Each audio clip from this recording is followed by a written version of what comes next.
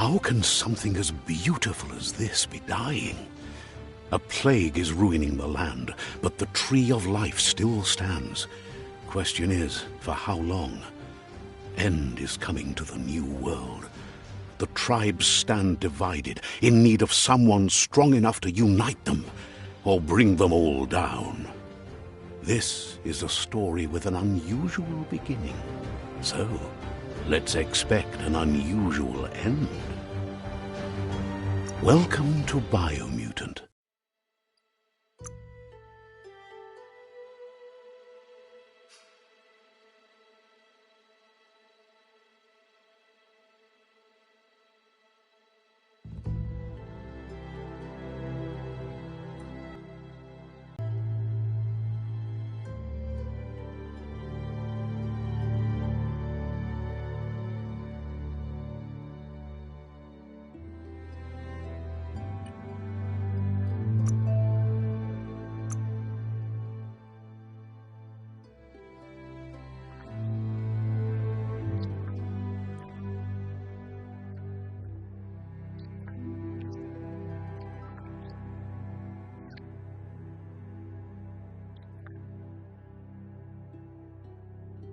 Encode your DNA.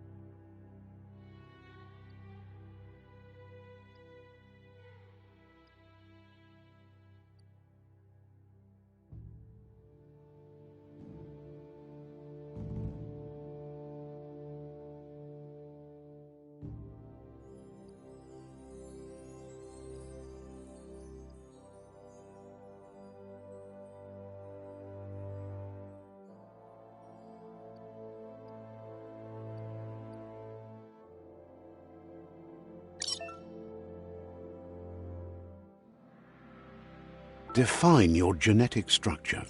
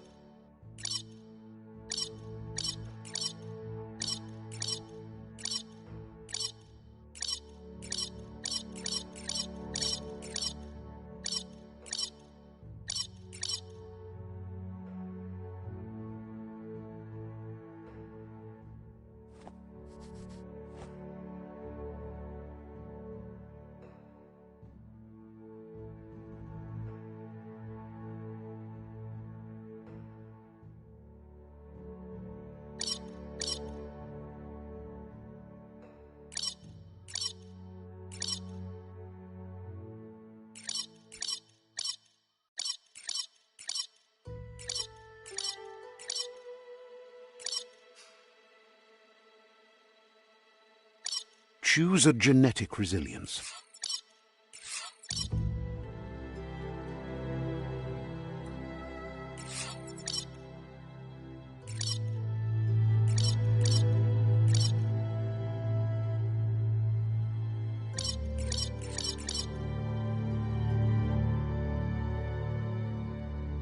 Choose your first style.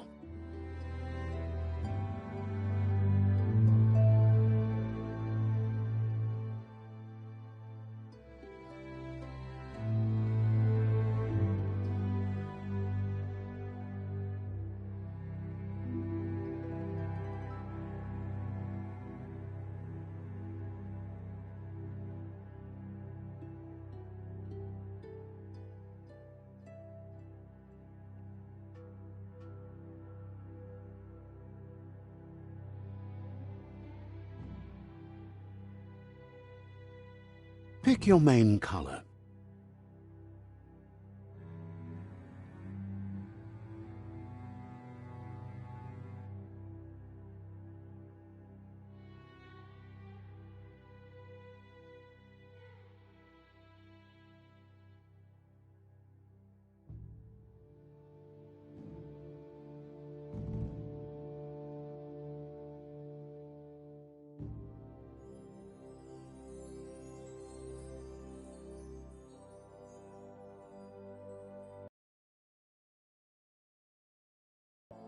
Choose your detail color.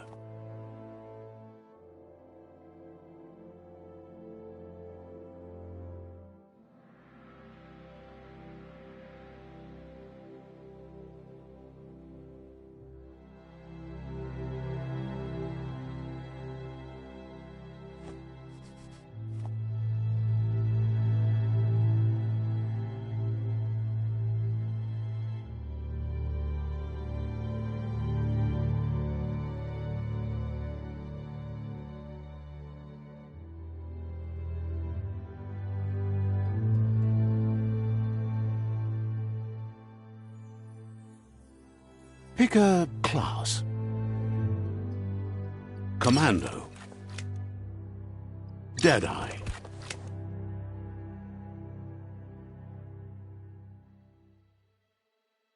Commando. Psy-Freak.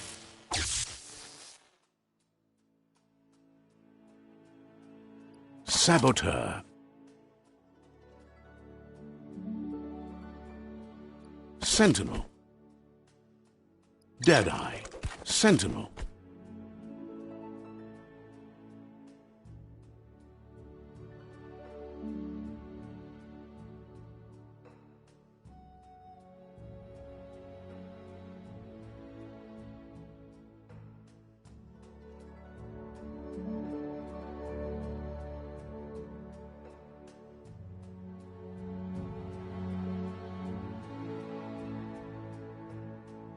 Saboteur.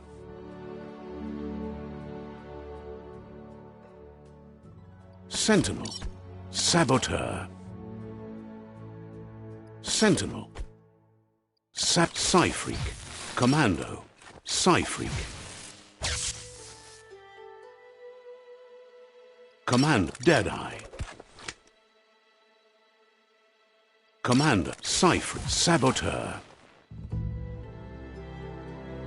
Sentinel. Saboteur. Saboteur chosen. Good choice.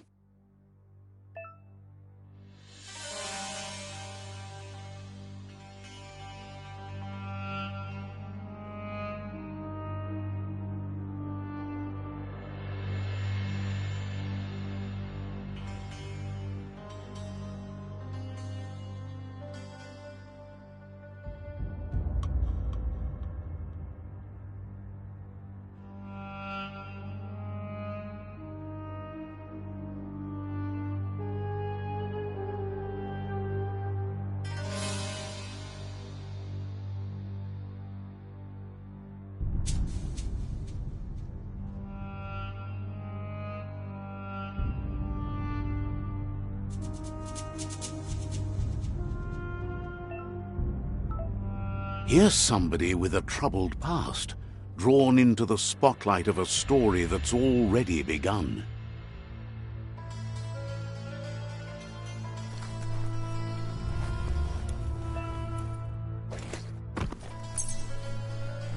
We're already at a crossroads. Choosing a path in life is that fork in the road where you make a choice or simply stop living. But for you, it's not only a crossroad, but a choice. A reflection of your key, the primal energy that flows through everything. Let me introduce myself. I'm the light and bright side of you, or your inner voice to be precise, an echo of balance and consequence of your actions as you move forward. That's right. Light is only for those having difficulty seeing what's in front of them. Sticking to the me-first path is the only way we'll be going places. I'm surprised at the change of heart. I believe in putting yourself aside to help others, but helping the dark side is not that, you know. You can't fight who you really are. The blood is obviously running red in our veins. You're trying to keep us in the dark here, but you know it's blue blood in our veins and what it means. We have responsibilities. You can't fight the truth.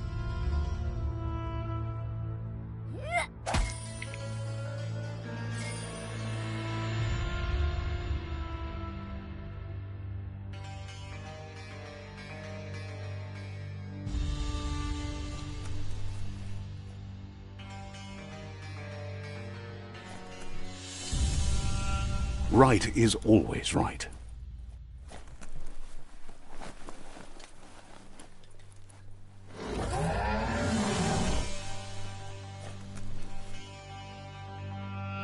Stories of death and the bodies left behind, a reminder that we're at the mercy of nature and the one that preys on others.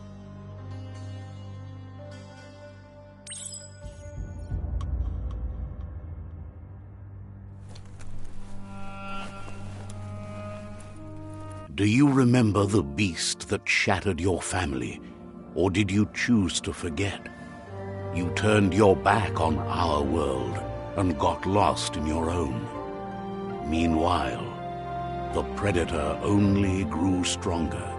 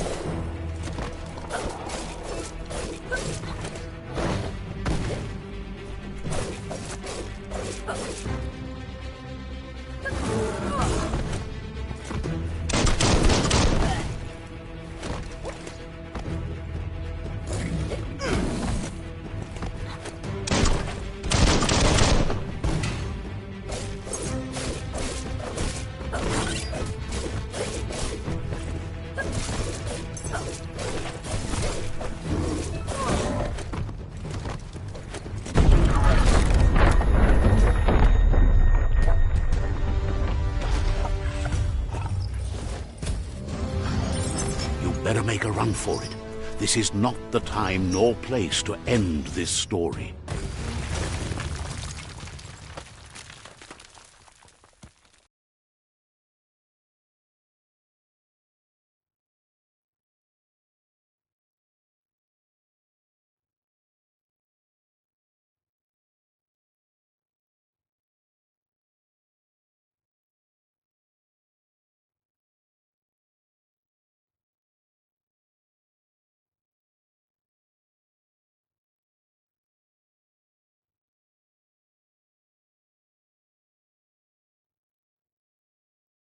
This time, it was best to run and live to fight another day.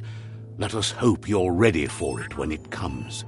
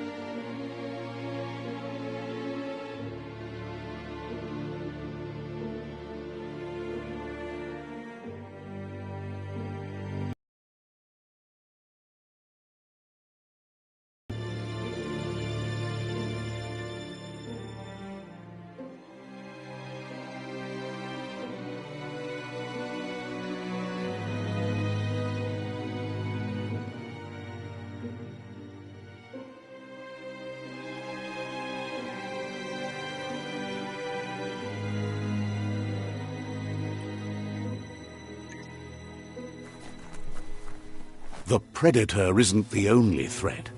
The wildlife started to mutate when the end of days began, and the Tree of Life started to die.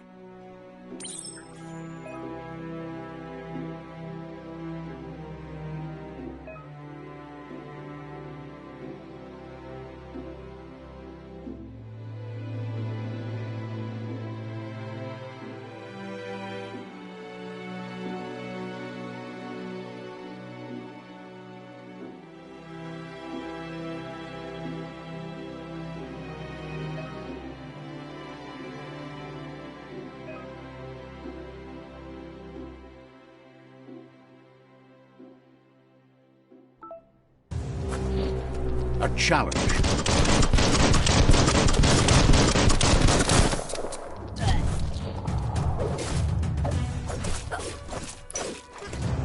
Shot. Nice shot.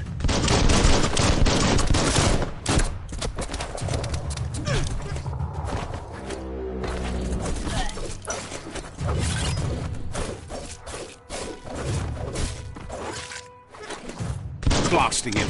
Hits. Close encounter.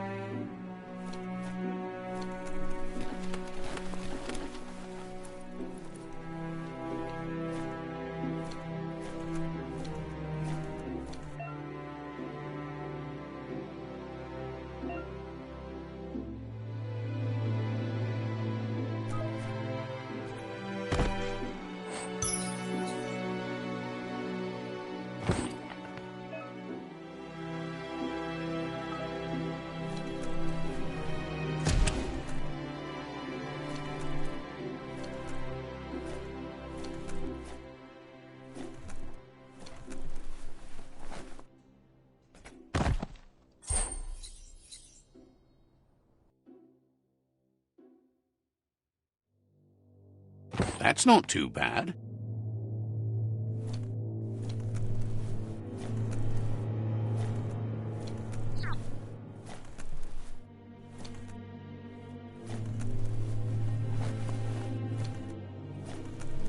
Strung up.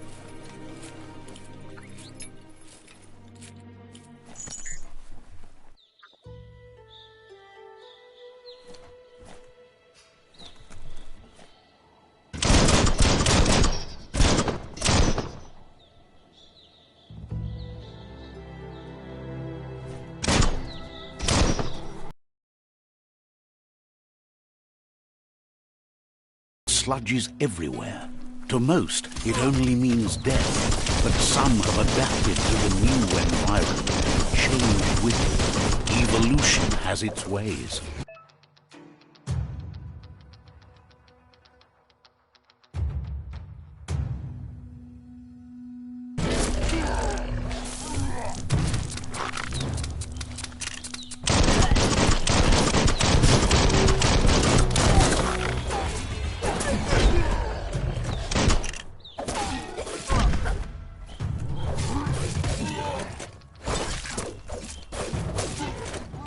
Cutting edge.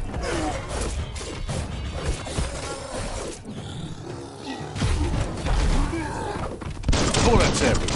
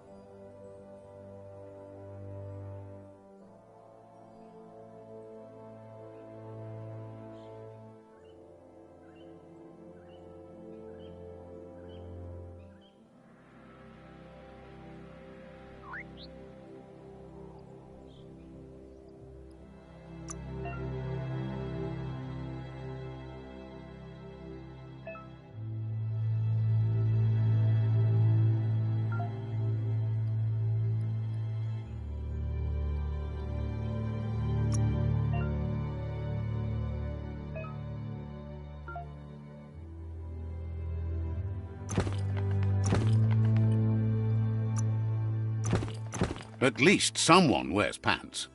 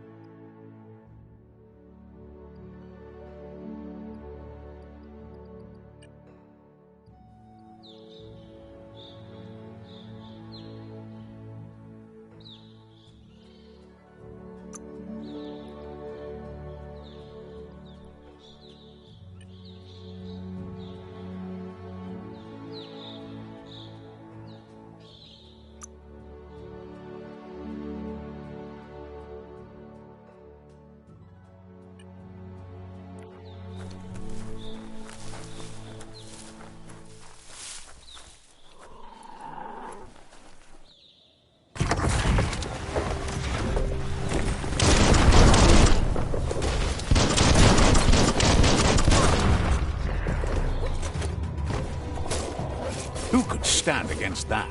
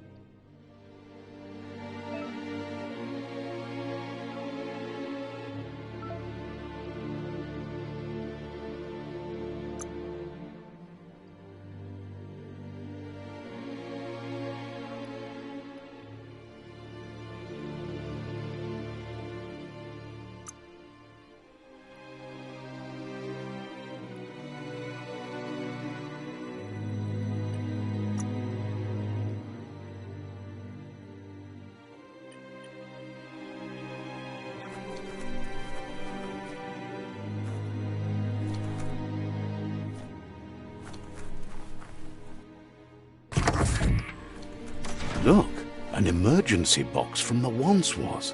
A rare sight.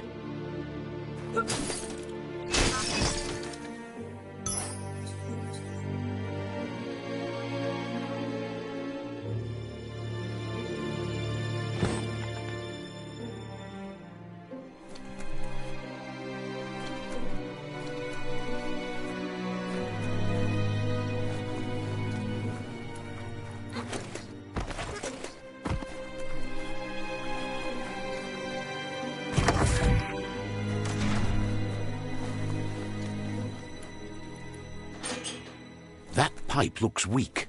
The claw bar should come in handy.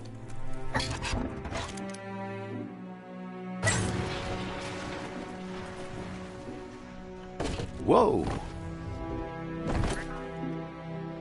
It's time to find a way out of this place. No, really, I mean it.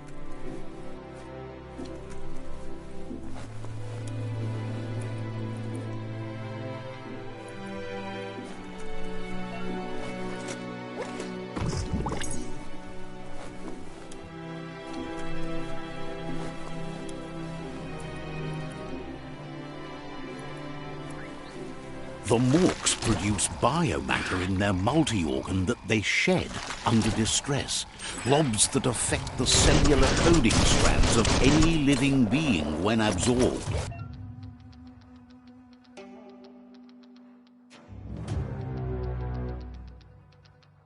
Including you. That's going to leave a mark.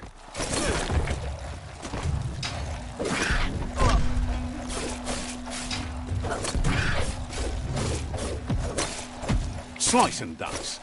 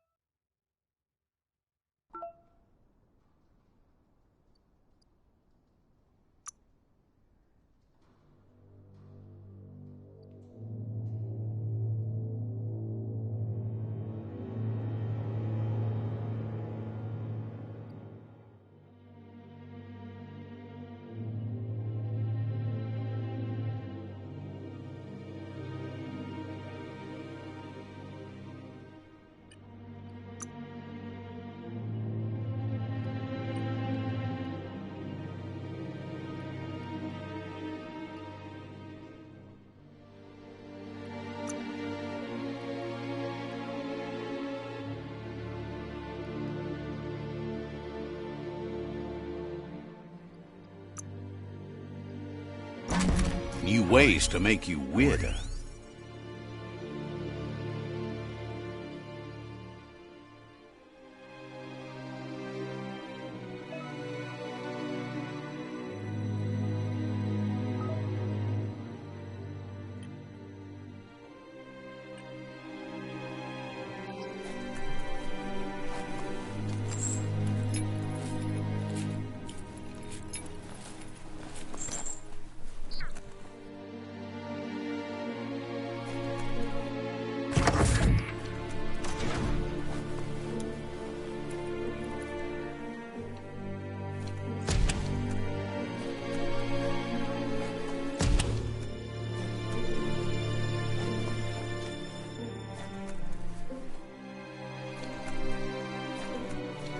Toxanol built vessels called arks to save themselves from the impending doom.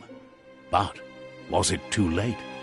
It is only from the flight logs of the single ark they left behind that we know other arks traveled through the sky and beyond. It seems those that came before us never lost hope in finding a new home for their kind.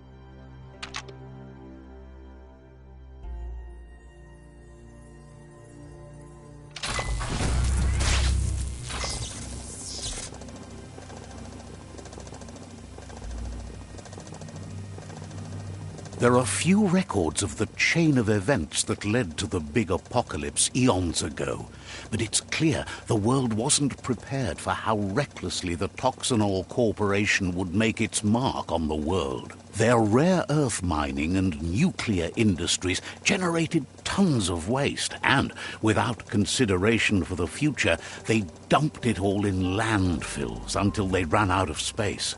That's when they made the big mistake. They began dumping the toxic waste in the surf just off the coast instead, assuming that it would sink and decay with time. And they were right, but no one was prepared for what was about to unfold. Once in the surf, the radiation interfered with the genetics of the wildlife and created bizarre mutations in their offspring. It had an inconceivable impact on biodiversity and the entire ecosystem. The world as they knew it crumbled as nature retaliated. It would never be the same again, and what remained of it became ours.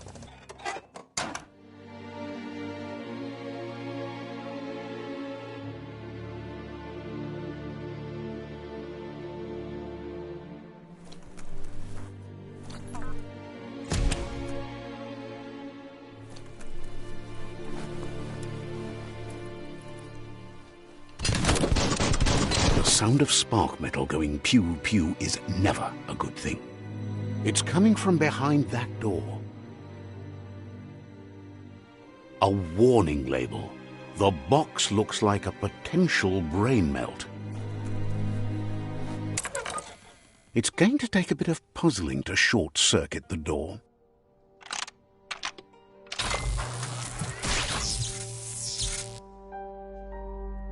There you go.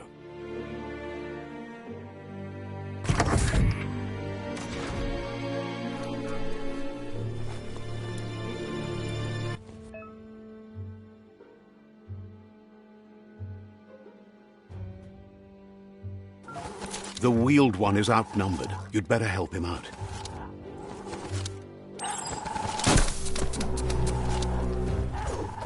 Person.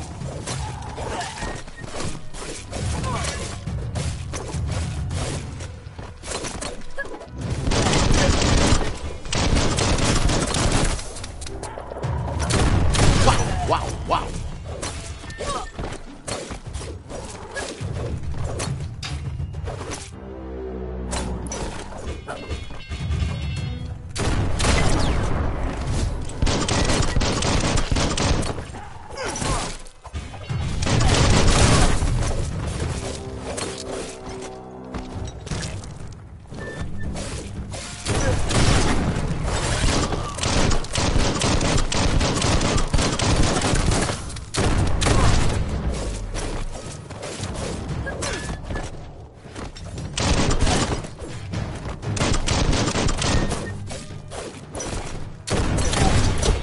That'll teach him.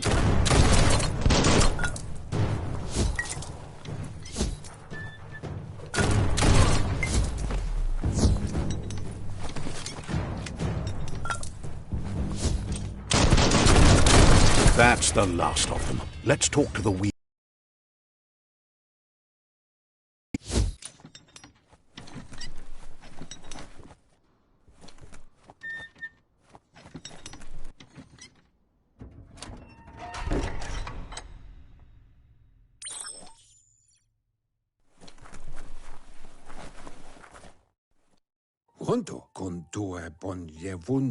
He wants to thank you for taking his side against the scavengers. He sounds familiar.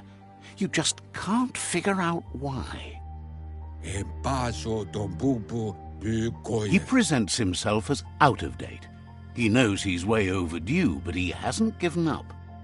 He doesn't seem surprised that you don't recognize him. You were just a child back then, the night everything changed.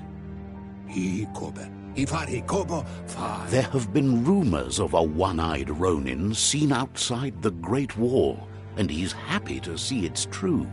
The legend of the one-eyed child that grew up as an outcast is old and sad. The child could have been anyone, but the evil it had fled had left a mark, a facial scar to remember the past.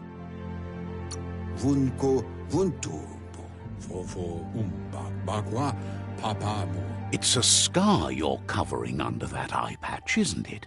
But he would have recognized you anyways. You look exactly like your Muma.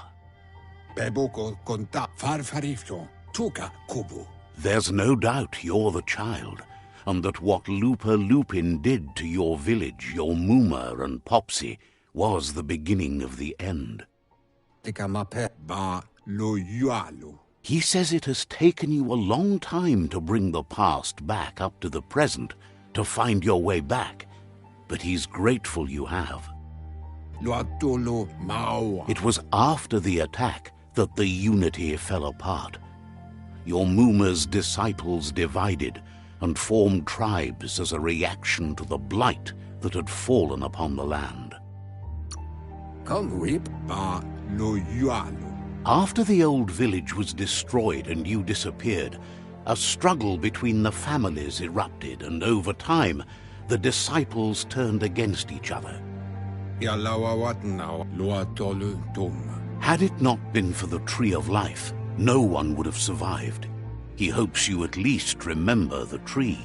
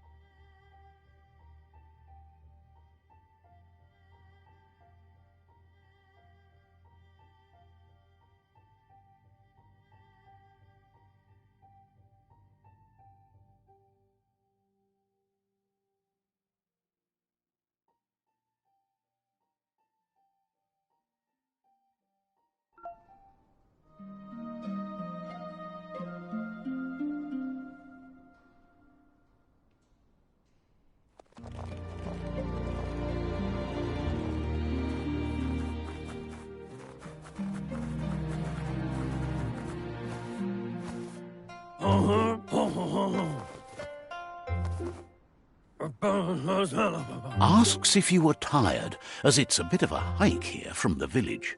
He wonders if your Muma knows you are here.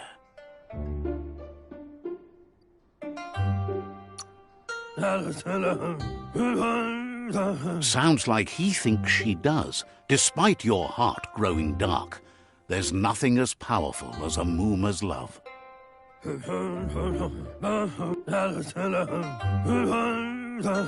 He understands why you came all the way out here, to see them, the potato people. The potato people, or Nono, are a wonder, somehow interlinked with this little tree here, fueling its source of life.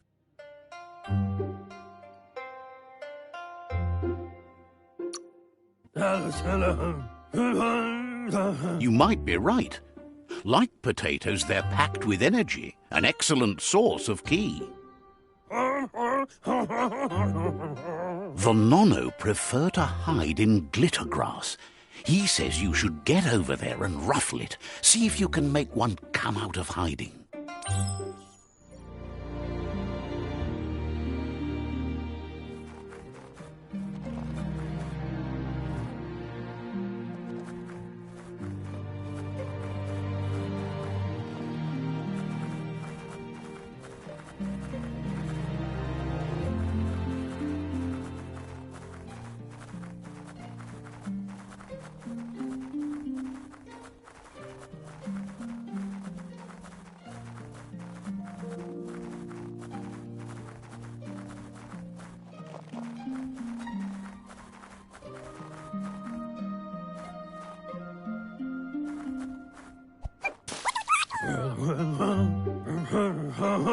You found one.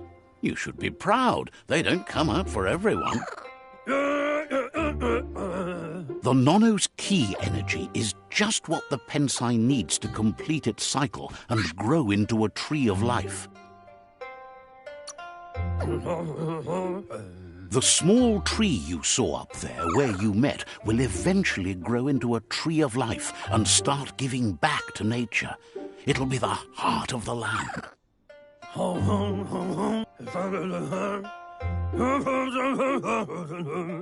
You'll need to support the tree for a long time to come. The only way it'll grow tall is with the burst of ki released from the nono as they become one with the tree.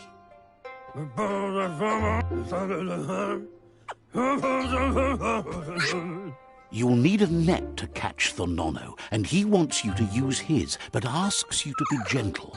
The nono are sensitive beings, an embodiment of ki, the primal energy.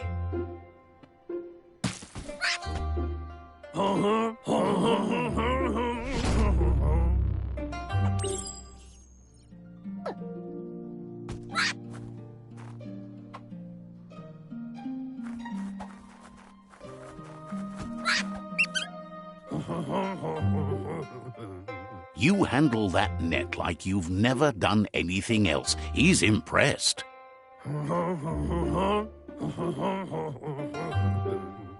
He's grateful for all the help he can get. There's lots of nono out there that need to be guided to the roots of the pensai tree.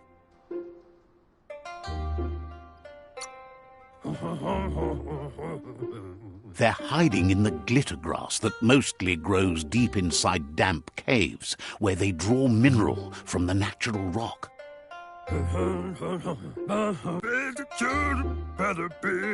One day, he hopes the tree will have grown tall enough to sustain the world. But today, your focus is getting this one to become one with the tree.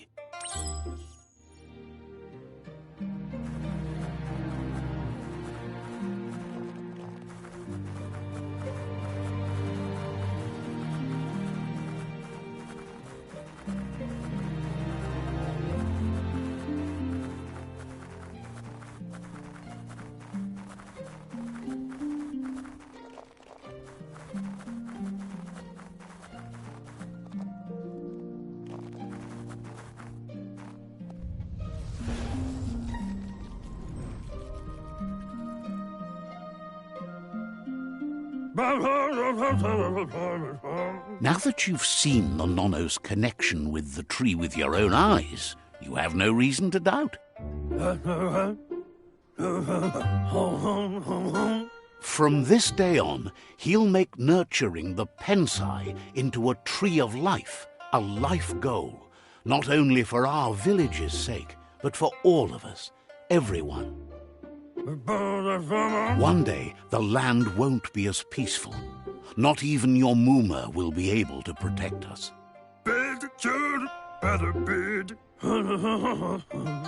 You can already see the effects from how reckless those before us acted, and unless something changes, we're doomed. The land won't survive the side effects of the old world's industrial advances.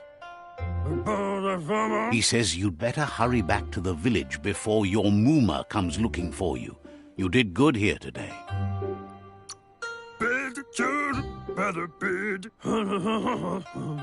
No, she's got lots on her mind and needs rest after the raid last night on the Lupin camp with her disciples. Wonders if they let the Predator family live or not.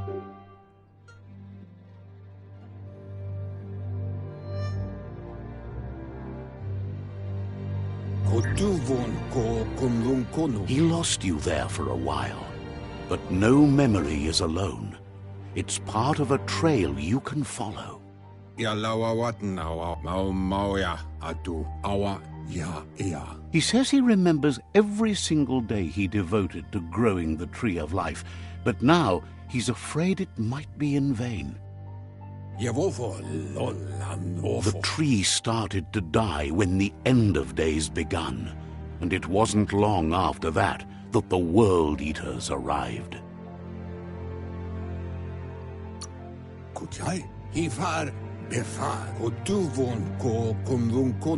The genetic evolution that occurred after the apocalypse that Toxanol Corporation inflicted on the land set the World Eaters' DNA into overdrive.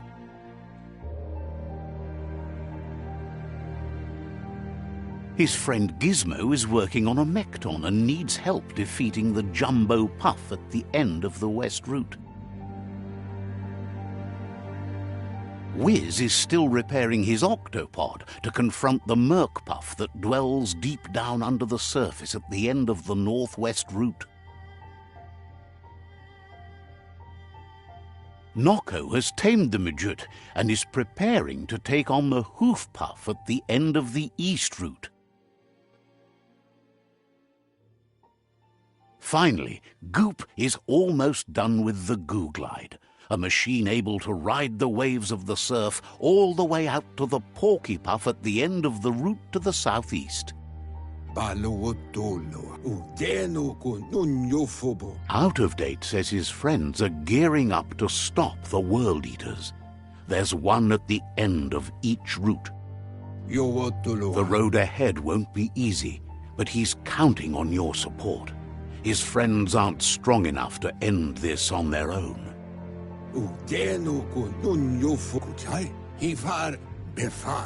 He wants you to understand that you'll all die if the tree isn't saved.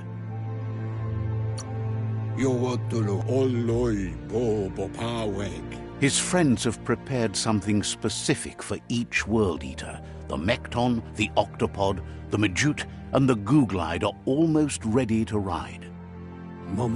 Regardless, you'll meet again once you've played your part in the tribe war and the situation with the World Eaters.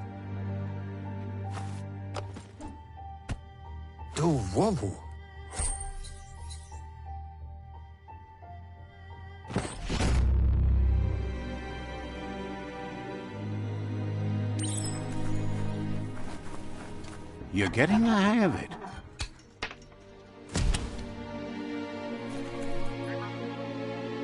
Quickest way out is through the roof where they came in, and the rope looks strong enough to climb.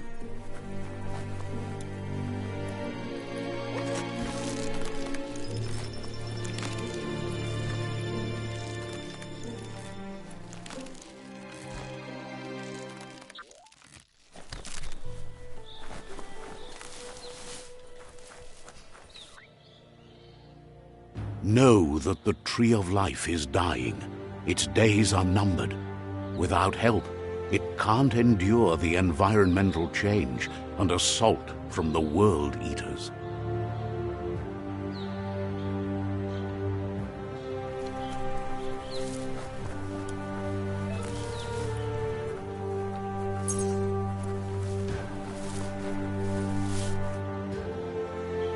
A signpost maps it out for the cartographically challenged.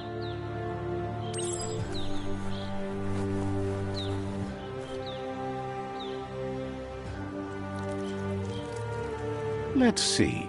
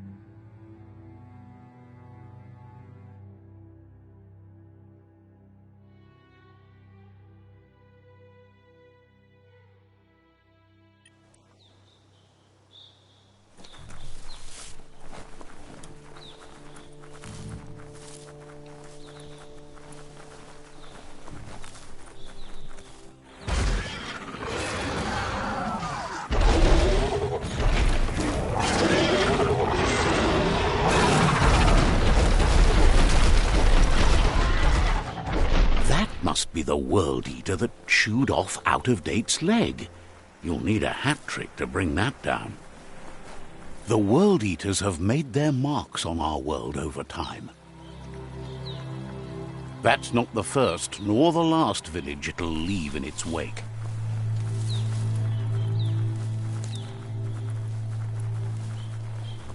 Look, a survivor. Glad to see someone made it out alive.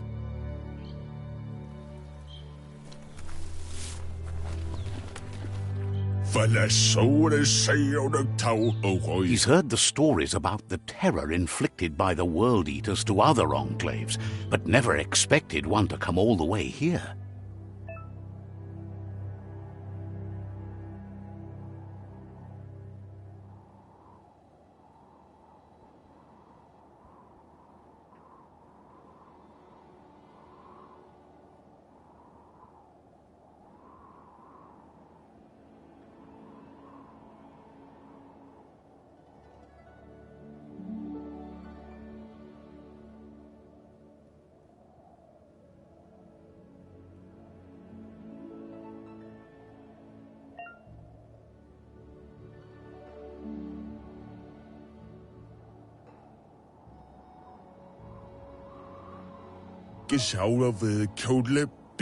He worries there won't be much left to save if this continues, even if the Tree of Life survives the attack.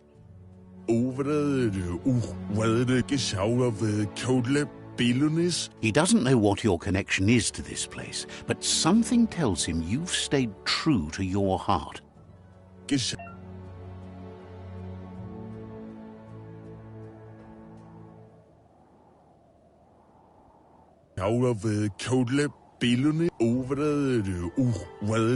Anyway, he needs help and says it's by your actions you'll be judged, not by your intentions.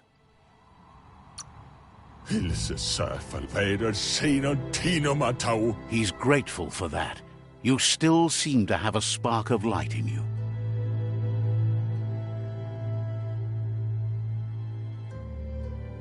Ah! That's a spark of light in you! That's right. Smack that spark out before it starts. You don't have to be so harsh. It's such a little spark. Now, take it out now while it's small. There's always another spark.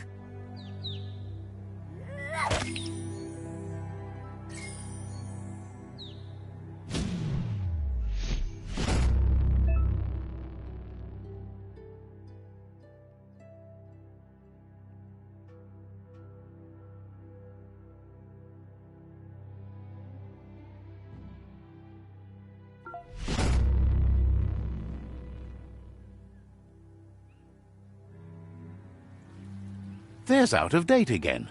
He must have missed something important.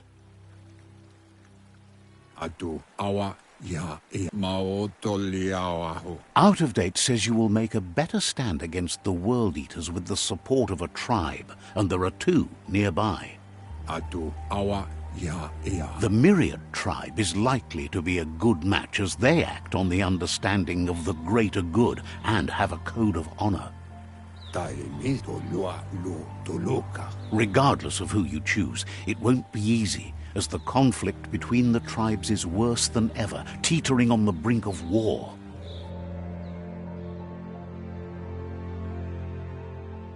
The Myriad's conviction to stop the World Eaters began when the Leviathans rose from the depths of the surf.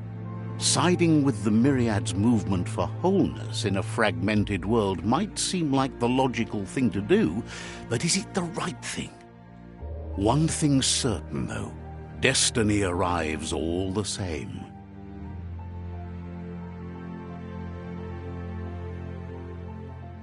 The Jagni conviction to bring balance to the world by wiping out the weak. They believe a cleansing is necessary to restore the world and want to let the World Eaters bring down the Tree of Life. But siding with Jagni isn't necessarily a bad thing. Fate will find a way.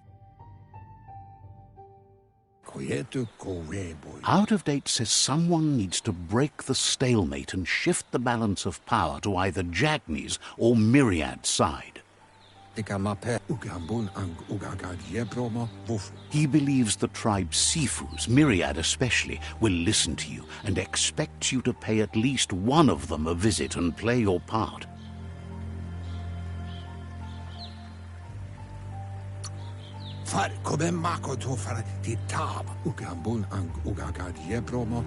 He can sense you share Myriad's view on the world.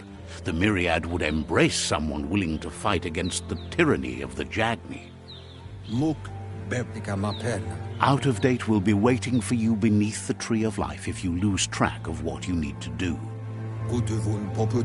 Regardless, you'll meet again once you've played your part in the tribe war and the situation with the World Eaters.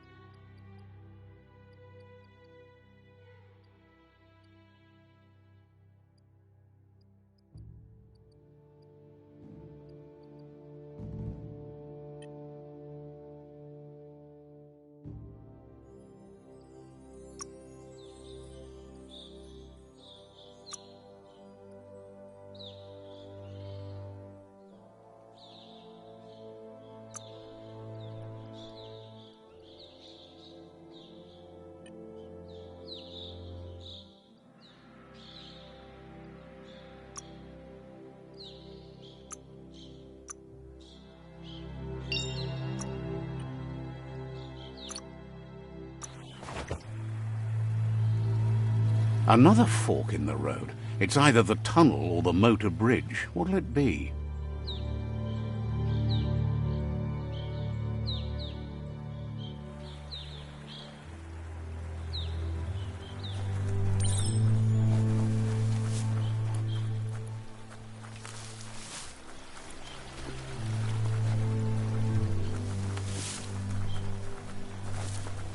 It's unusual that natural tunnels like this still exist.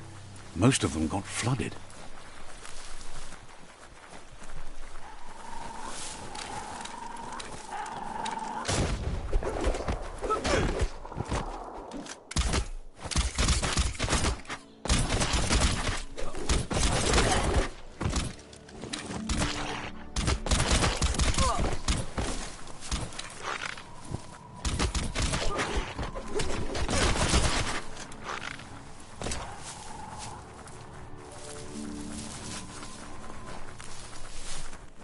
This area was beautiful before the tribe war began. Look at it now. It's a war zone.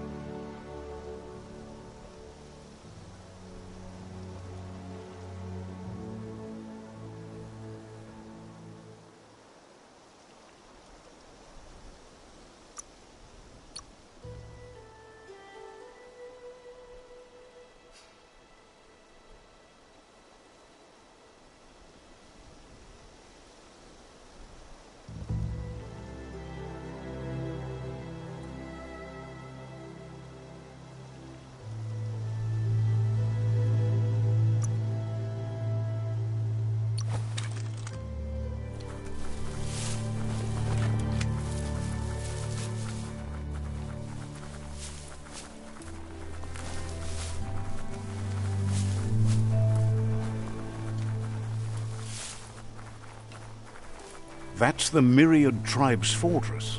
Will they be friends or foe? You should head up there. That way you'll know.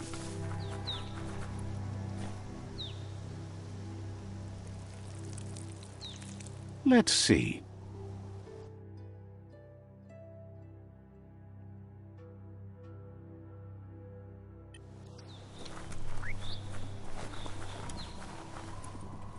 It's a beaten path to that door. If you go there, you'd better make an entrance. Says they're wary of strangers. They're at war.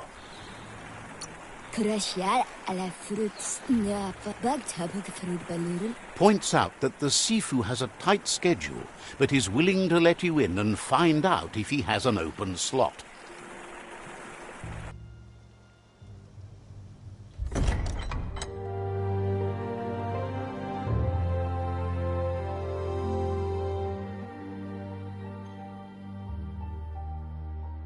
Sibi? Lafanen aginkanman. Geradna fal hutut mustugai la wute. The Myriad tribe act on understanding of the greater good and a code of honor. They believe uniting the tribes is the only way to restore the peace.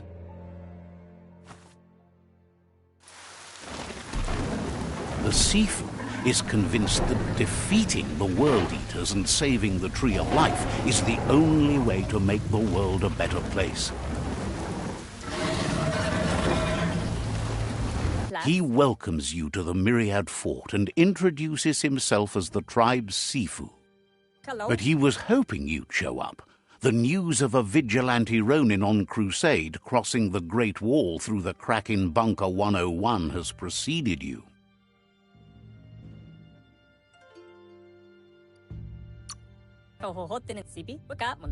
He heard you took out-of-date side against the scavengers in Bunker 101.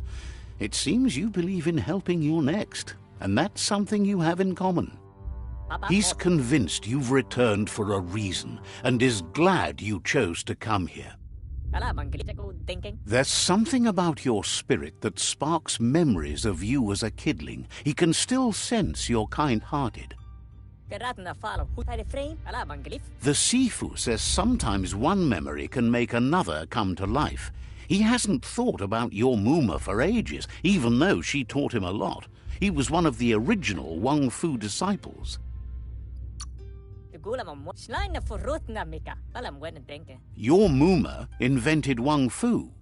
Originally, it consisted of unarmed combat and the 6 weapons: the boomerang, the shuriken, the bow, the staff, the nunchuk, and the hook and chain. The Sifu says it's time to set the past aside, at least for now. Unrest is sweeping the land, and there are rivals in all directions. Myriad wants unity between the tribes. Their goal is understanding of the greater good and establishing a code of honor. If you believe there's some good in everyone, there's still hope for tomorrow.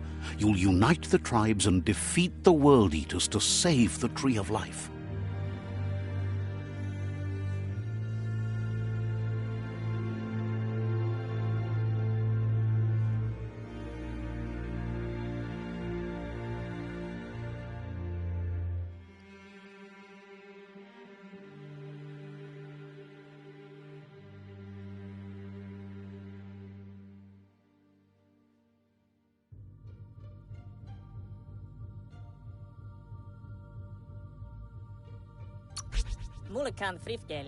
He was hoping you'd join them.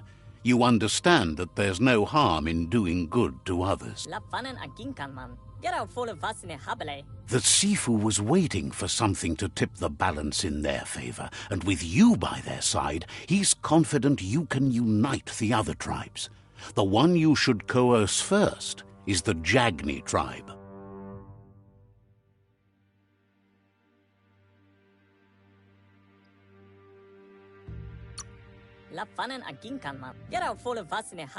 The Jagni tribe may believe that fear and hatred will lead them to domination.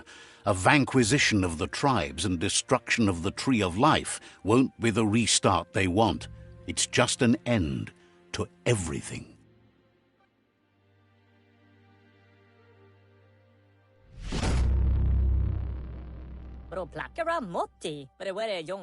Their kin have run out of options and found themselves backed into a corner. Even those who desire peace have been forced to prepare for war. They might bring them war, but they'll never take away their inner peace. He wants you to focus. These are the new rival outposts your tribe needs to take control of.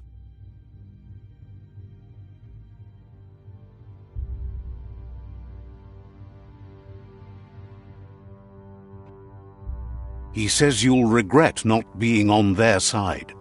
The only way you'll learn their secrets, Wung Fu and the tribe weapon now, is if you defeat him. And that will never happen. You both have gentle minds, so they want to wage a gentle war. A war that bonds as much as it breaks. Tells you not to be afraid. Your fate cannot be taken from you.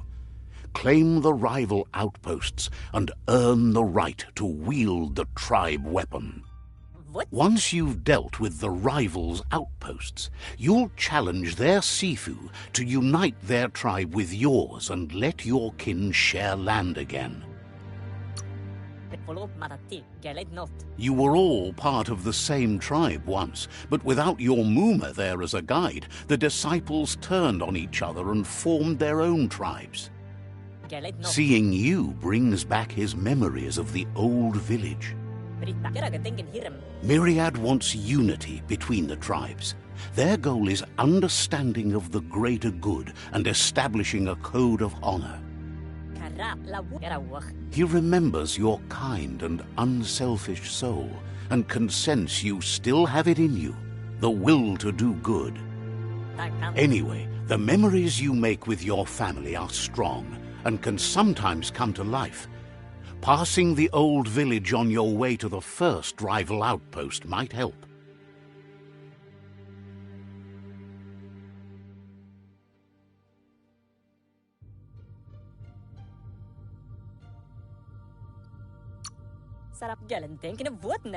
Even though it's now a different place from a different time, it is a place that'll make you remember.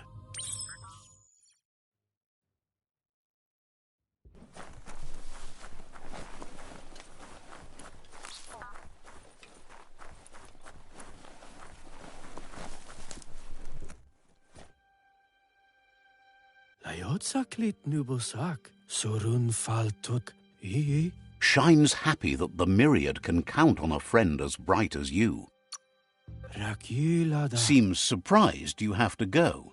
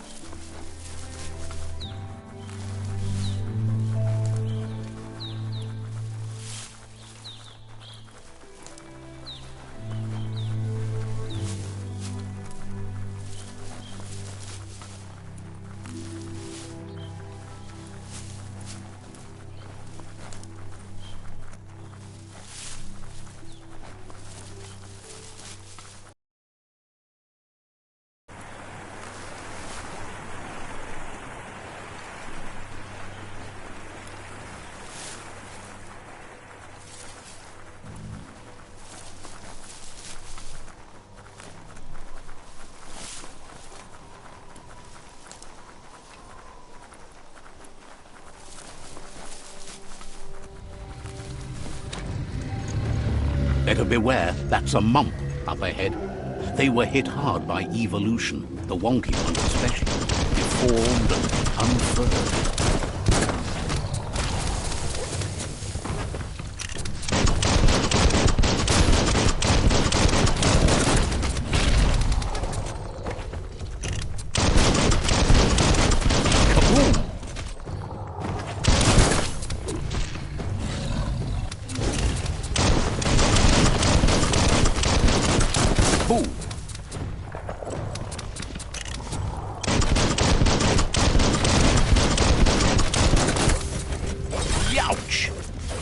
top steel.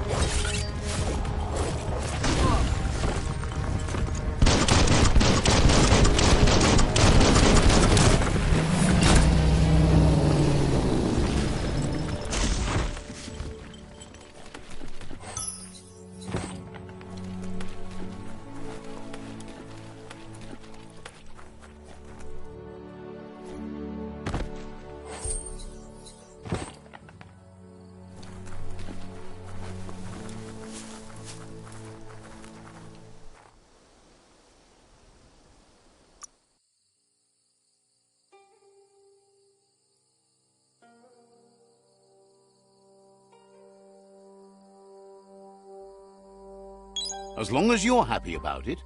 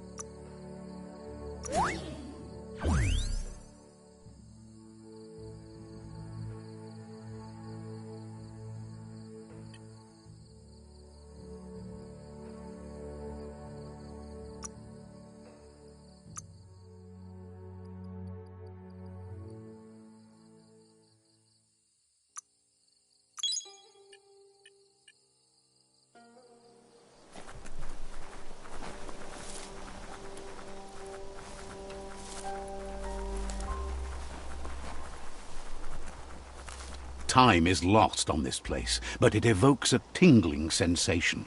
There's something special about it, drawing you closer.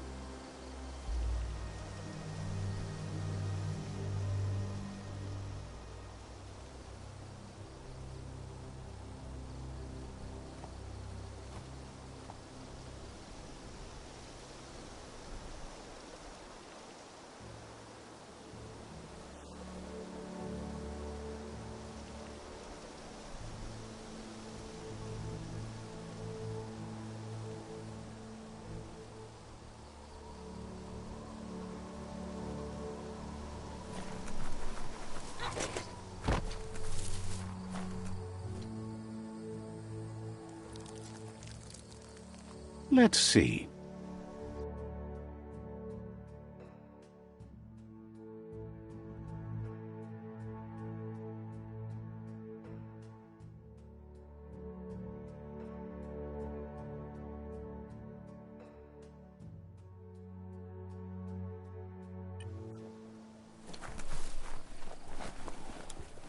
As time passes, memories fade, and sometimes feelings change.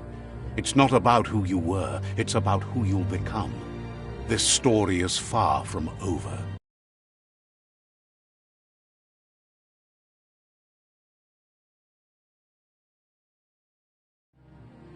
Echoes of a long-lost past like whispers in the wind.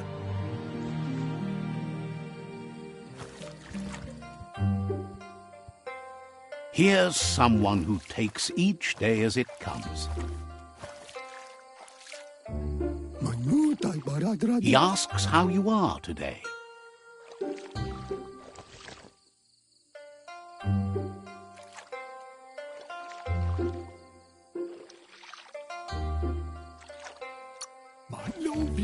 Goop says he always does better whenever he leaves failure behind. He's happy his good mood is infectious. He wonders where you've been. He hopes you've been out at the lake, practicing your swimming technique.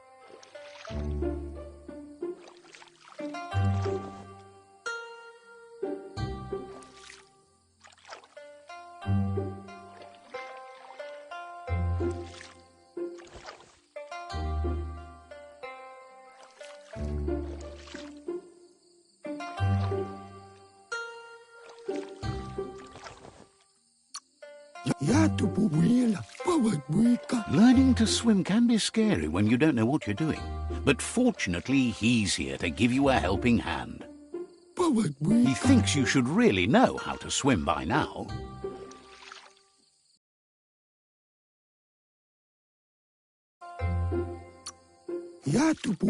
Why not? There's no better time to do what needs to be done than right now.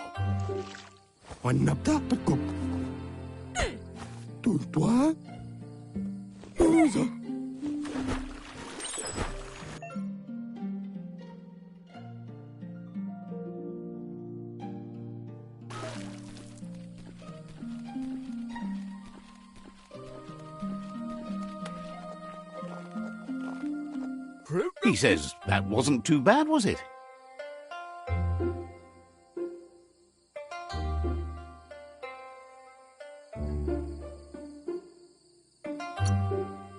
He says a feeling that you're going to drown is a great reminder of the need to learn how to swim.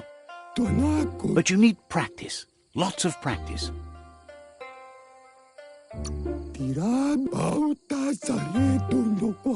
Great things usually happen to those who never stop trying. He hopes you'll be one of them. You just need more time in the surf. That's the only way you'll ever learn how to swim. You can never try too hard. Judging by your Mooma's look, it seems you forgot something. You promised you'd train with her before the sun goes down. It's time to go.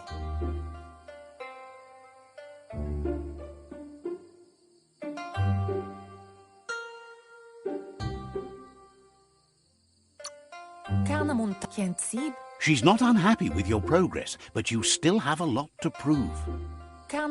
You should know, practice makes perfect.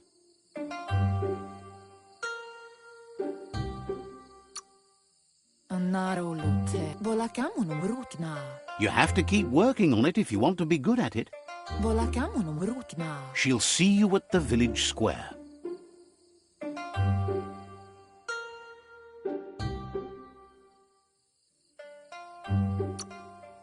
She understands, but sometimes you need to do what you have to and not what you want to.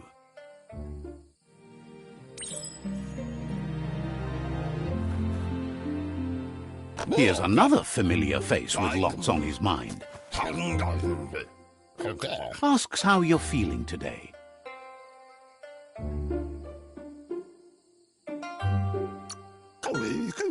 His only interest when creating is that what he comes up with is actually useful. He was hoping you could help him pick up some scrap for a thingamajig he's working on.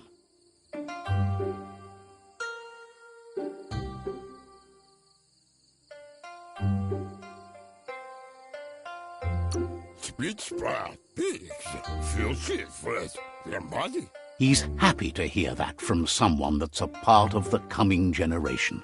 You owe it to yourself to protect the environment. You should look for things that are recyclable. It shouldn't take you too long to find some.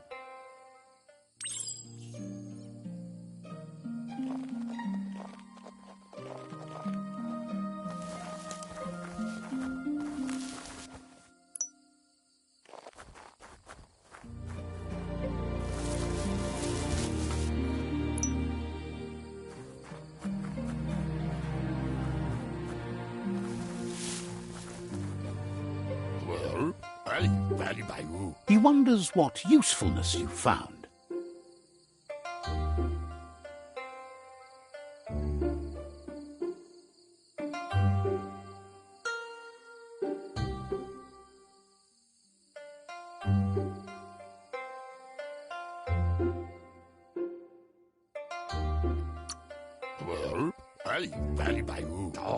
Sometimes he's an expert, but sometimes he just does what's right. He can work wonders with almost anything and asks if you know how to upcycle.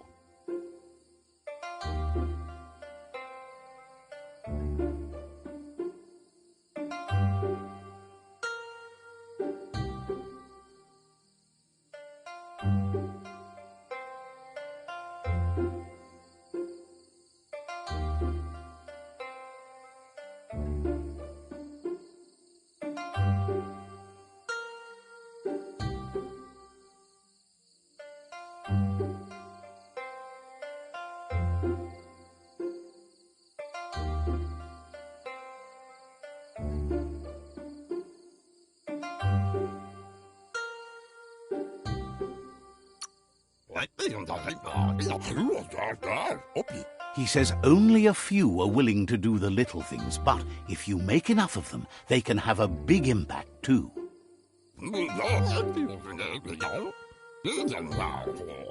He'd love to teach you to upcycle, and the scrap you found would be a good start.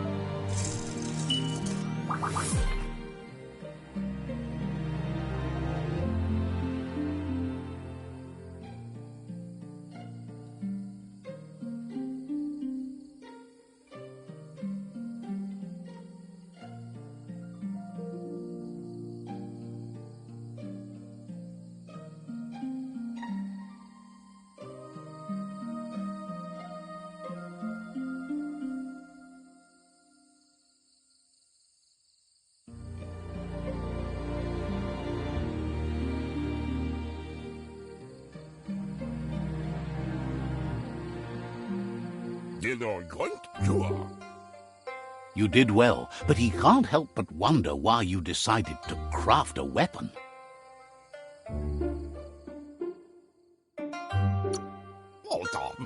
He appreciates those able to deliver a sharp remark.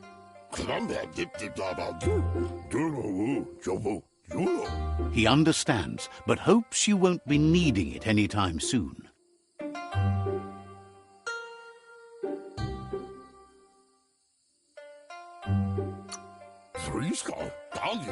He thinks mastering the 6 weapon styles of Wang Fu is more than enough for anyone.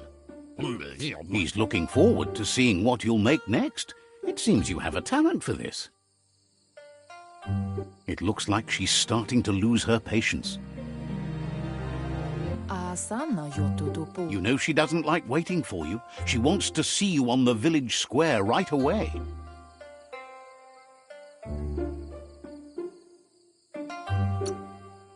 Then you've got a good excuse. You share a responsibility to prevent hardship on nature and the environment. It's your future. She wants you to grow up and start thinking for yourself. You really need to find yourself before she's gone. She says it's not only about this moment and where you are going. You have to find yourself first, then everything else will follow. You've always followed your own path, but this time she needs you to follow her.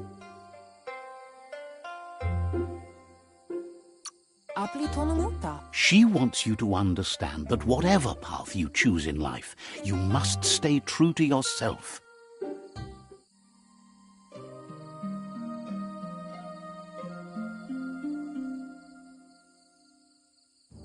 They look determined. Better watch out. He asks you to stop right there and wonders where you think you're going. He says that it's not too late for you to turn back, though. There's no way they'll let you pass. He wants to know who you think you are.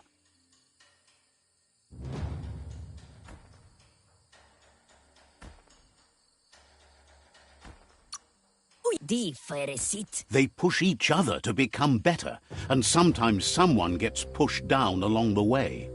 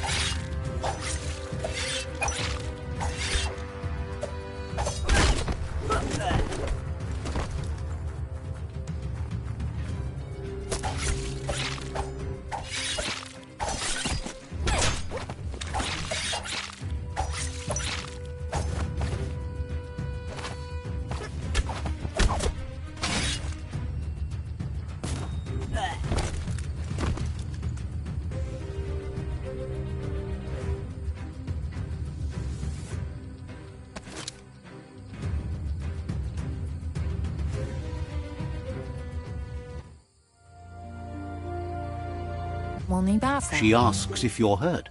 What happened?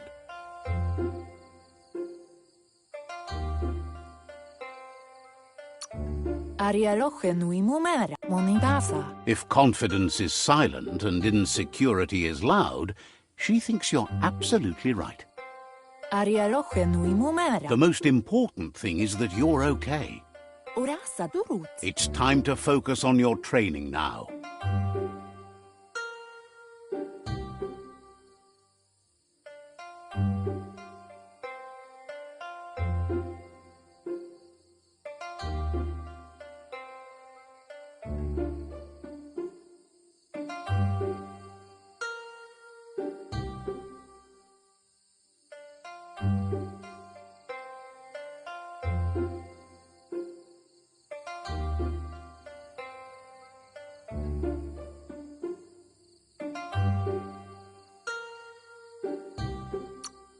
sana jote ritsentele. She suggests that you forgive your enemies. Nothing annoys them more.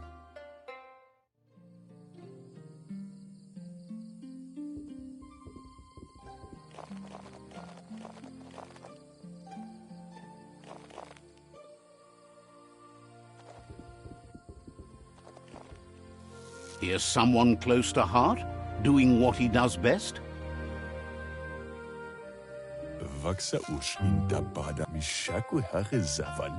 Seeing you always puts a smile on your Popsy's face. He wants to know how you're feeling.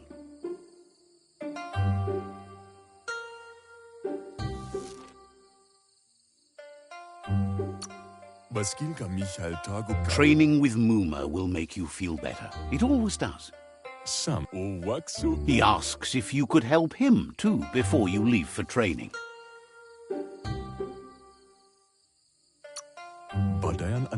He'll talk to her, sure, but you know she wants you to accept responsibility for your own actions and future.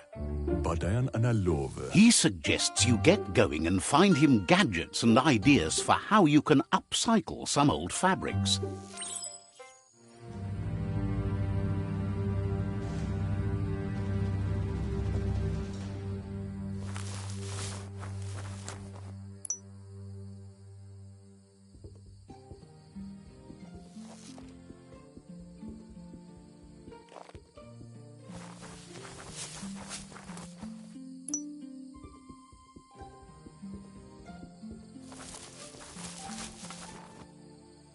He's curious to see what you found.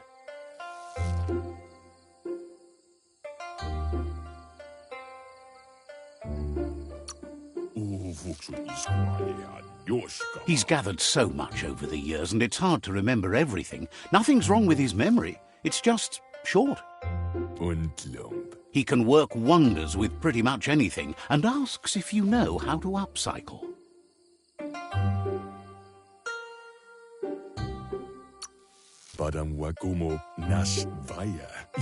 Says at least dirty hands are proof that you tried, and that counts.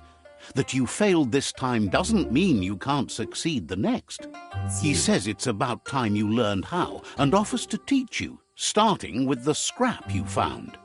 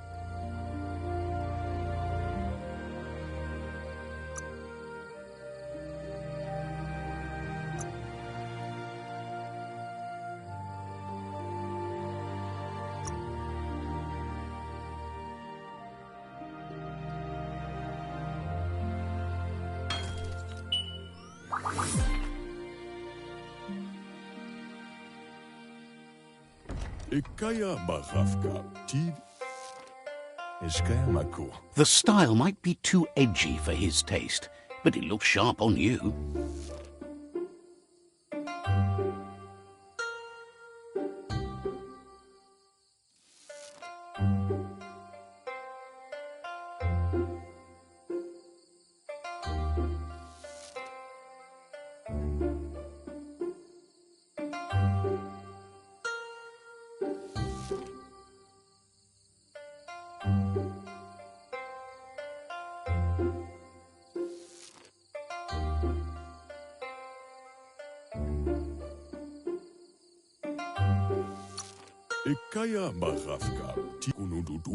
He can see the rebel in you. You're like your Mooma in that way, always choosing your own path, even if it might lead you to peril. You should take it with you, wear it to practice. He thinks you should. She'll be proud of you. He's looking forward to seeing what you'll make next. It seems you have a talent for this.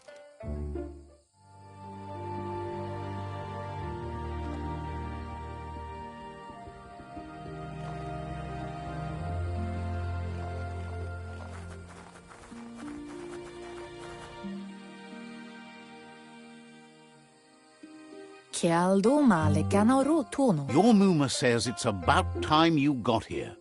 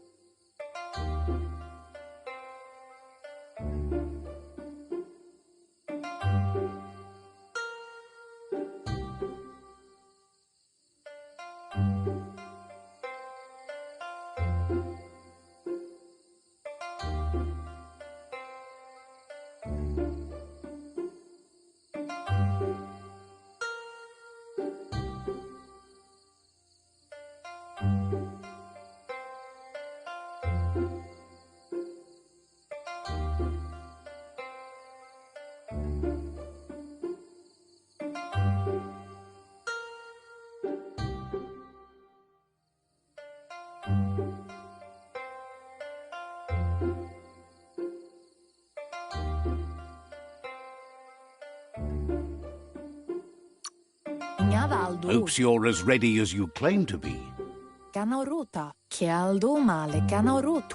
She says she is eager to get started. You don't have much time left before the sun goes down.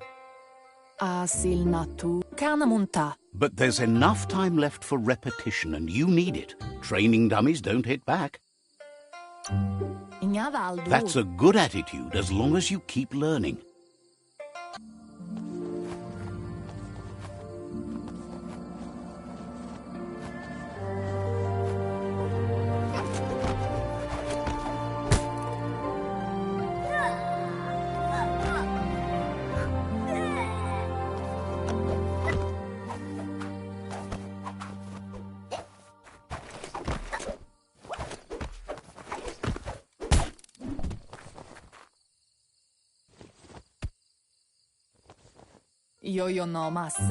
Your Mooma says you did well today. She's so proud of you.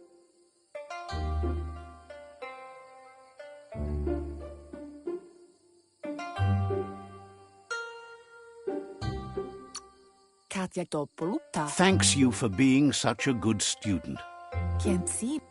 Been working on a present for you, with the help of Gizmo and Wiz. You should go see him and find out what it is. You've deserved it. Says he's always thought so well of you, just like her.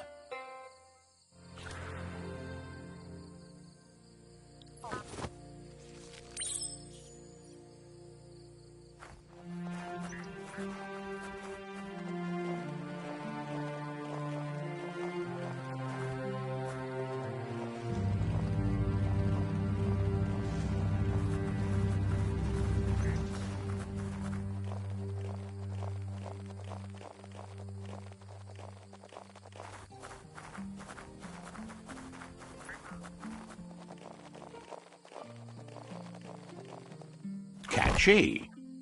Can't see. Your Mooma says she's never seen an apparatus as green as this little thing. It's wonderful. Turi kumbala muma. Figuring that out is half the fun. Bolakamunum rutna pen nampusa. A piece of Scraptronics like this has built-in old-world tech that makes it a potent communication device. Katja doppolupta. It's called an automaton, and it's hardwired to your DNA. It'll follow wherever you go and see whatever you see. Kodotuku. You should think of it as watching over you when she can't. Taifanamenuma. Your Mooma says you look tired. No wonder. It's been a long day.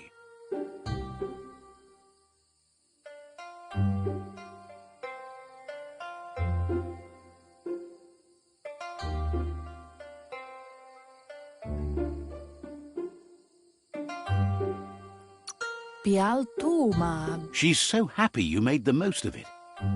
Rest, and you'll find strength for tomorrow.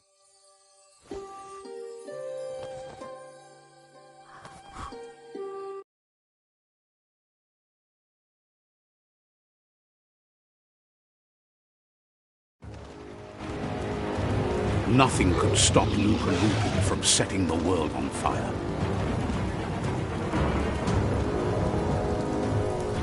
Antoro. Can't see. Damonu. Your Mooma urges you to blaze a trail. A burnt kidling will learn to dread fire.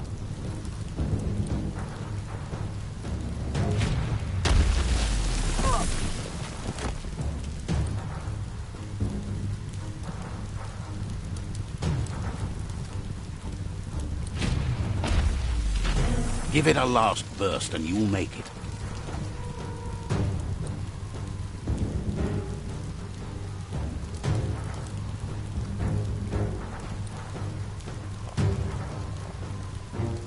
Your Mooma says this is it. The time has come.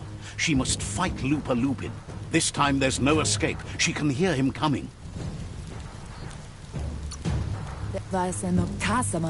There's nowhere to run to this time. The time has come to stand and fight. Whatever happens, you need to know she loves you.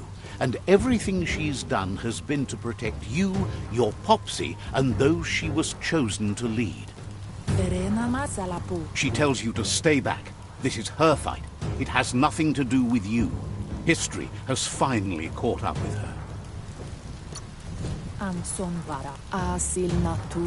She had a life before you were born, you know. Darker and less fun. Here it comes. The past coming to haunt the present.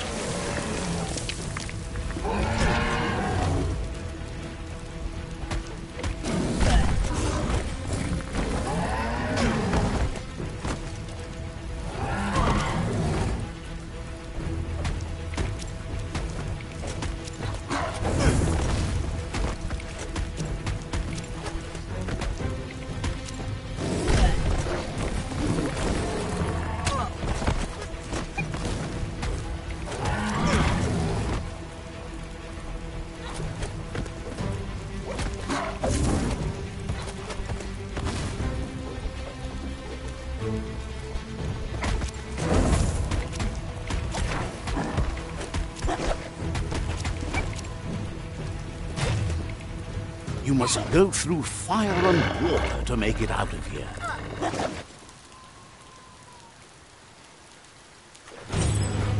Your Mooma says you can make it if you believe in it. Where she goes, you go. Blood is thicker than water.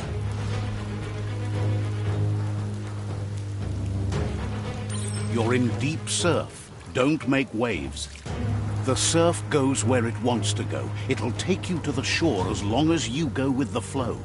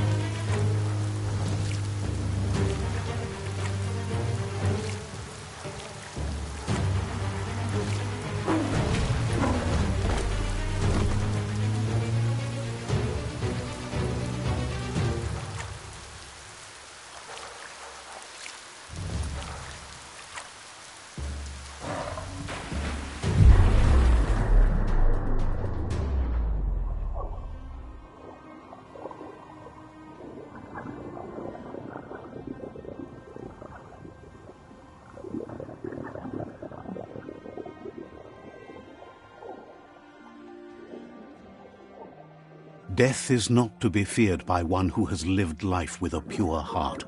A part of her will live on in you. The creature is hungry for more. Nothing is going to stand in its way now.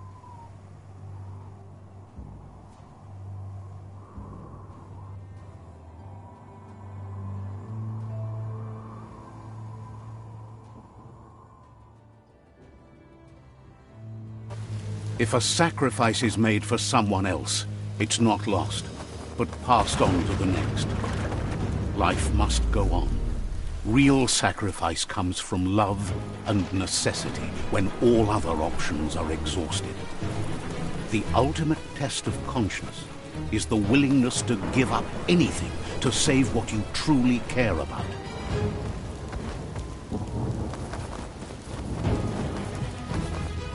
What you do for yourself dies with you. What you do for your kin remains and makes you immortal in their memory.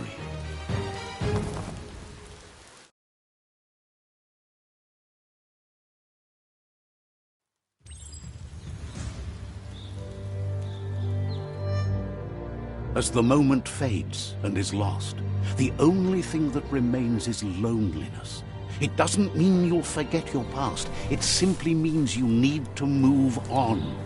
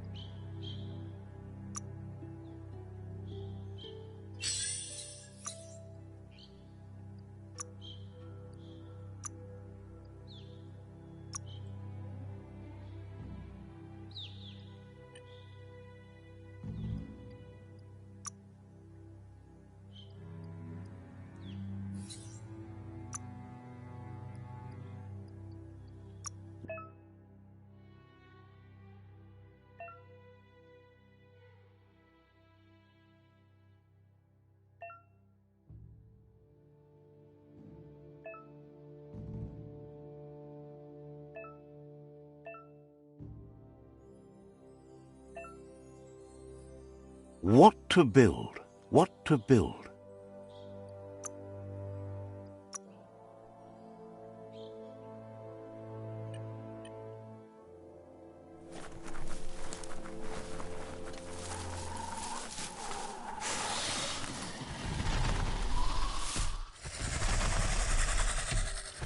The tribe's caught a fluffy hulk. Better watch out, it's no pet.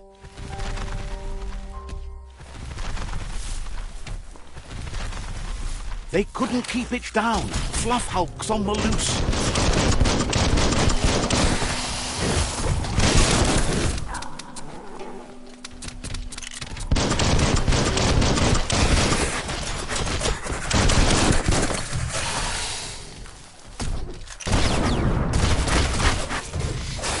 Carving it up.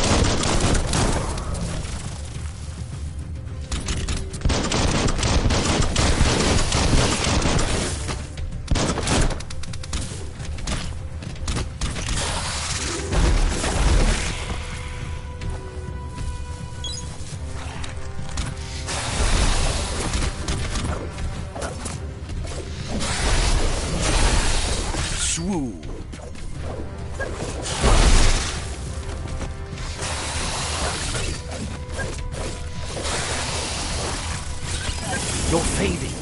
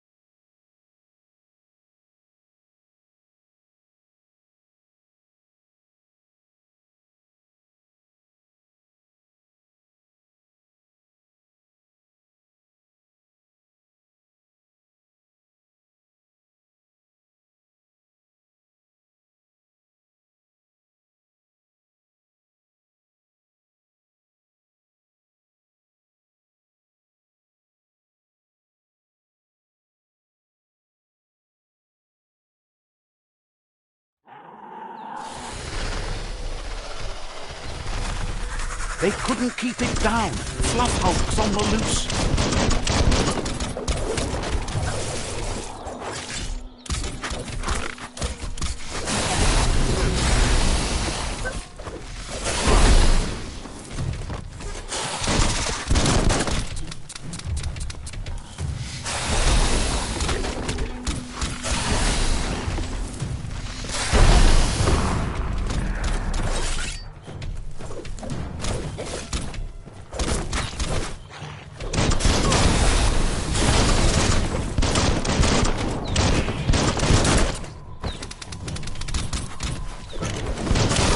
Where it cuts.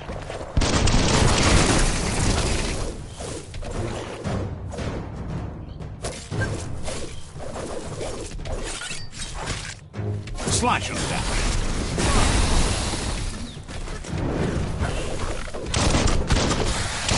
Great shot. You've had better days.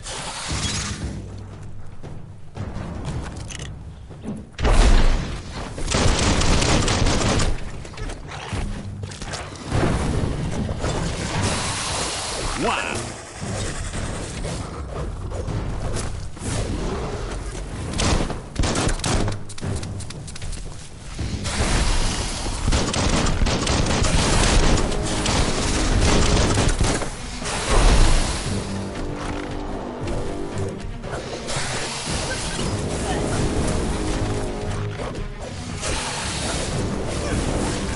Hack and slash.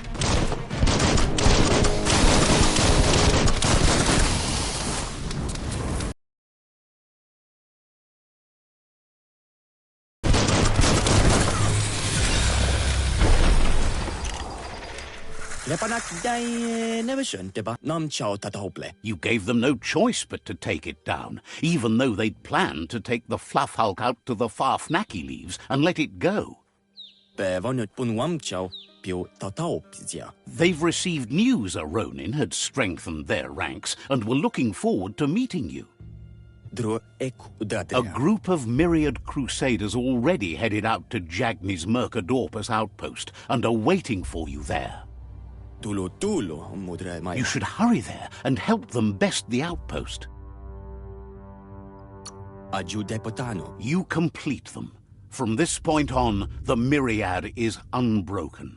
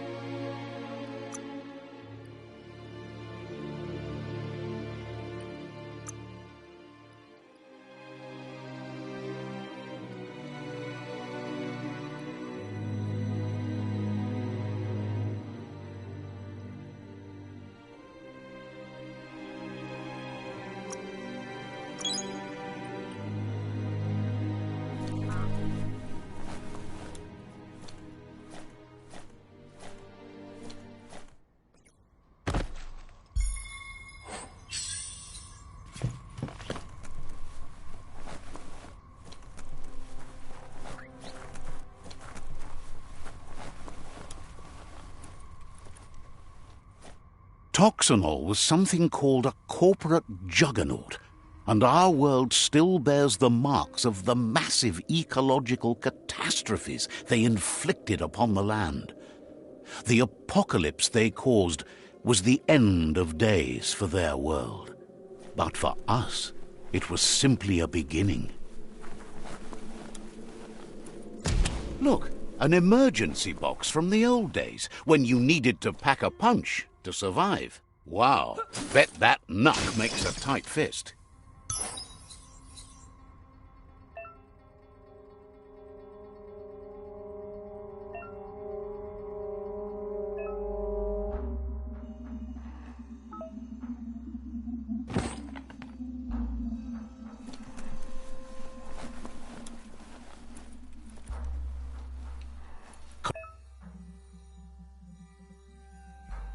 Control your destiny, or someone else will.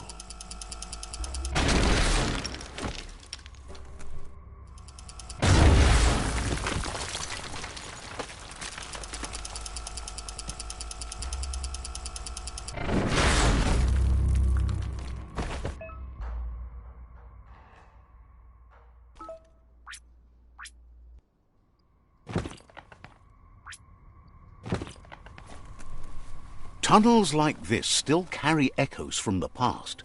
Can you hear it?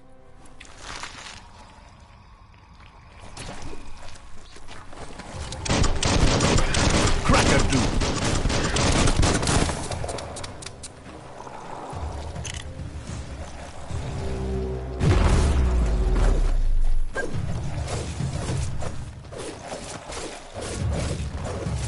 Chop chop!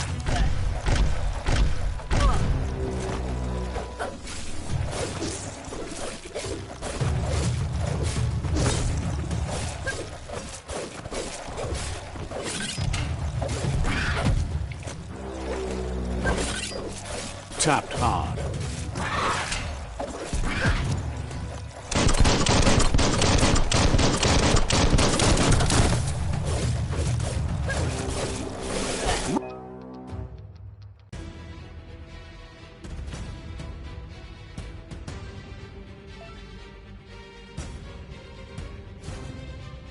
Right in the face.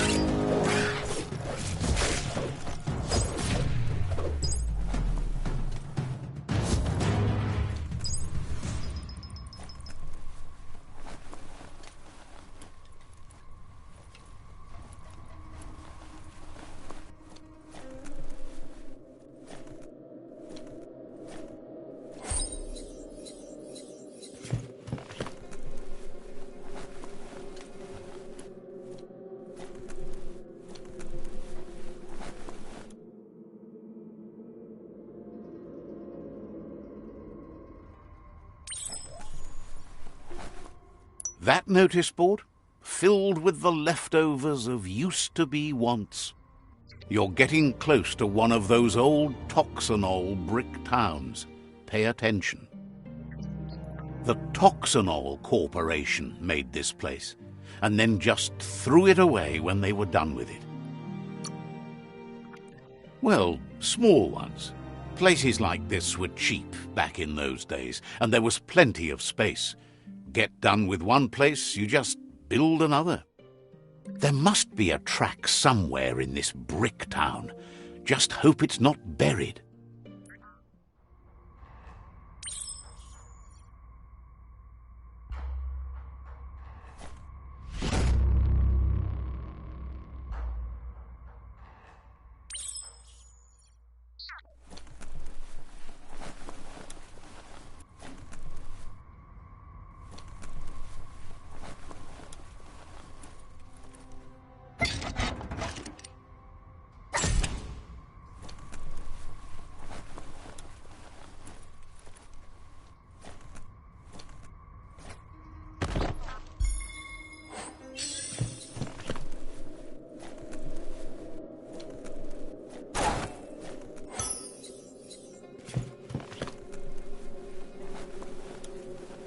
worth going outside just to see the night sky.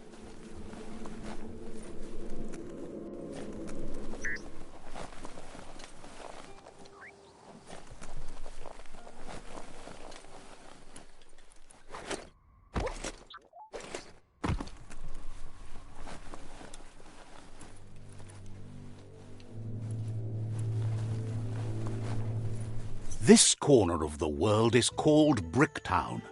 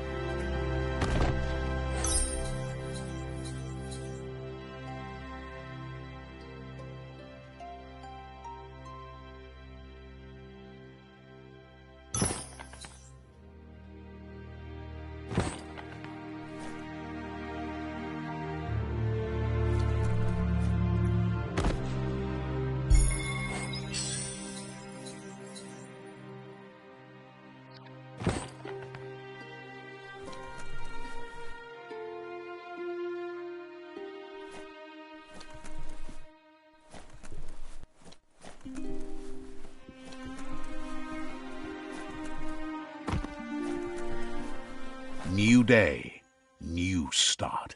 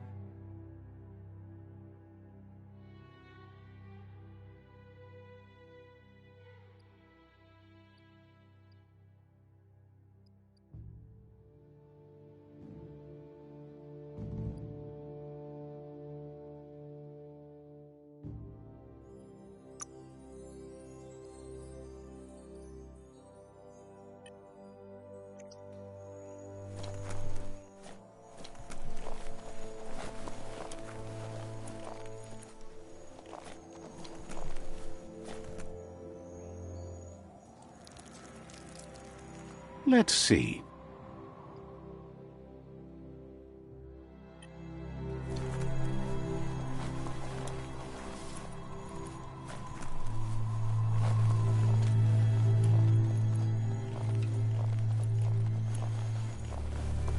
It's time for an adventure, for good or bad.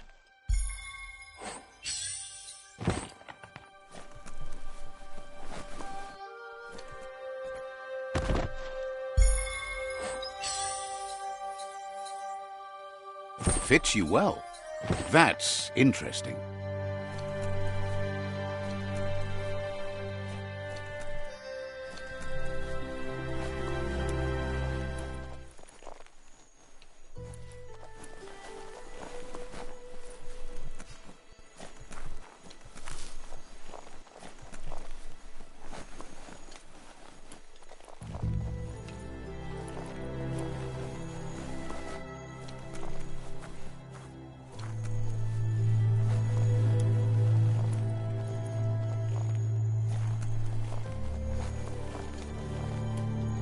You found the track! Amazing it wasn't destroyed. So much of this place was just discarded. Lucky the track somehow made it. When Toxanol abandoned the place, it fell apart fast. Not too many like living in a ruin hole like this. The tracks moved on from Bricktown, and you should too.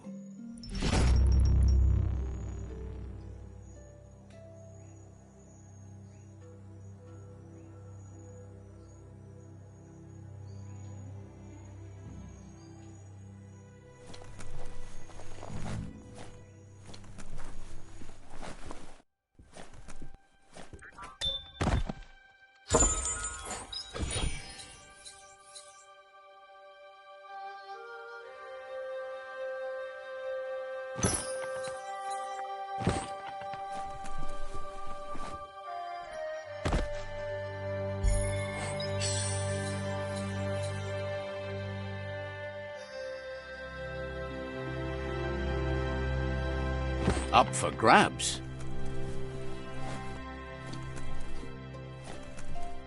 This won't be a field trip. It's the real thing.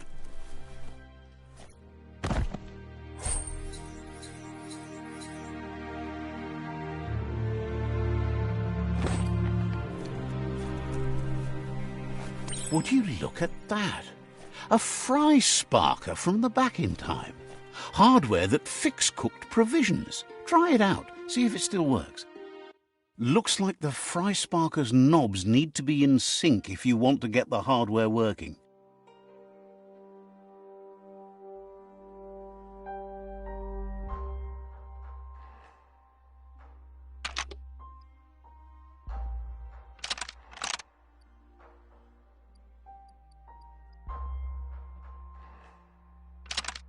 Just a few moves left. Make them count.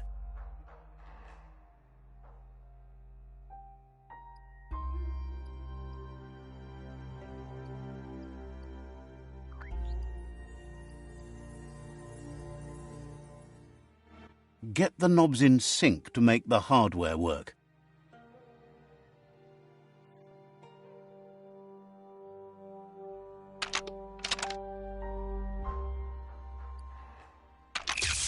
It's not the fry sparker that's the problem, it's what's put into it. You're not supposed to put skronk in it. Guess that's proved right. Get the knobs in sync to make the hardware work.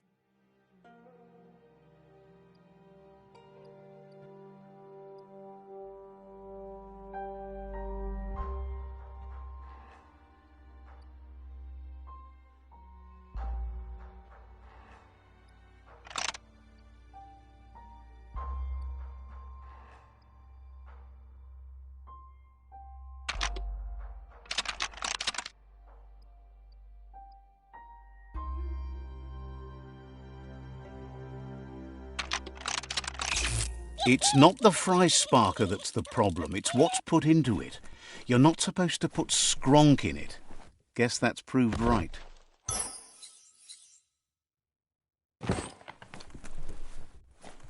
Get the knobs in sync to make the hardware work.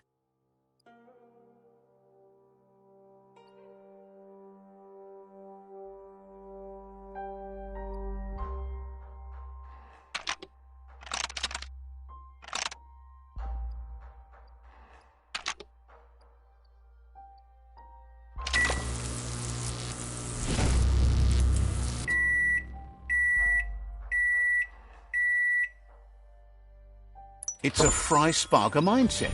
Boom, you got something. It's not exactly what you wanted, but you got it right away.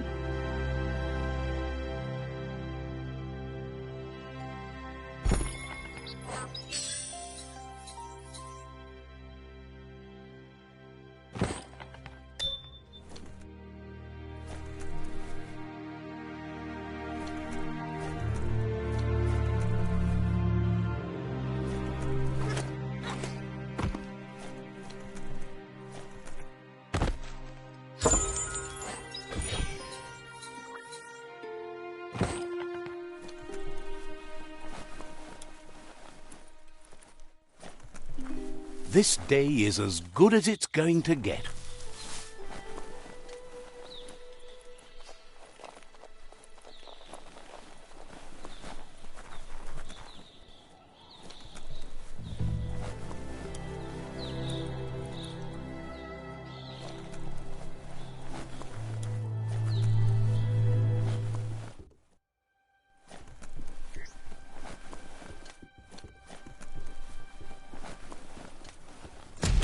A flush stool from the back in time. Seems like the tighteners on the piping need to be unturned correctly to drain the flush stool.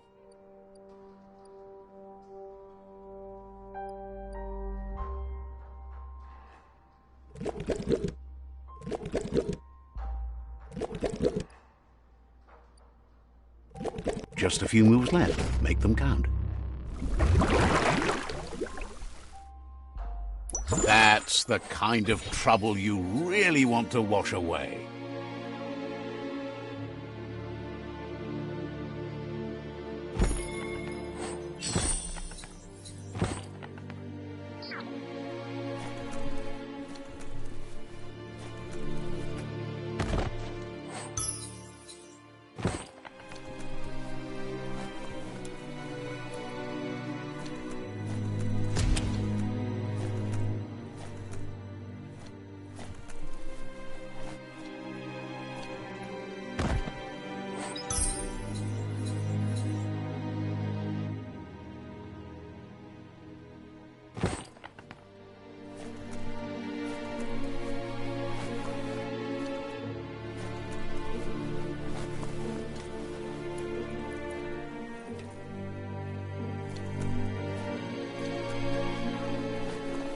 The forest smells so strong and fresh.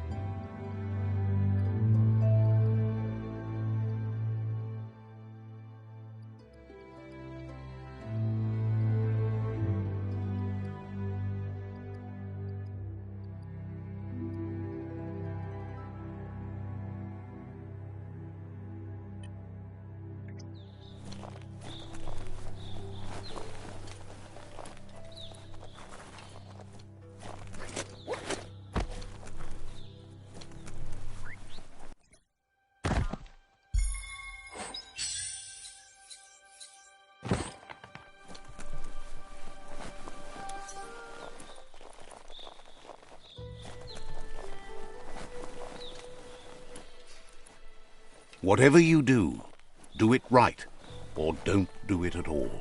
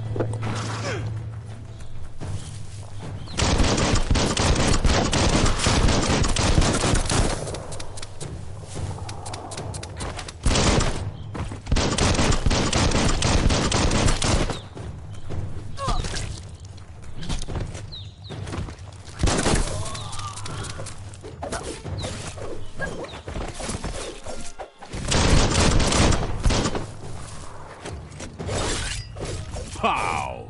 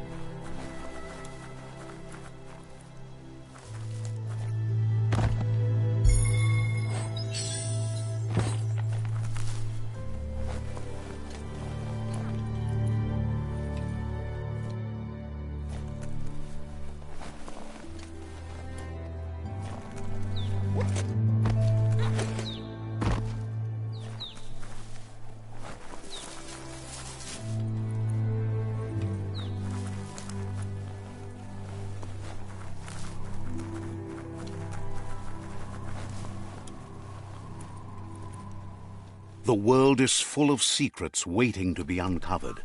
Never thought I'd see a clothes soaker from the long gone again. It's an up cleaner of unwash, the clean-cut way to unstain garb.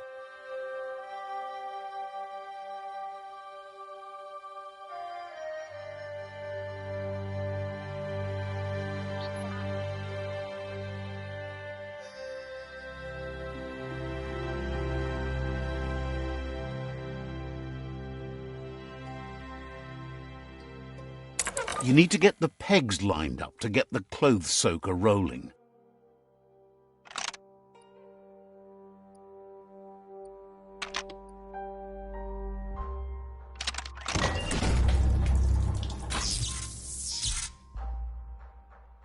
You really put a spin on it.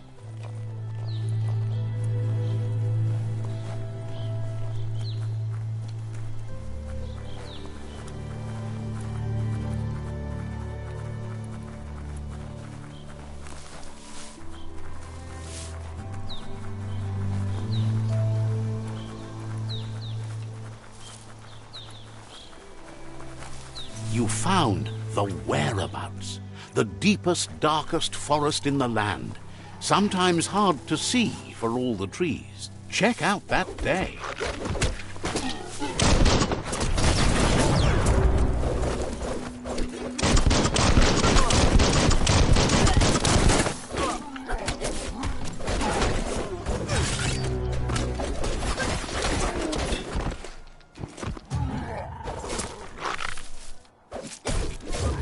Now that's a flesh wound.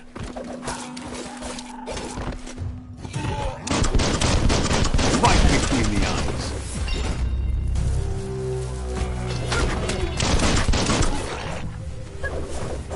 The deep cut.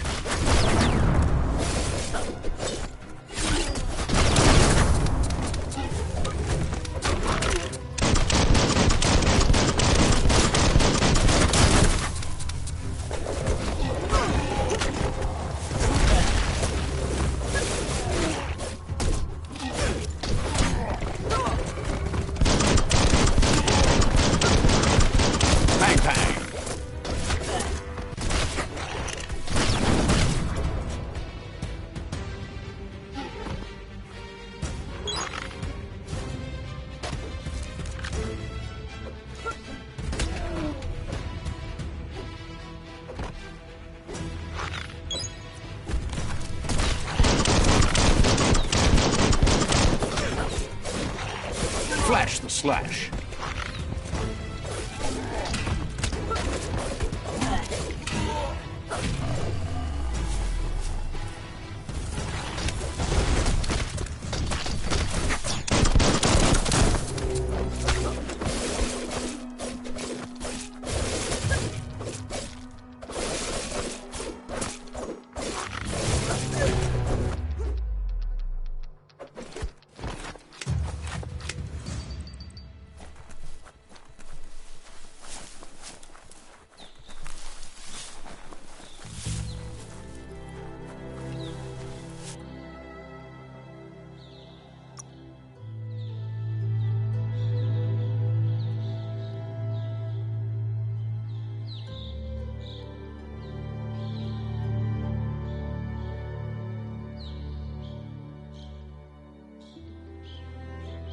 So much sharper.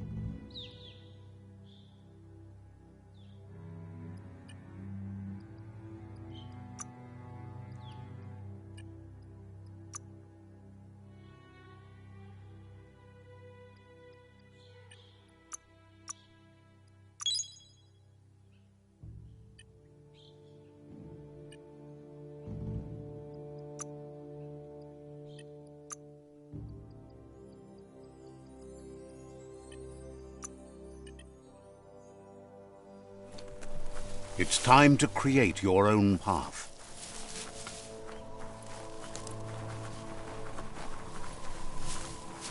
That's a Jagni tribe outpost.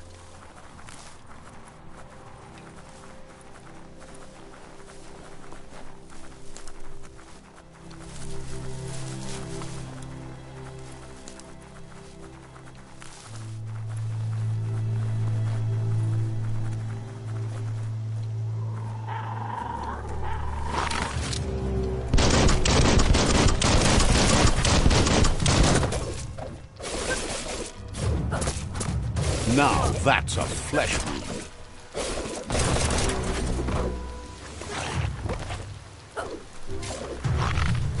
Get out of here. Personal.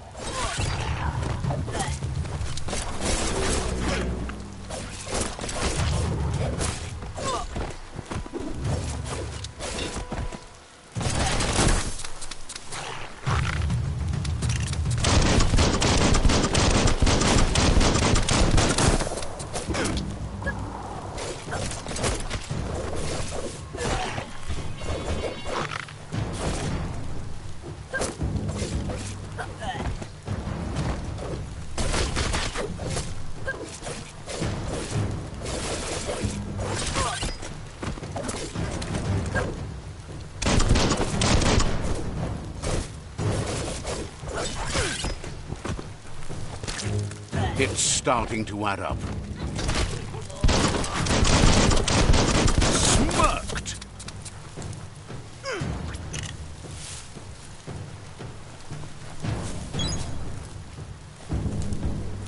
Oh, yeah. Wow!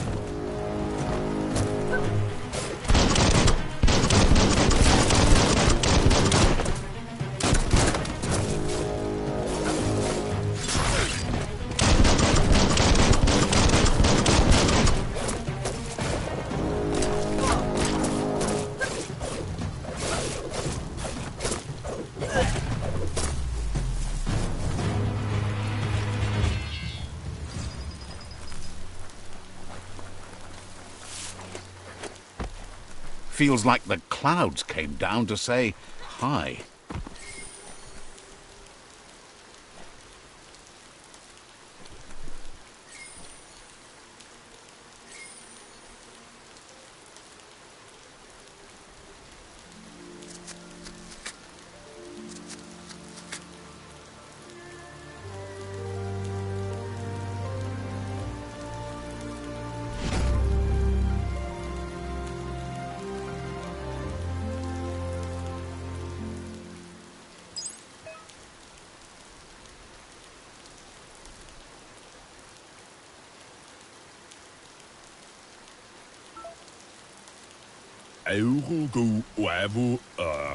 Says there's an interesting place nearby that no one knows about, but doesn't really want to talk about it right now. Not sure if you're likable enough to be let in on it.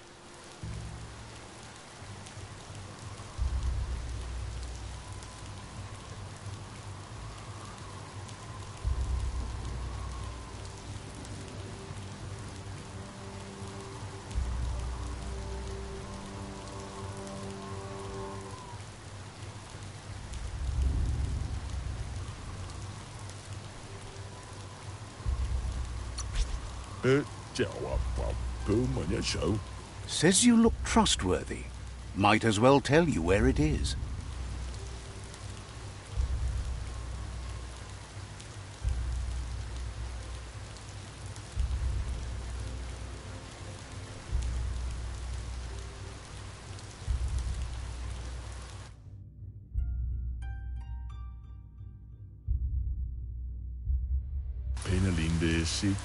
Wonders what kind of good you'll get up to today.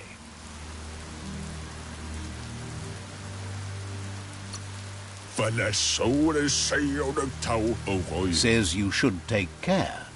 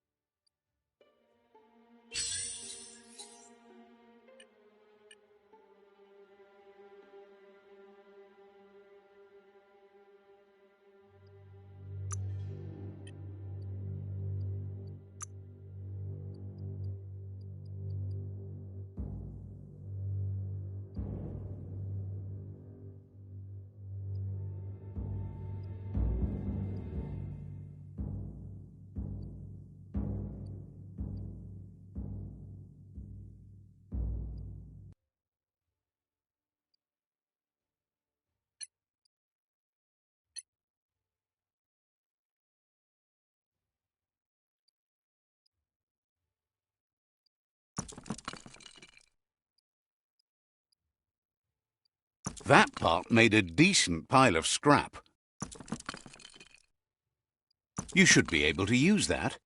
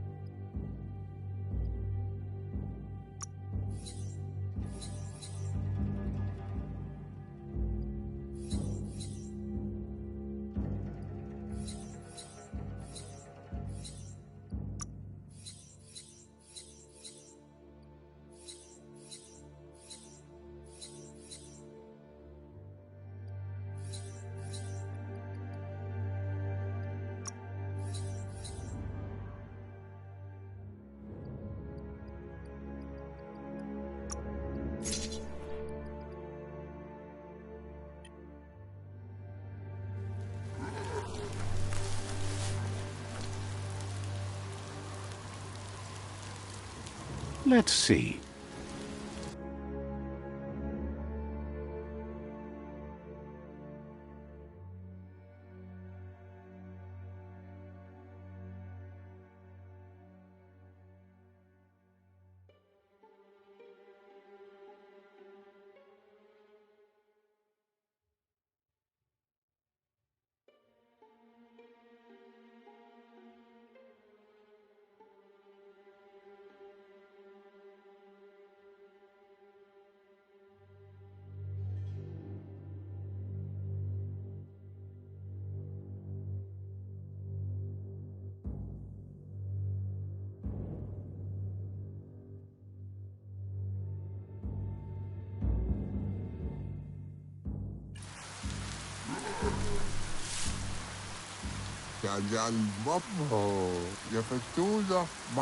Says it's time to set the outpost free.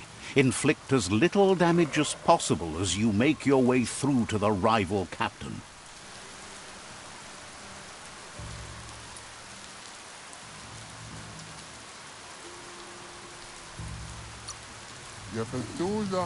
Freedom is not worth having in a world that's doomed.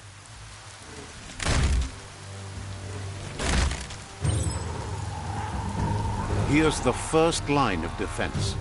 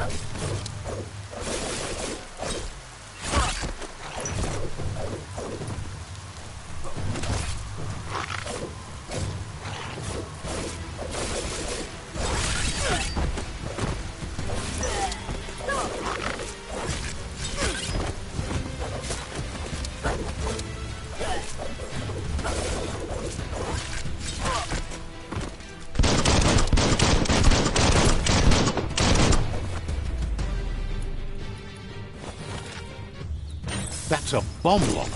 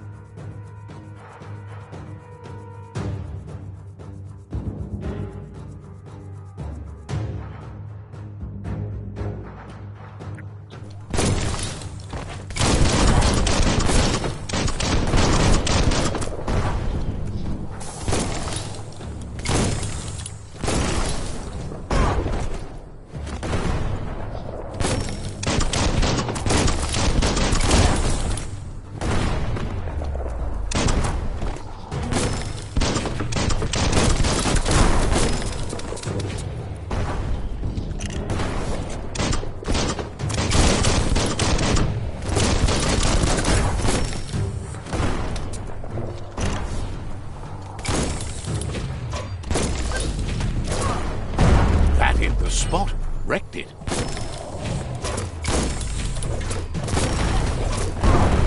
That twirly wheel works that drain pipe.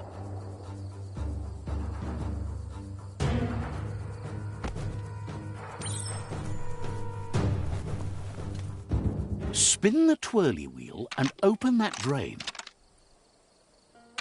Just a few moves left. Make them count. Everything's clocking together.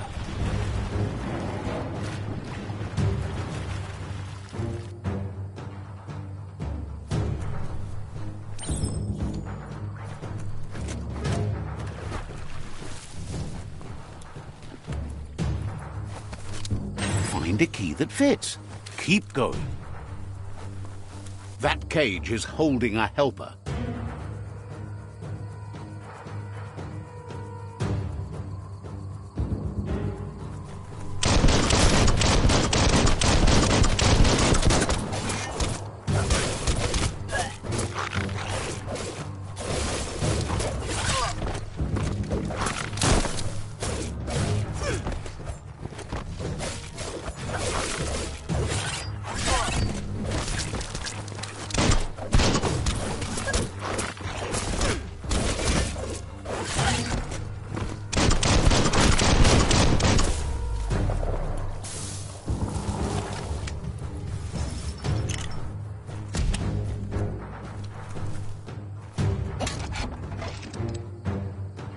They never lost hope you'd come, but weren't sure if they'd last long enough to see it. Says the tribe's been hard on them. Won't hesitate to carve out some revenge on those who hurt them.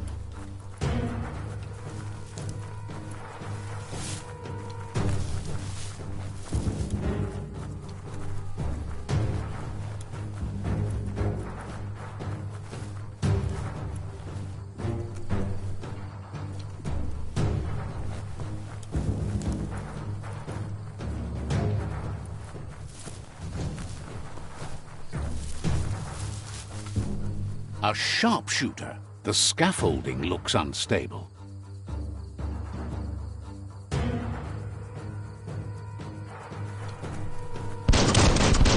Better stay clear of the red ray. Here's the second line of defense.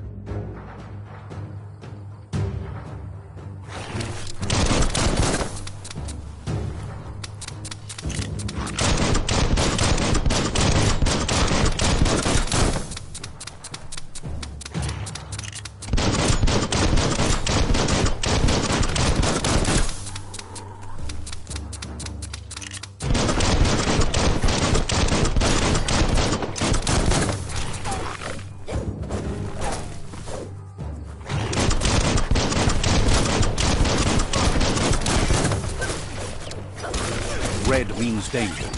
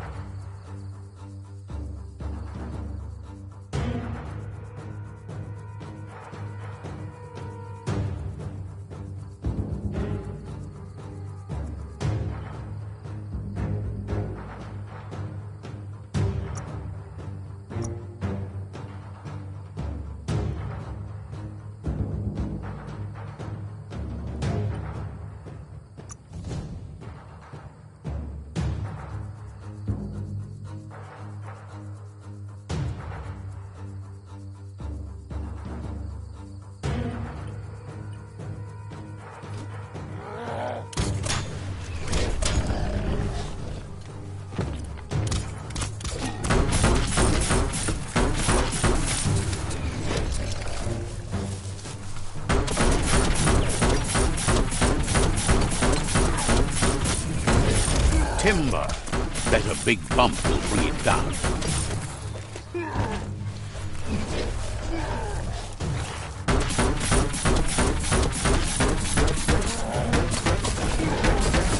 Switched off the light. A barrel shoot. Smack it to get a barrel out of it, then hit it toward the gate and blast it.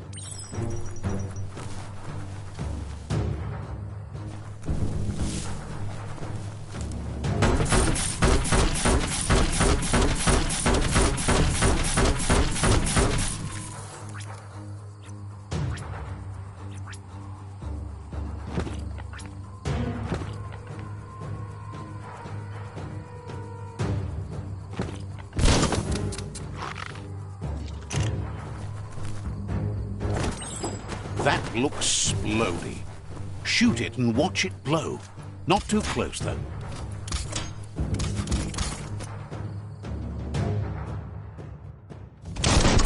It's complicated. Give it another try.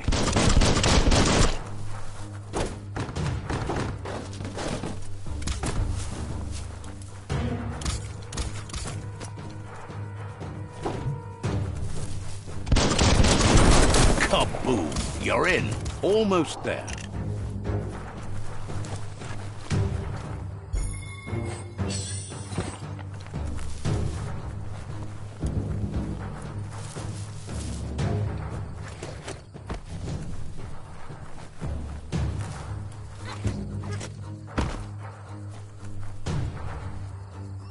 The outpost belongs to your tribe now.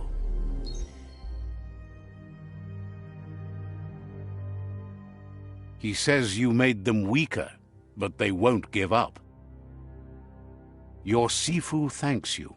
Your tribe is growing stronger.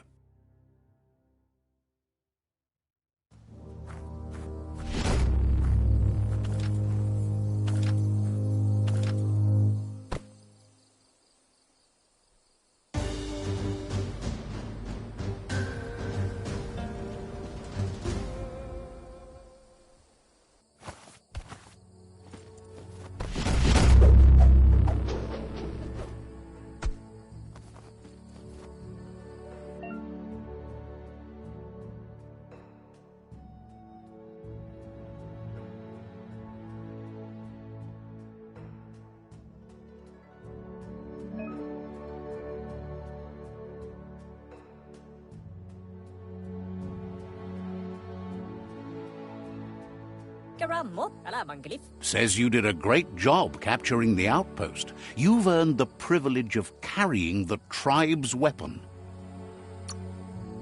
Figures the honor belongs to the tribe, too. Out of Date says he's doing his best to keep up, but from what he can tell, it seems you're making progress with the tribe conflict. He had a feeling you'd get along with the Myriad tribe, but it remains to be seen what the future holds for your alliance. You seem to share the same values as the Myriad tribe. You both have the same optimistic outlook on life. At least, for now.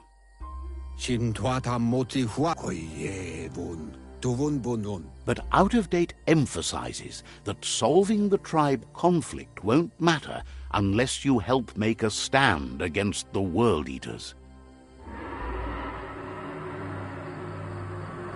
That doesn't sound good. Out of Date's forebodings are justified. The jumbo puff needs to be taken care of.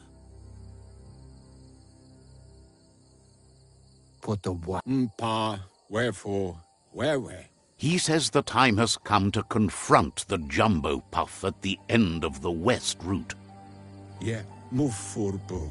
Gizmo is working on making his Mekton strong enough to endure the oxygen-deprived dead zone all the way out to the World Eater.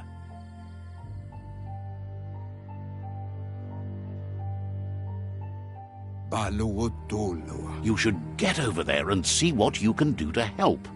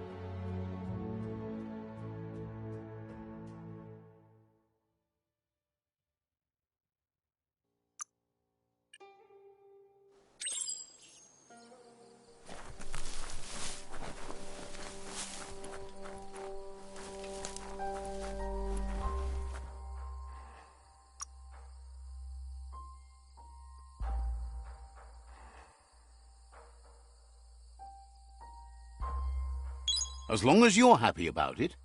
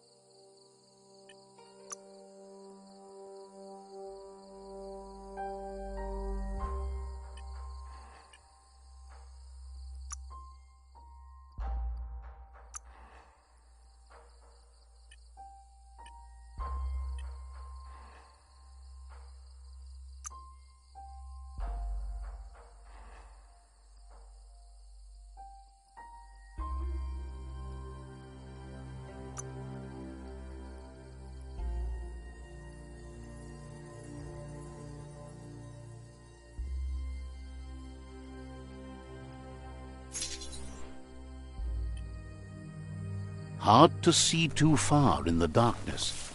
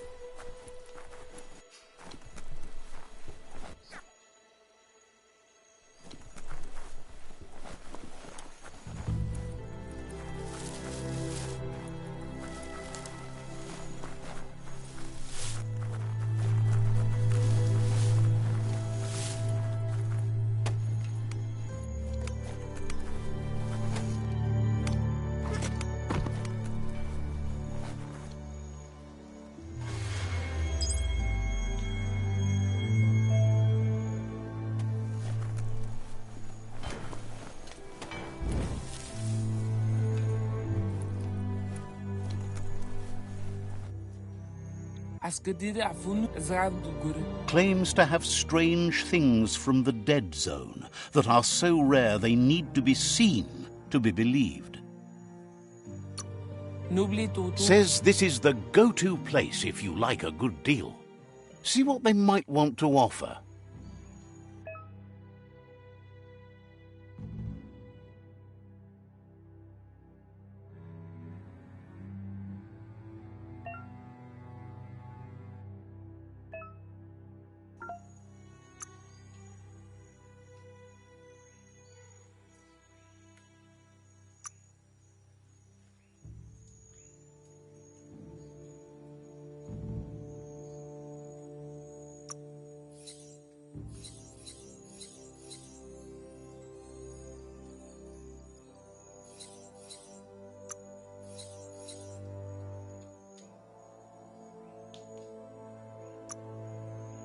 Nice not to have that around anymore.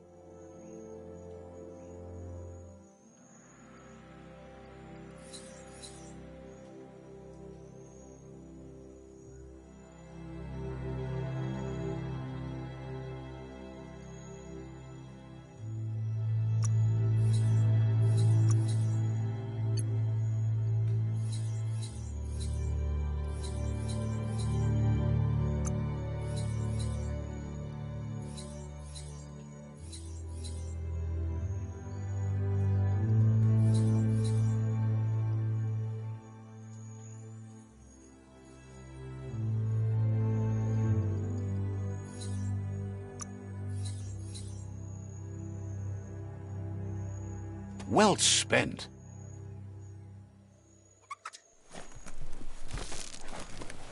New days always start with hope.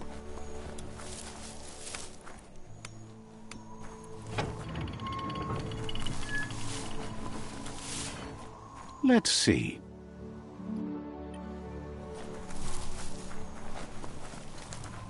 Mercadorpus Outpost, a Jagni tribe stronghold.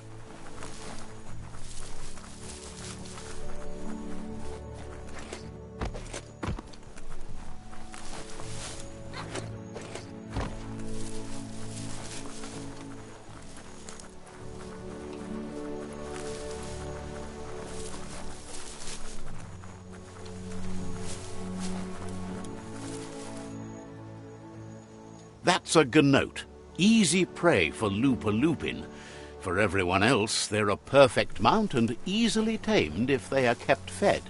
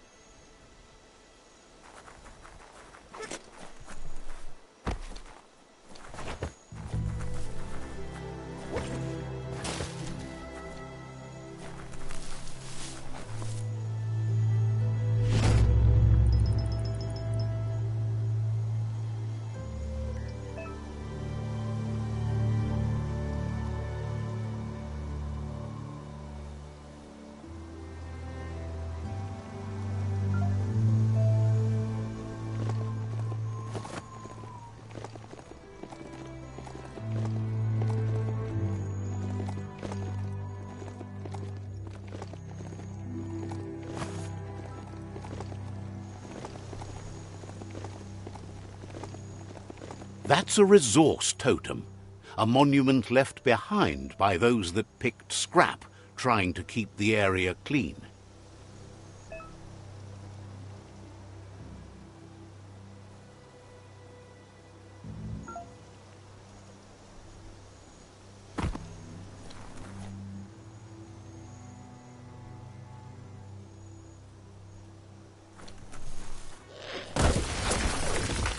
You always find good use for things like that. This story needs a hero.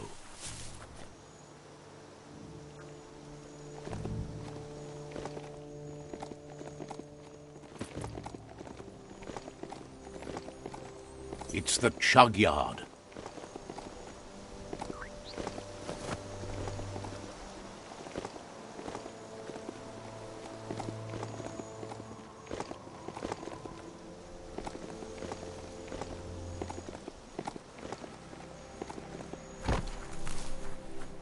Couldn't just be open, eh?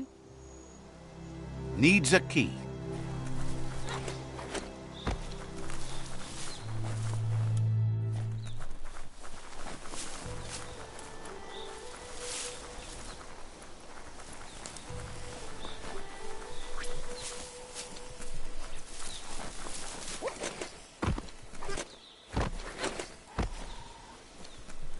The board mainly has posts from those that used to work at the chug yard back in the days gone. They don't make much sense these days. Not much more to say about the board, but Gizmo is holed up in the underyard here working on that Mekton of his. The Toxanol Corporation used to run chugger-chuggers out of here, big machines on rails with smokestacks that fouled the air.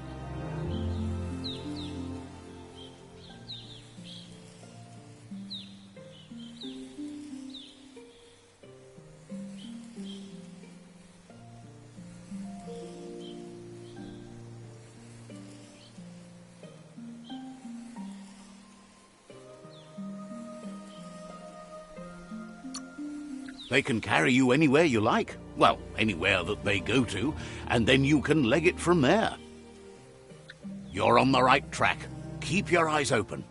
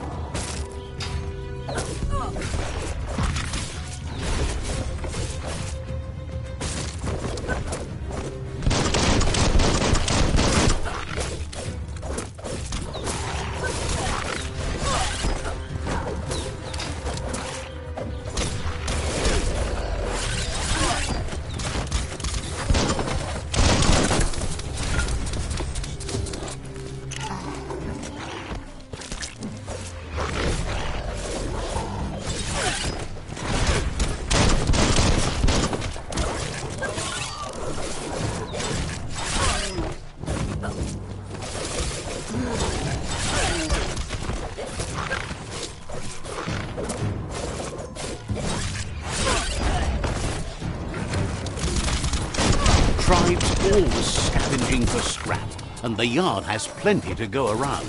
But they should have stuck to looting instead of playing around with sprockets.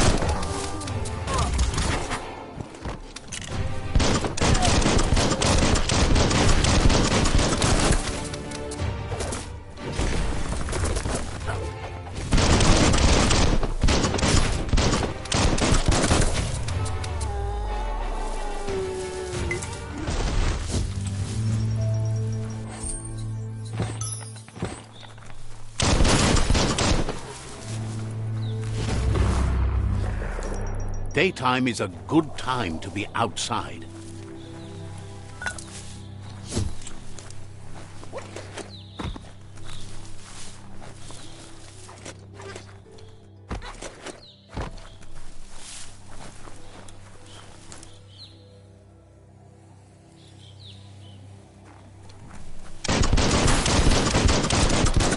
Bomber Bonker's busy ram-banging the door. This is your chance.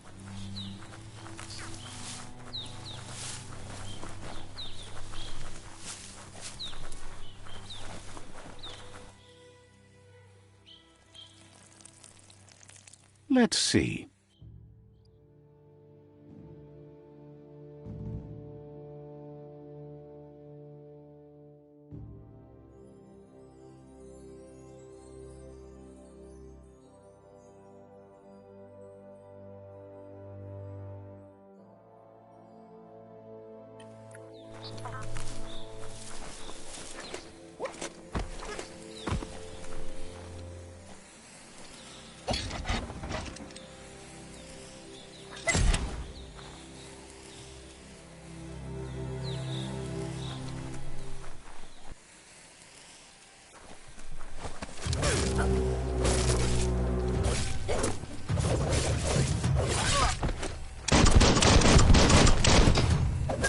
Slash and dash.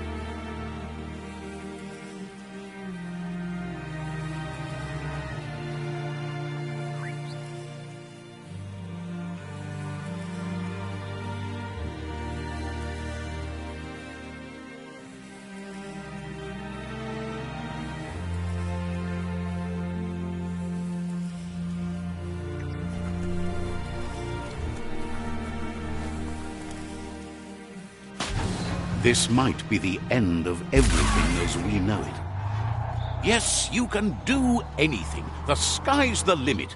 Now, let's take this back to Earth. Wow, you really took that all the way down to the end, in flames. It's a wonder some of these up and downs still work. Guess they built machines better in the past.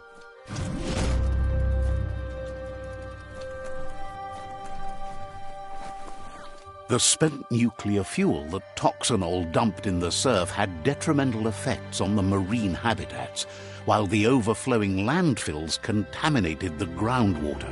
Combined, this sent their world hurtling on an to ruin.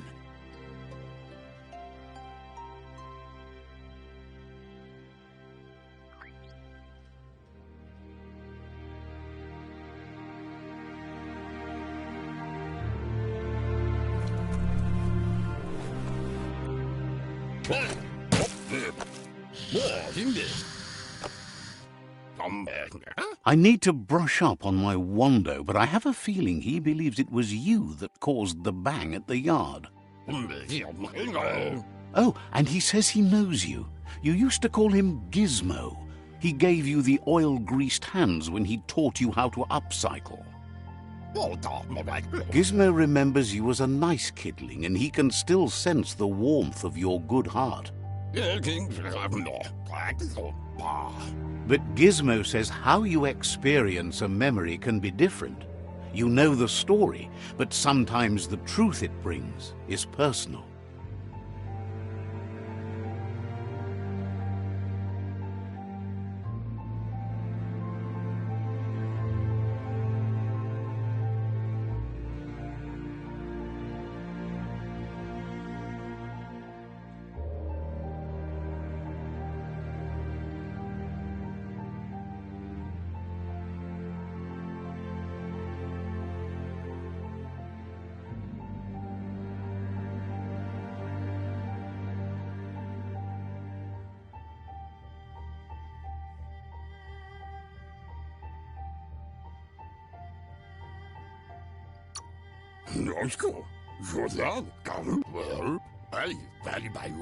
He hopes you remember that one time he taught you to upcycle, and hopes you've had some use for it over the years.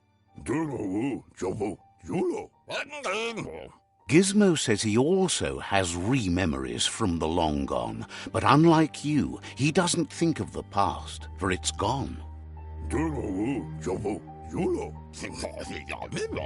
He understands history made Lupa Lupin a big part of your past, your present, and soon, your future.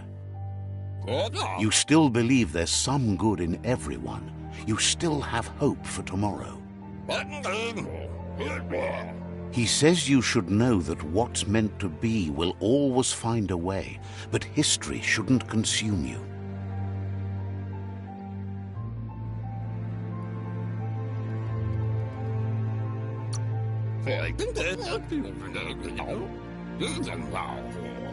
Gizmo understands you still have strong feelings, but urges you to keep them under control. You've witnessed firsthand what it'll lead to. Yes, that's the way. No arguing with that. That is how you shine light at the dark. Seriously, don't doubt the dark. I'm so proud of you for doing the right thing. Can't believe you let that loser sway you. Would like to know if you ever doubt the choices you made on the path that brought you to this point.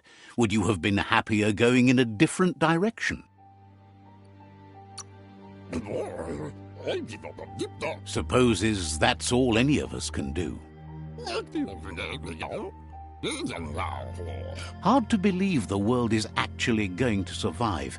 Just seemed impossible till now. Grateful to you for coming back and doing your best to change things. You were the only chance they had. Wonders if you liked working with the Myriad. They always seemed so centered and so seeking.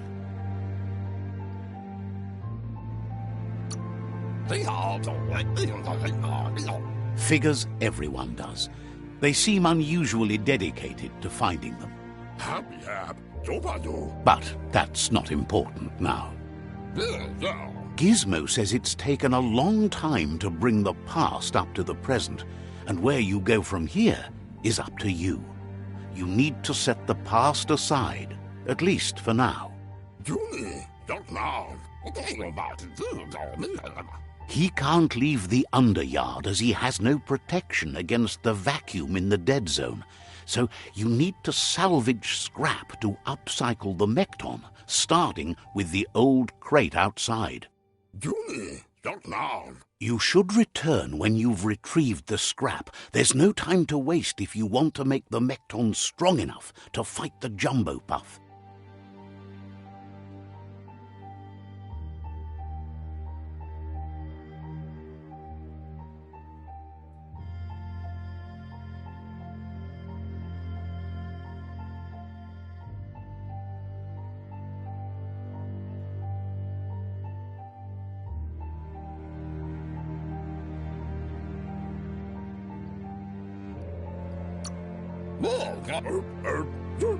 That's what he decided to call it after he saw it for the first time.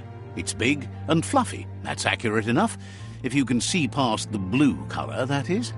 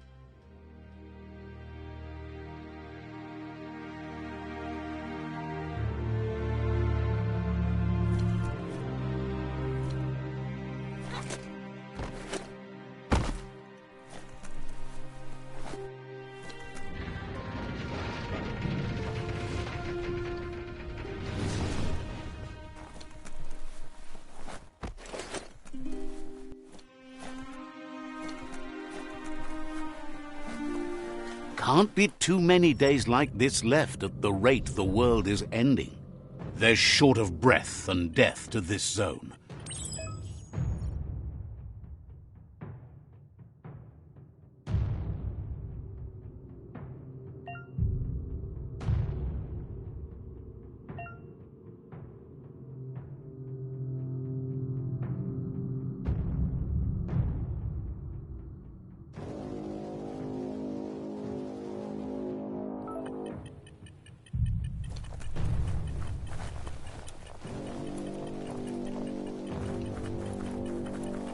That's the leftover you're looking for.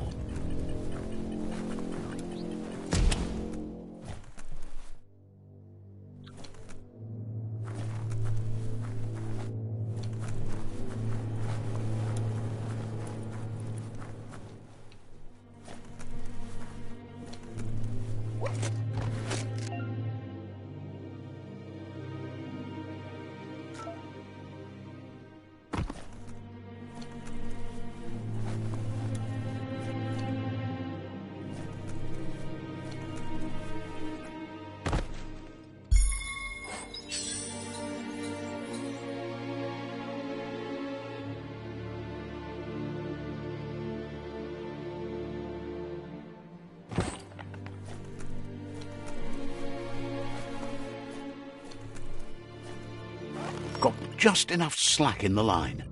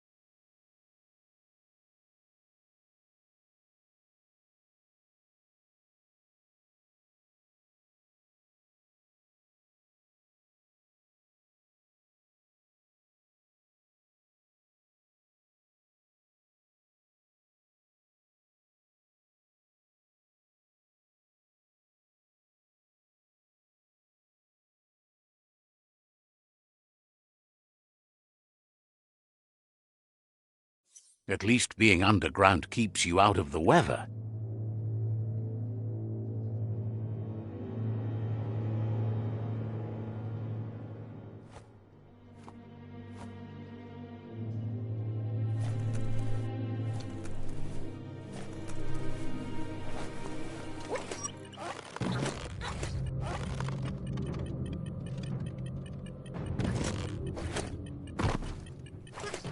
Yuck! Biohazard. Sickening.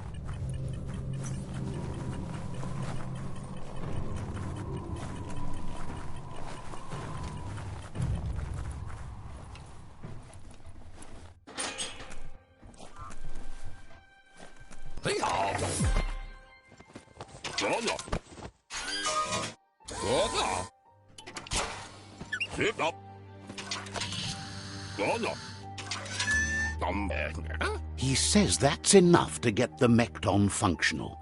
You'll have an engine, a fuel soaker, a gun and a gathering net, but no armor, nor enough oxygen supply.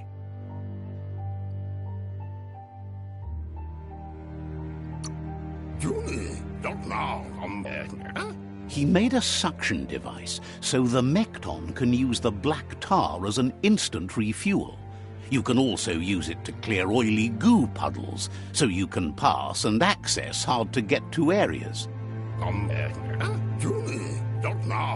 He's been working on another project for the Mekton, a cannon, but it needs ammunition, and by that he means the scripts. He says if they're trained right, they'll turn into a distraction for the jumbo puff. The best way to find scripts is to go talk to Moog.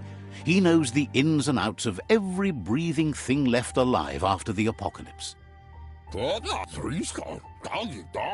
Unfortunately, this means you'll have to venture farther out into the dead zone than Moog's camp on the steep depot. Once you find Moog, he'll be able to give you directions to where you'll find scripts.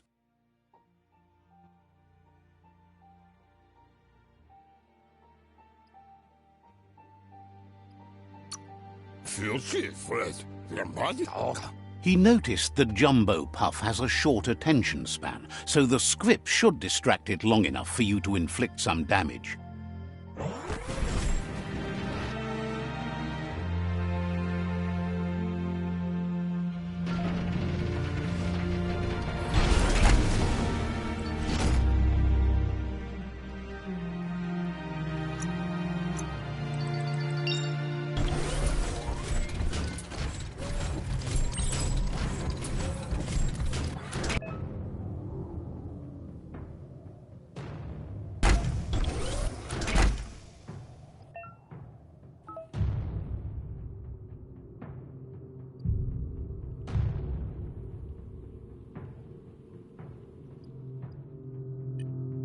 Check out the Mekton's controls.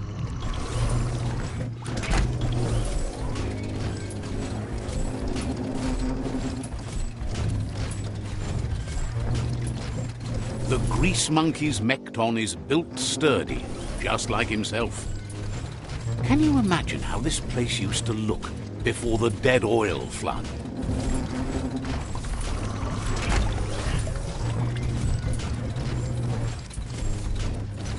Might want to hold your breath before you head any further.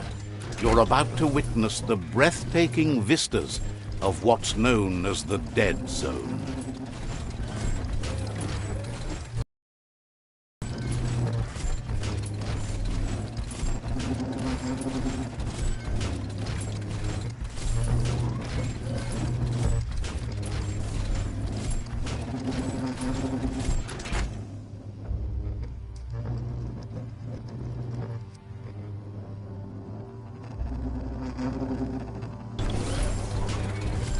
That over there is Steepo Depot, the cliffside that Moog hangs on to.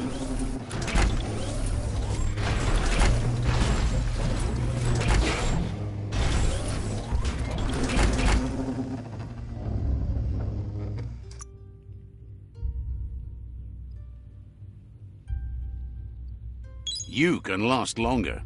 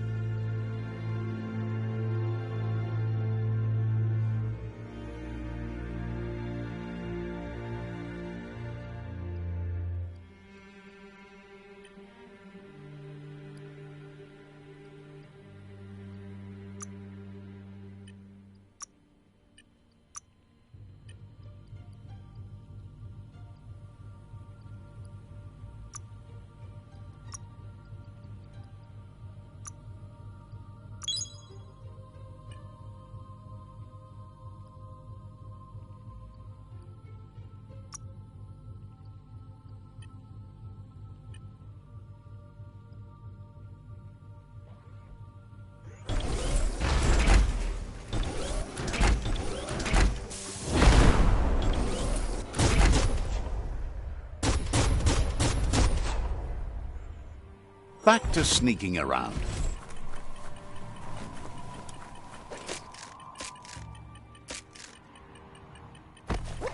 Clamber right up.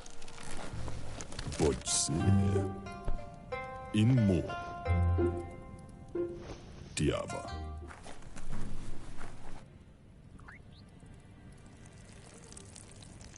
Let's see.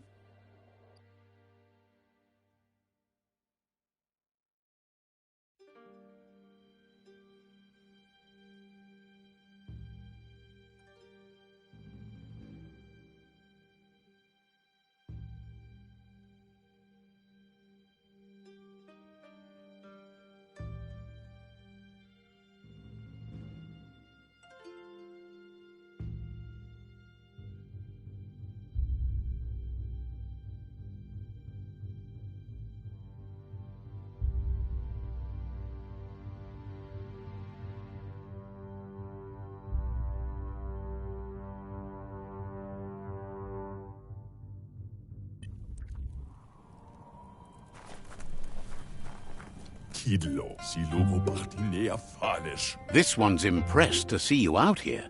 He figured you'd be dead by now. Not many are as tough and clever as you must be.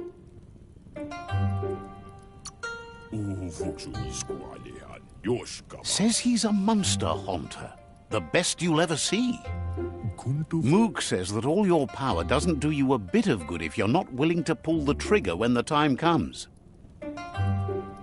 Choosing what to kill and what to spare are the most important decisions you'll make. You might have a steady aim, but you need to be sure that you pick your targets with care. It's hard to make those life or death decisions for others, but someone's got to do it. Otherwise, they'll do it themselves, and you know they'll miss. Claims he mostly kills whoever he doesn't like. Says it's wild that the world seems to be coming back, but he supposes that means more monsters for him to shoot. Wonders why you work so hard to keep things alive. Bullets help thin the herd instead. Says you should give up on working with the stubborn myriad. He keeps trying to put out their lights and they keep putting up new ones. Says they keep the monsters away. He needs them closer, not farther. But enough of that, right? He says the wildlife, nature, has changed and turned against us. Instincts of survival took over when the world changed. He's not sure about their veggie diet anymore, and if it's changed, who knows what it's done with the chemical composition of their body output.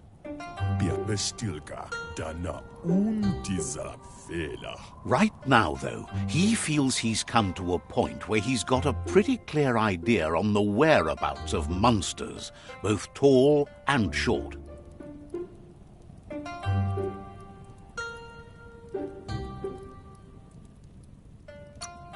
Says as big as they are, the world is bigger. To find where they are, you need to see where they've been. Moog says you must learn to walk before you can run. It takes practice before you can call yourself a monster hunter. Fortunately for you, he can help. He understands you need to start off with something small before you go big. There's no better place to start than a squip cave. Hunting down a couple of these little critters for yourself should keep you on your toes. Says it's not far at all. Fortunately for you, the squips seem to have acclimatized themselves to the otherwise uninhabitable dead zone.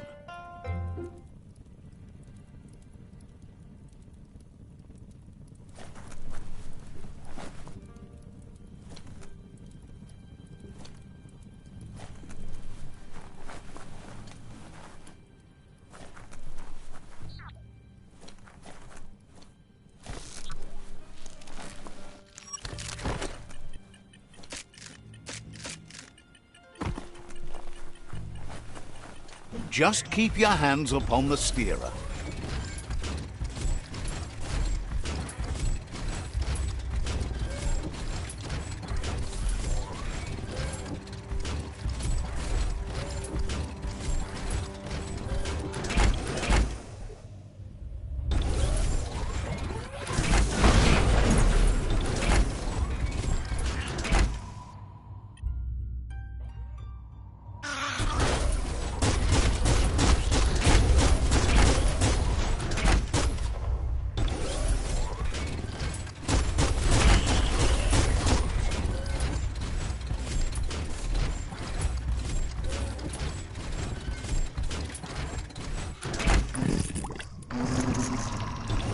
Wait, it's the Scrip hole-up.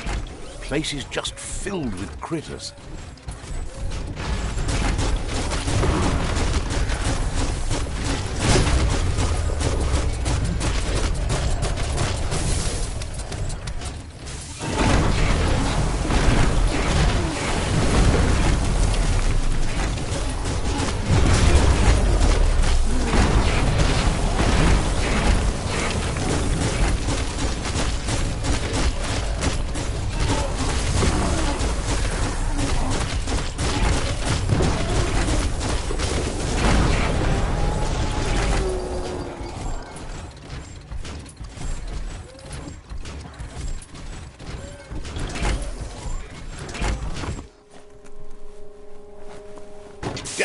That's just awful. Watch your step around here. Someone locked it solid.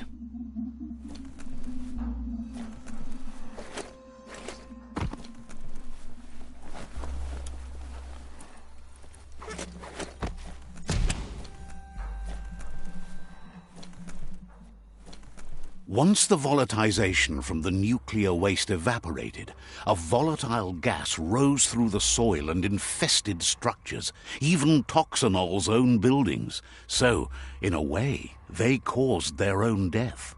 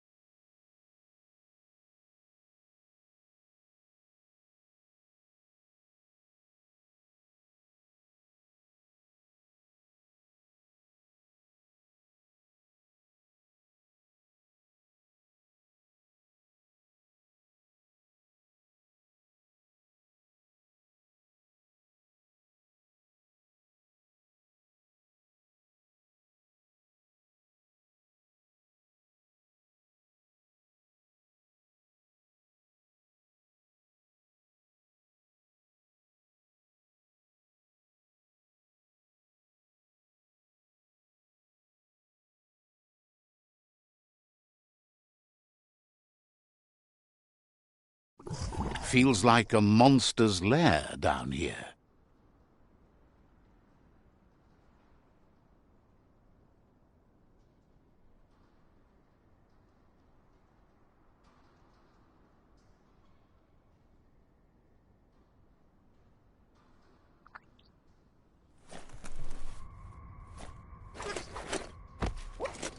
Oh, idea. Go knock the lid off that sludge truck. It'll fill the place up and you can get up to that entrance there.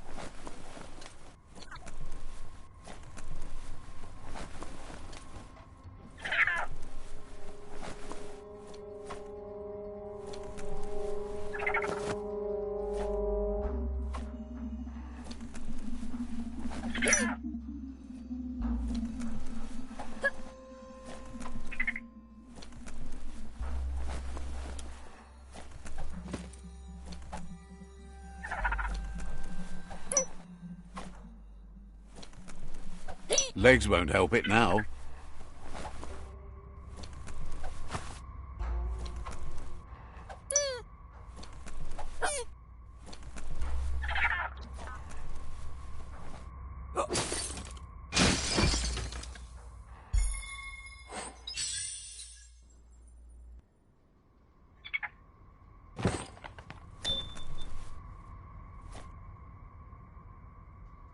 Looks like the switches need to be turned to match so enough charge can flow through the conductors.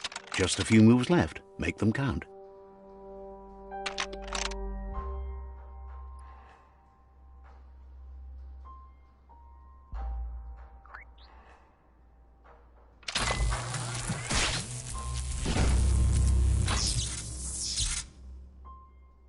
Good. That's enough electric current to initiate the actuators and activate the framework.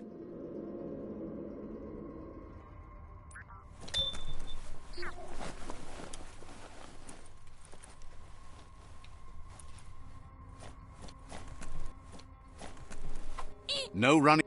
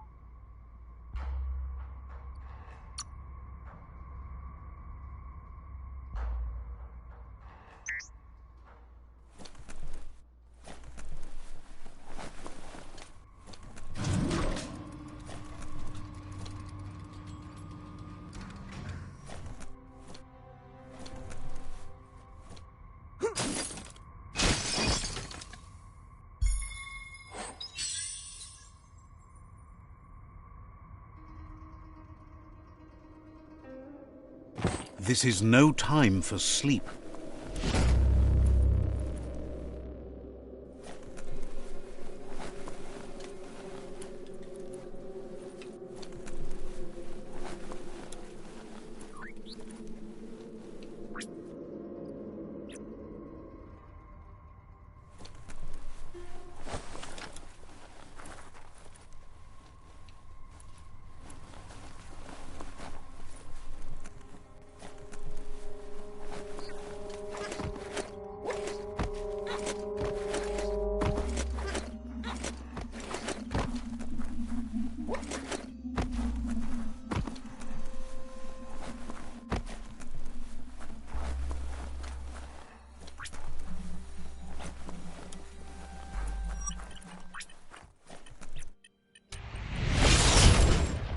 Stompity stomp.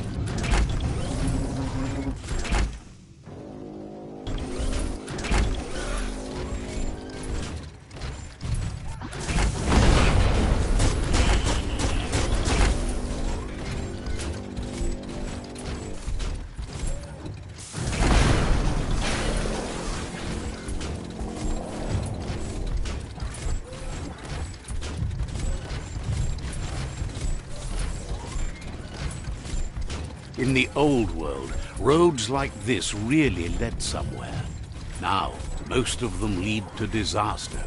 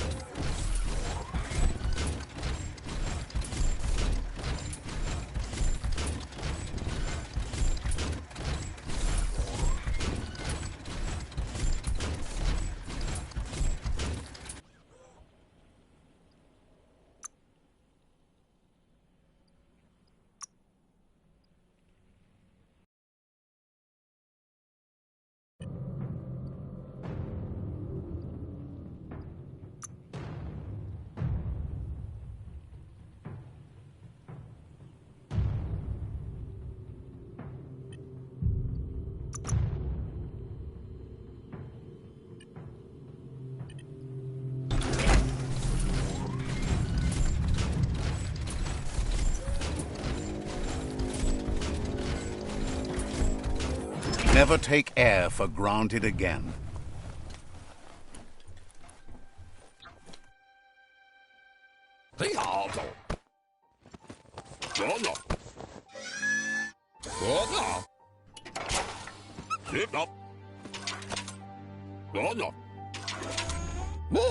He says that's enough scripts to sustain the Mekton's claw crane cannon with infinite ammunition. Well done.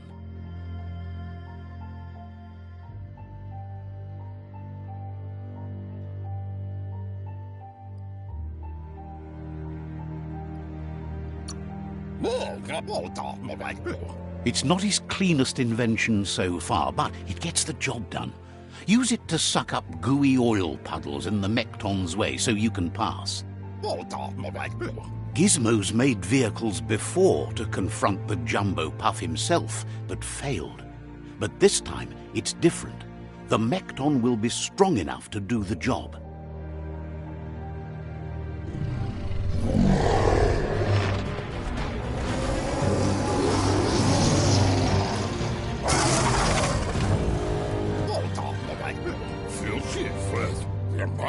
It's time to put a stop to the World Eater now.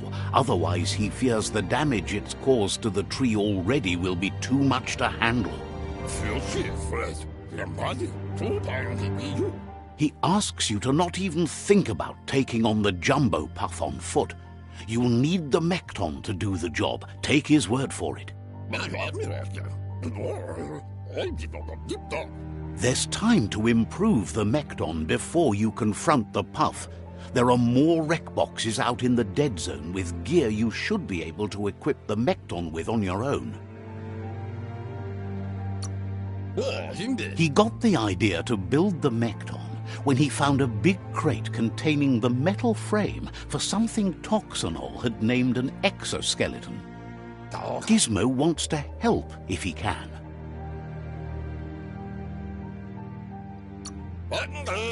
Understands you have things to do.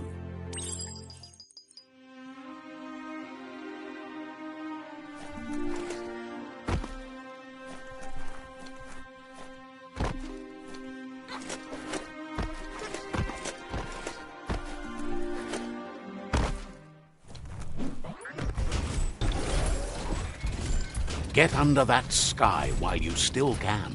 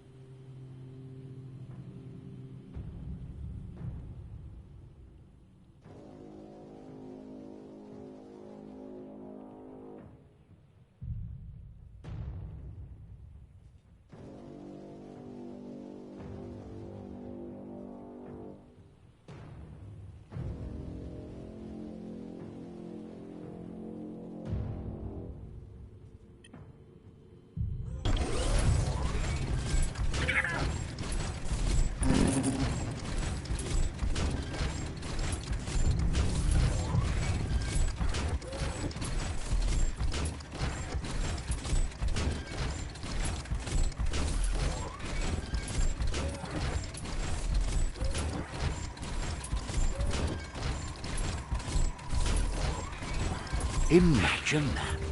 You could just go to a place like this to get a proper meal back in the old world. Sob about the thin air later. Ha!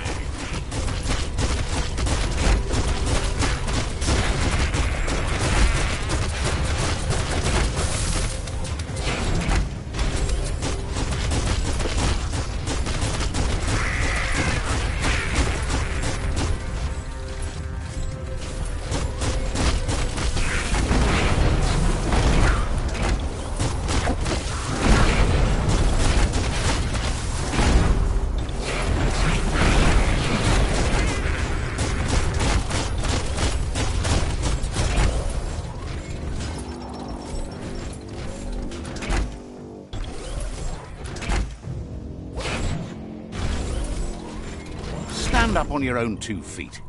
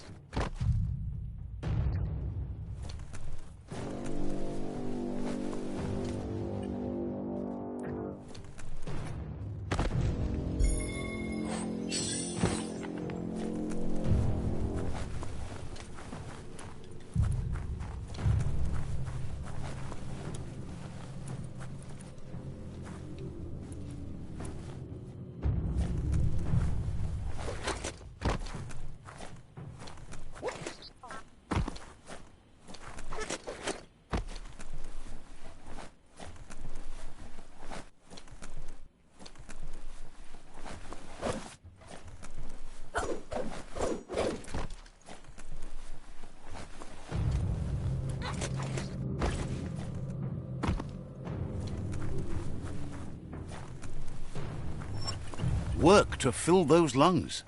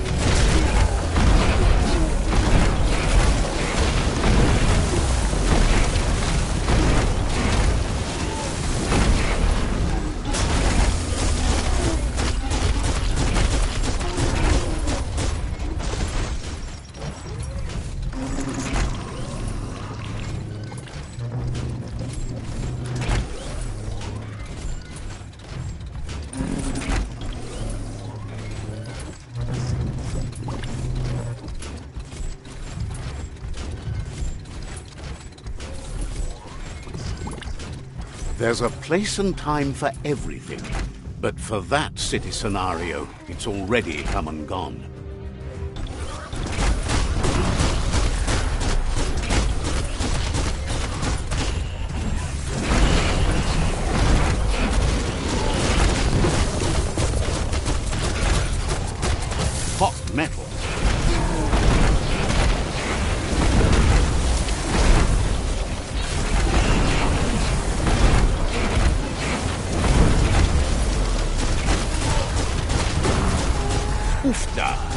riding canned thunder.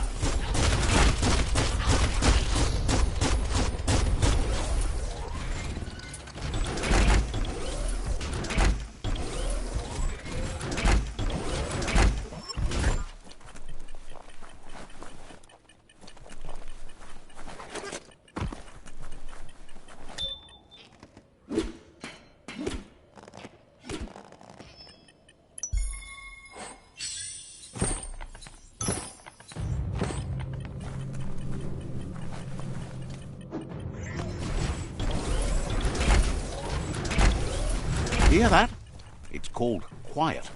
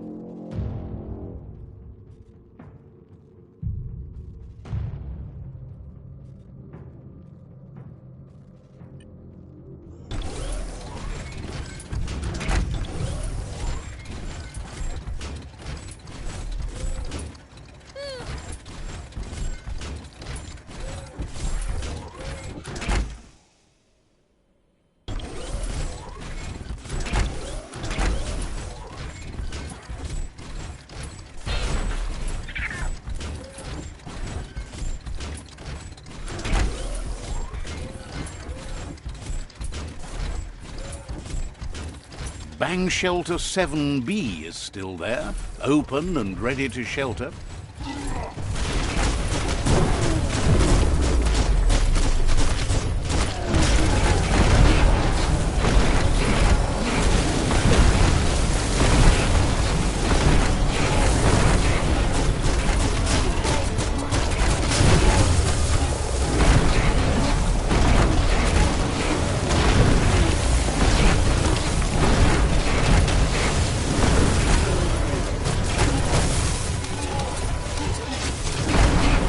Punch time.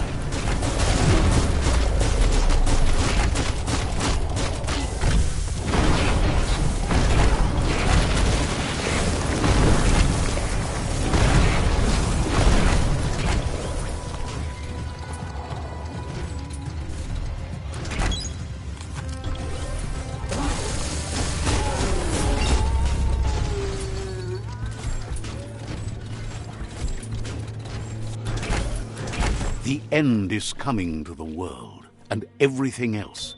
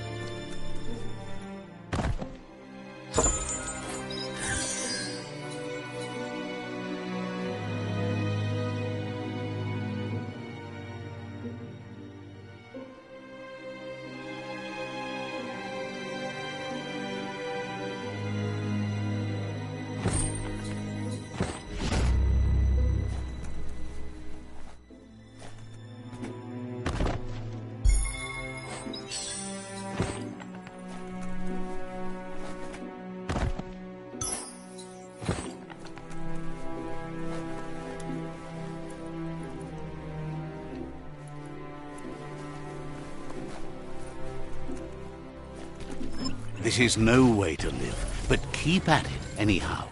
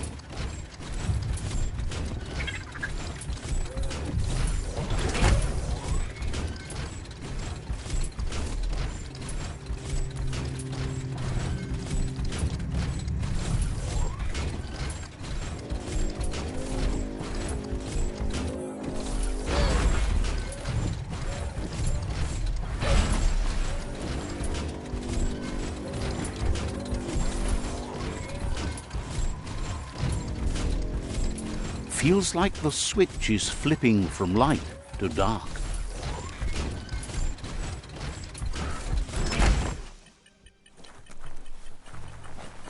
Grab, pull, come on.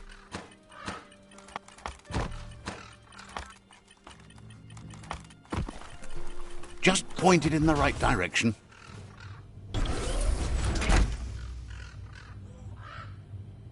Time to walk on your own legs.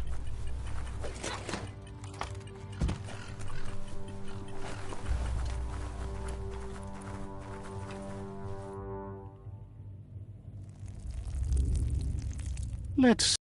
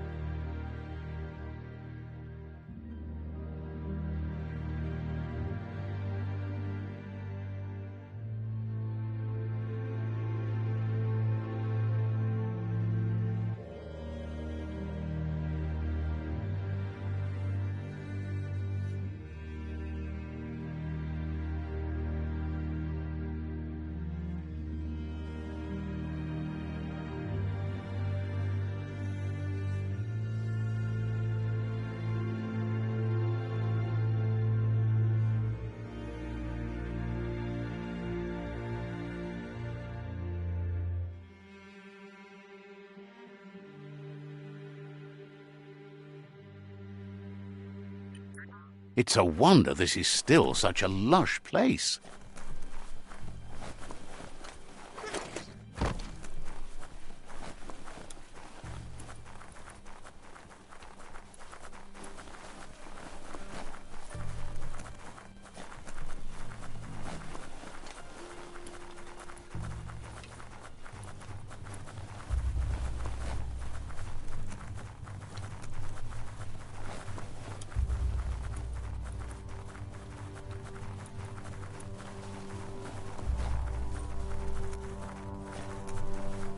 Brick-bracks like this were symbols for the growth of the old world.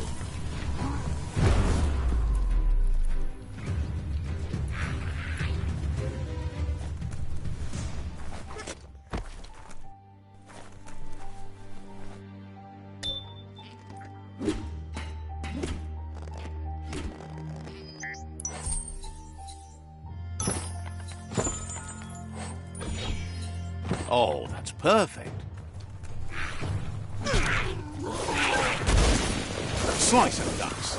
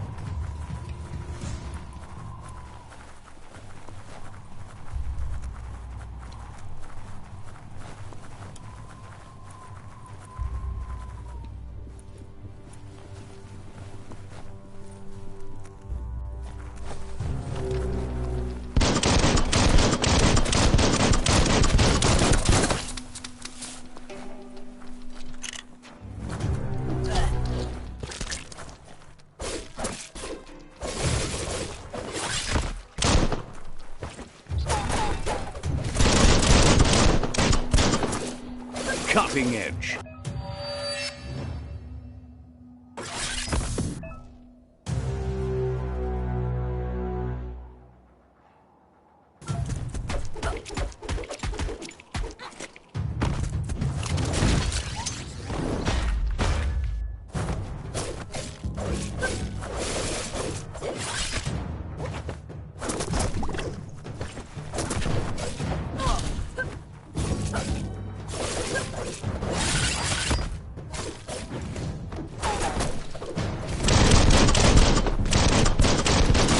Shot through.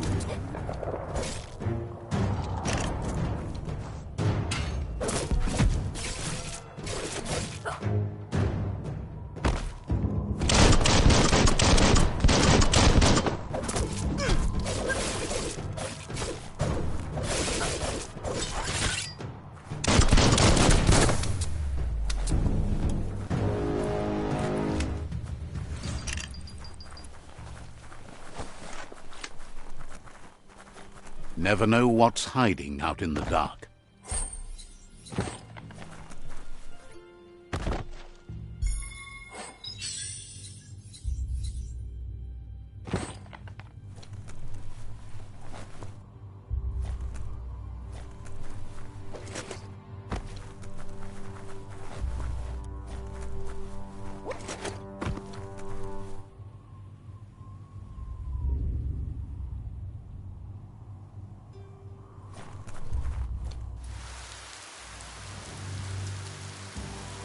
Let's see.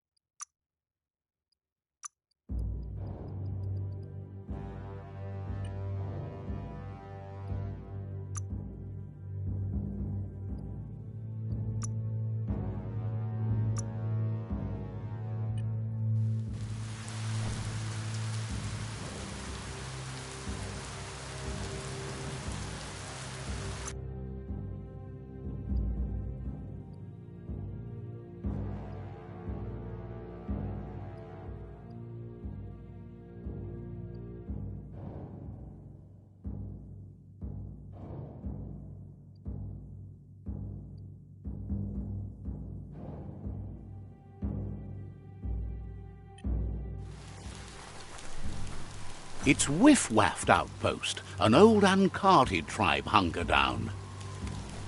Avotuki. Amano prampazawazo ama naundla rikti. Cautions you that they're aware you're allied to another tribe.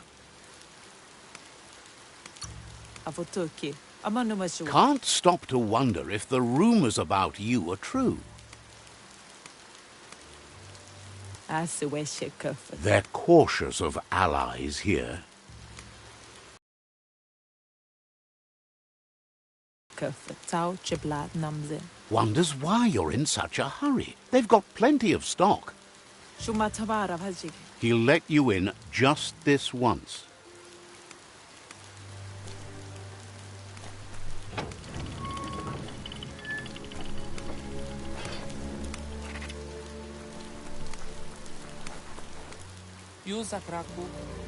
Asks you to check out the wares, confident you'll find everything you need here.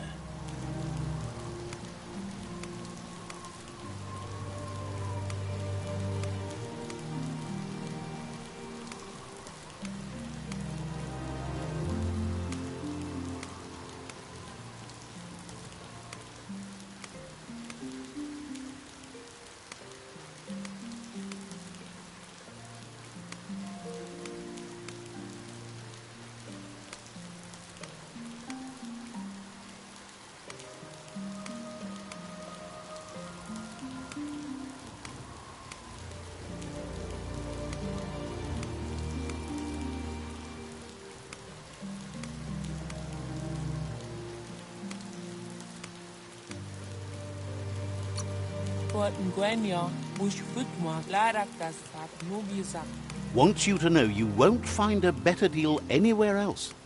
Don't get ripped off.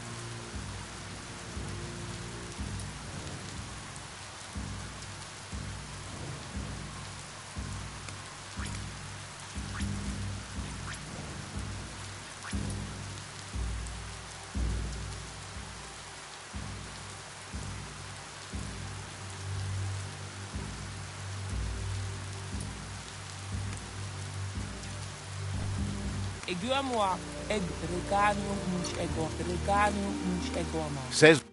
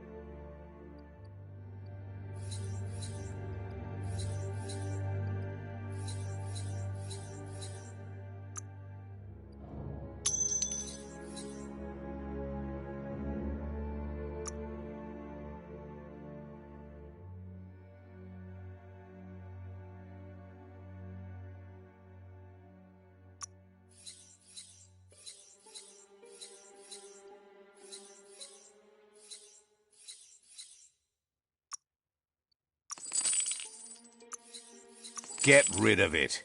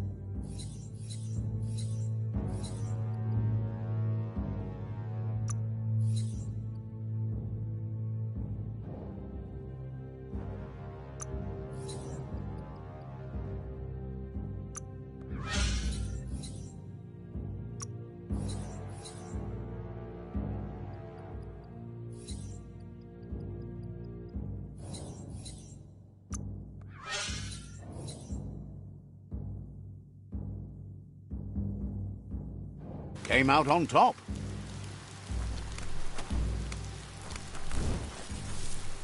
Hope you enjoy the rain.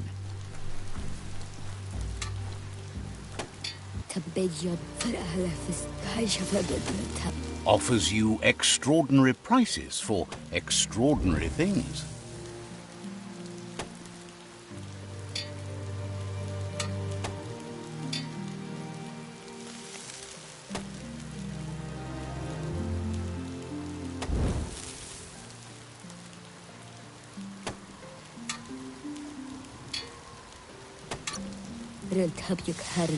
Points out they just restocked, so you should be able to find time to buy or sell.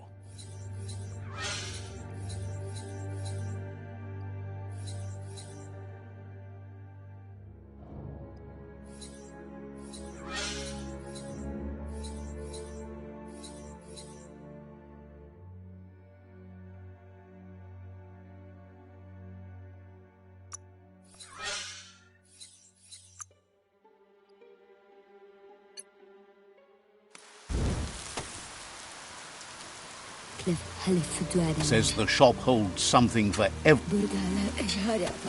Says they've got the best.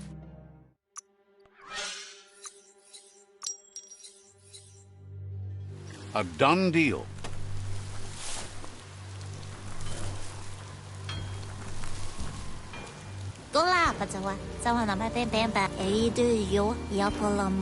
Offers you extraordinary prices for hopes your custom is worthwhile. Would be disappointing.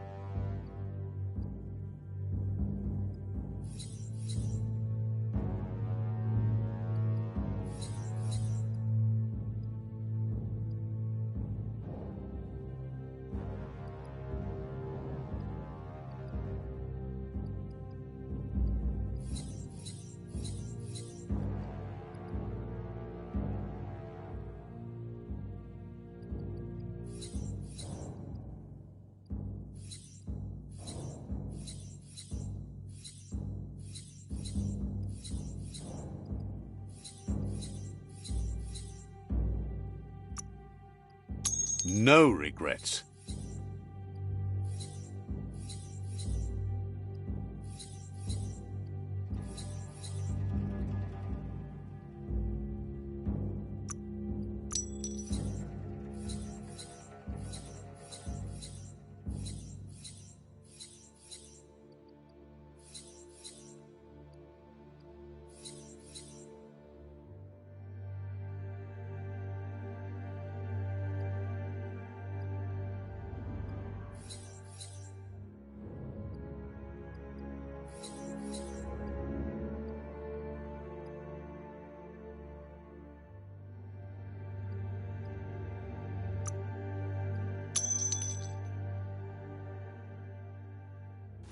That worked out.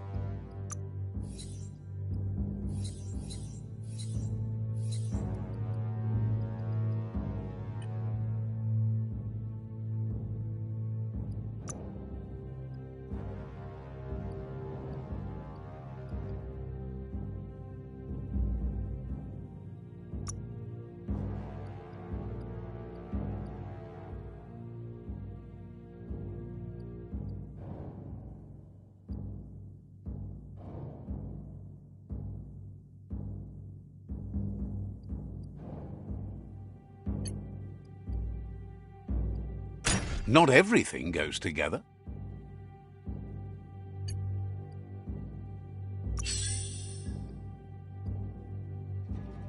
Think of the things you could build.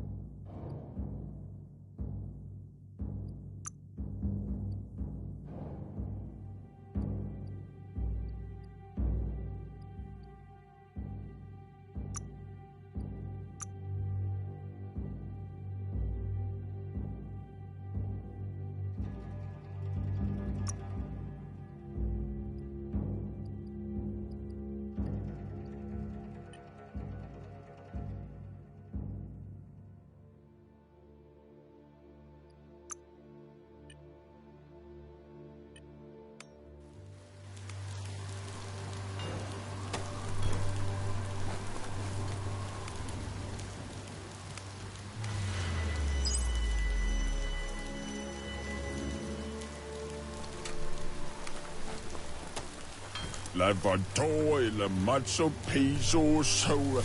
Wishes you'd been better as a kid, but is glad you finally figured it out.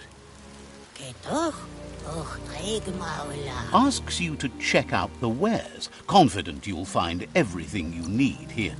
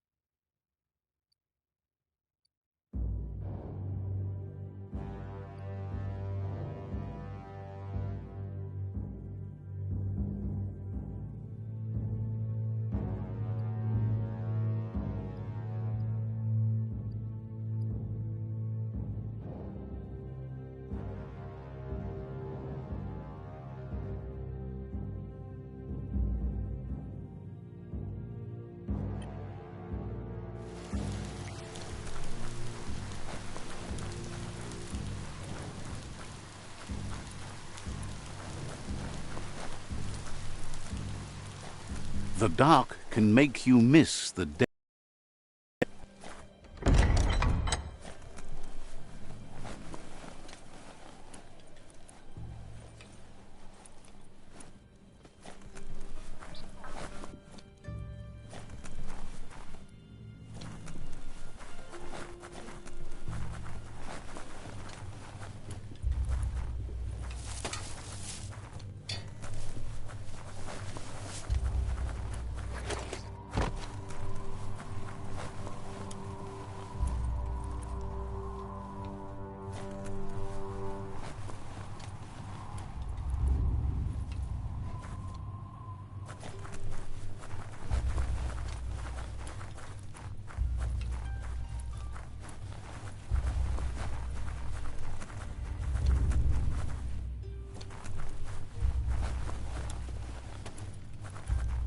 Ane pasu.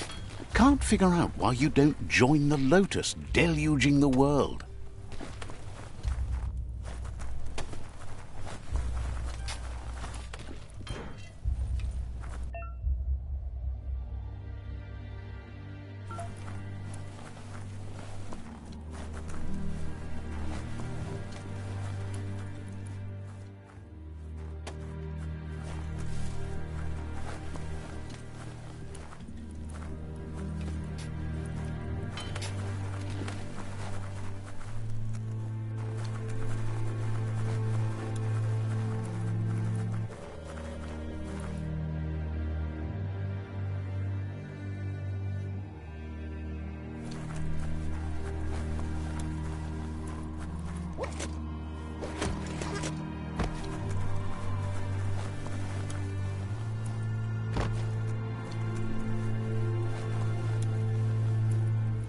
The darkness is done for now.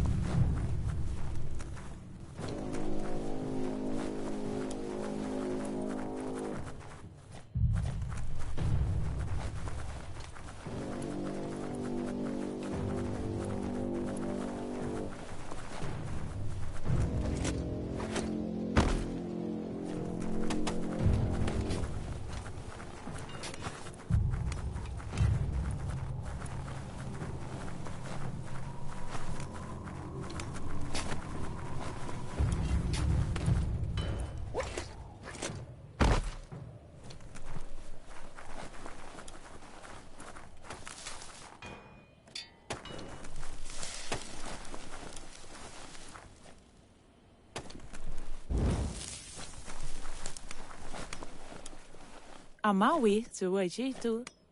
Says perhaps it's time to beat a different drum. Heard the Netra tribe's looking for more bodies. They wouldn't turn down someone like you.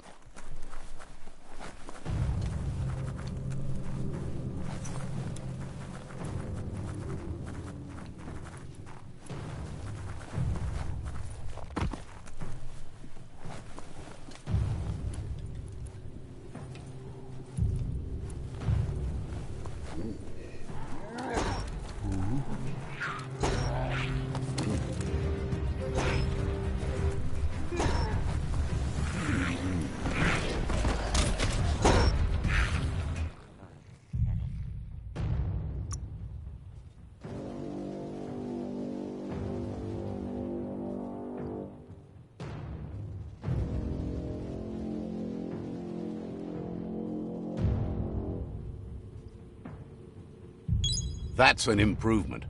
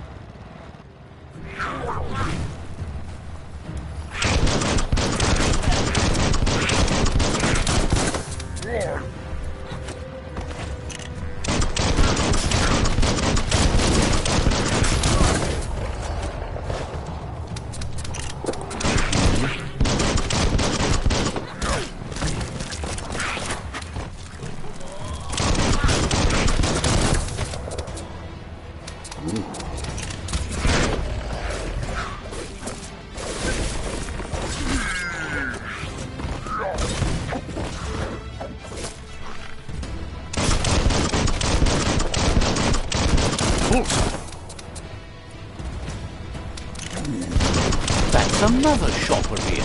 They just couldn't get enough of these places back in the days gone.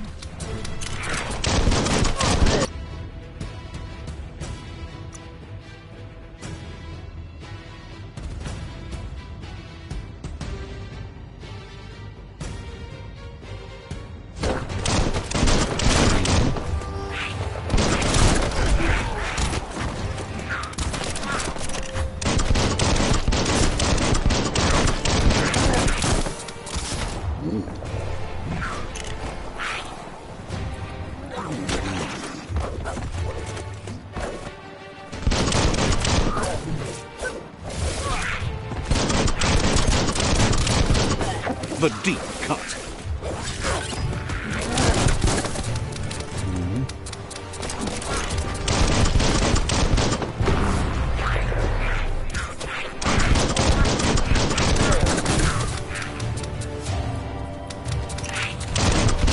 Crit.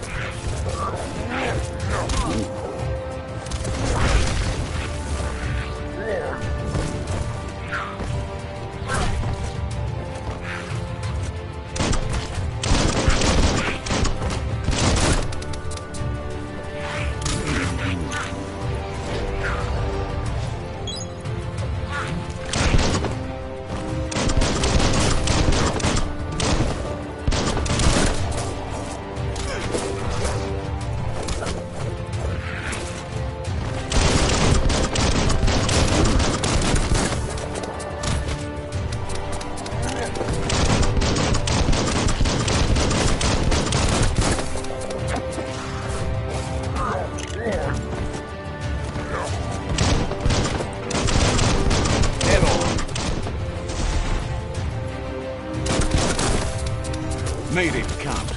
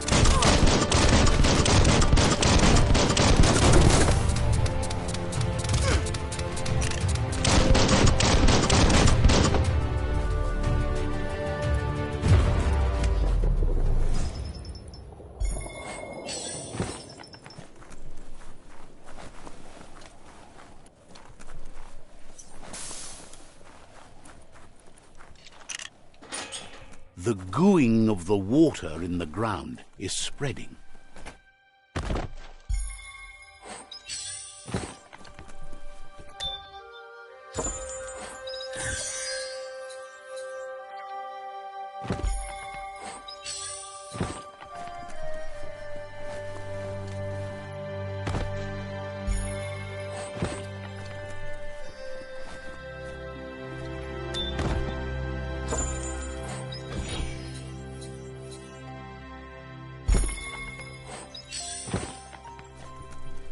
Disgusting. Biohazard. Just gross.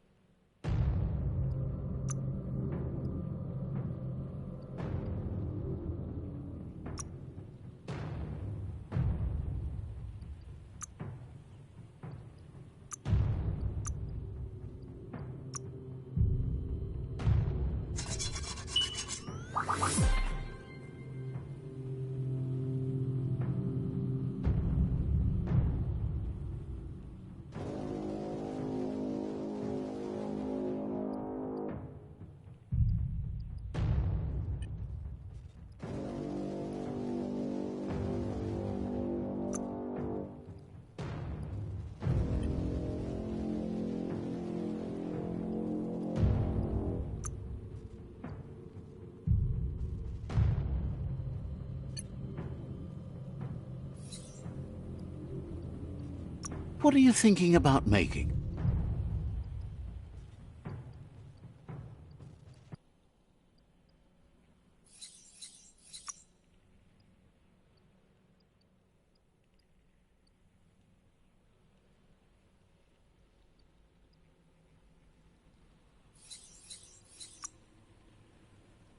Swift and sharp.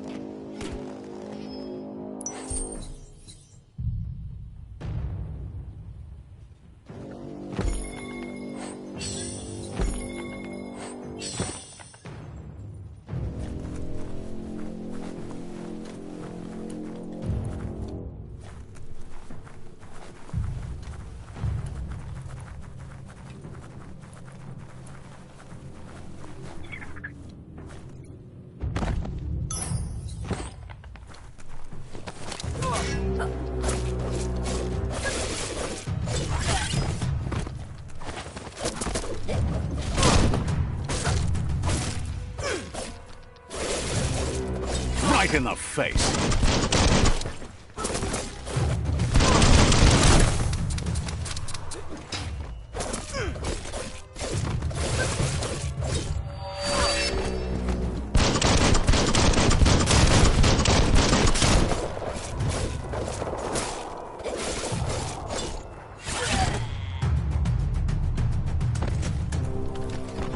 So bright out now.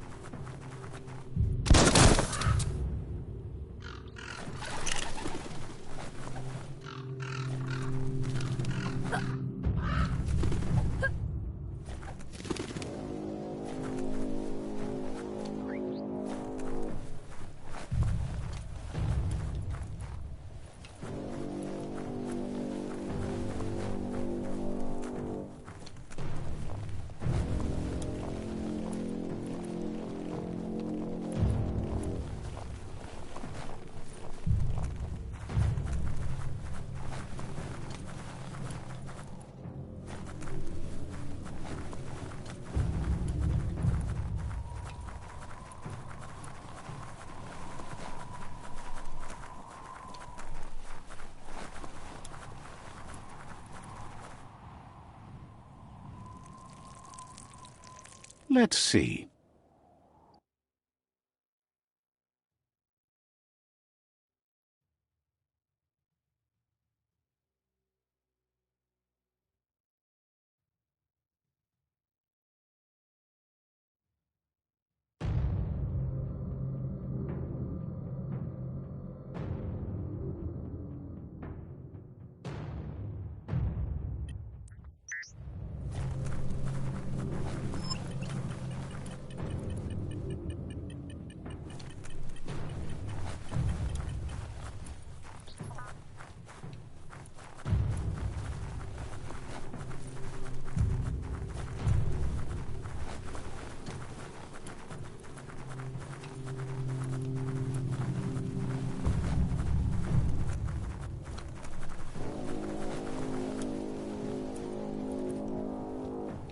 Nice and clear out today.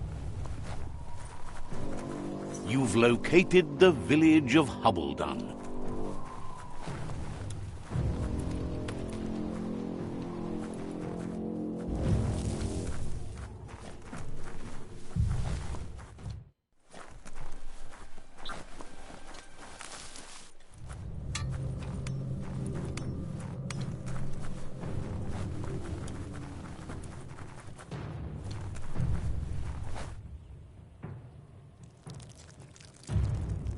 Let's see.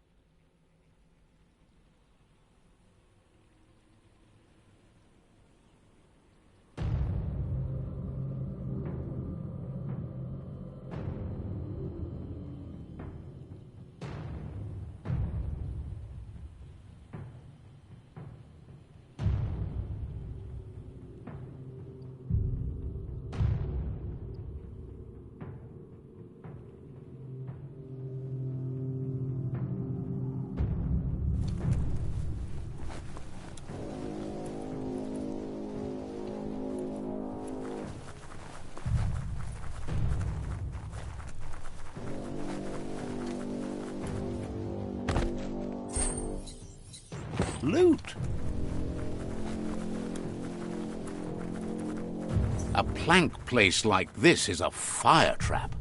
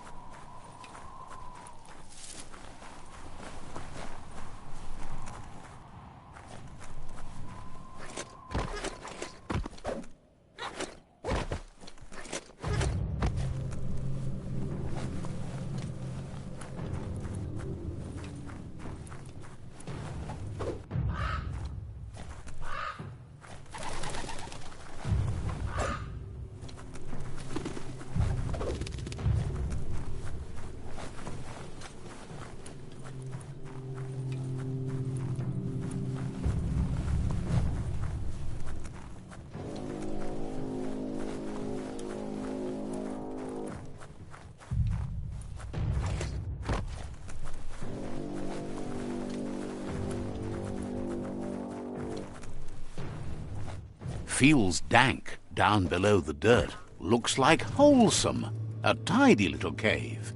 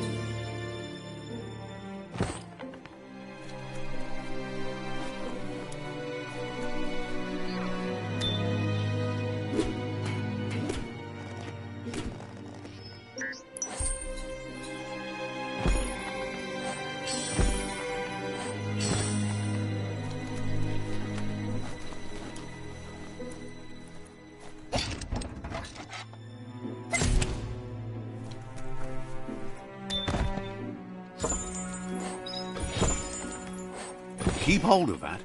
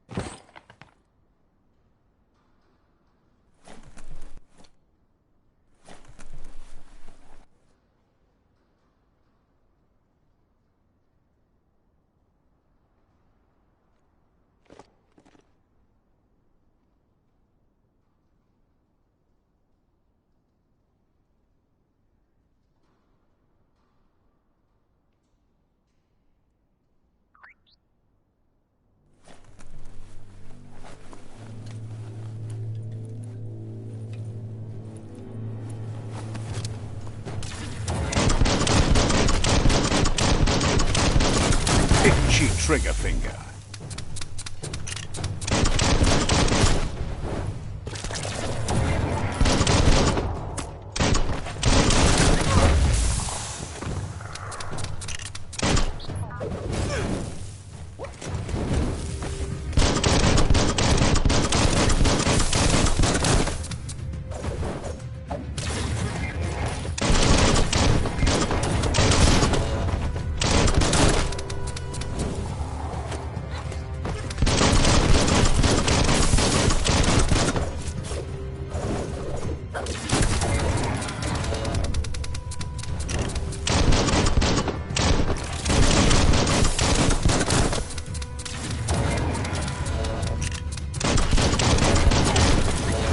Watch it.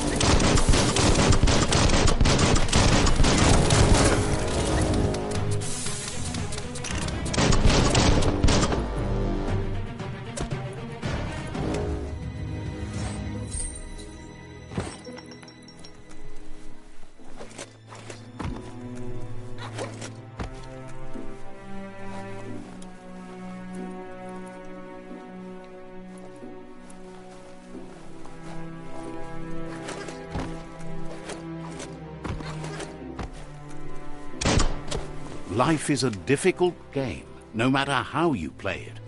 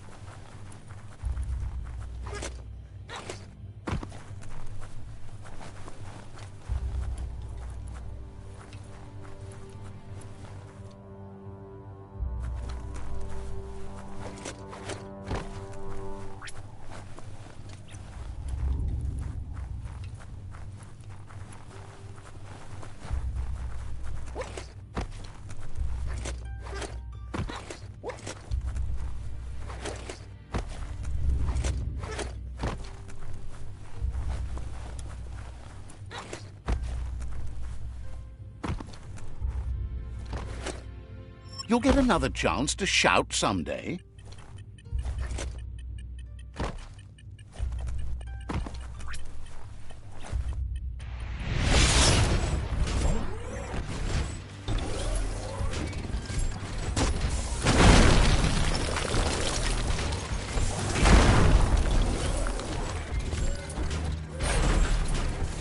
The grotto. It's deep enough to explore.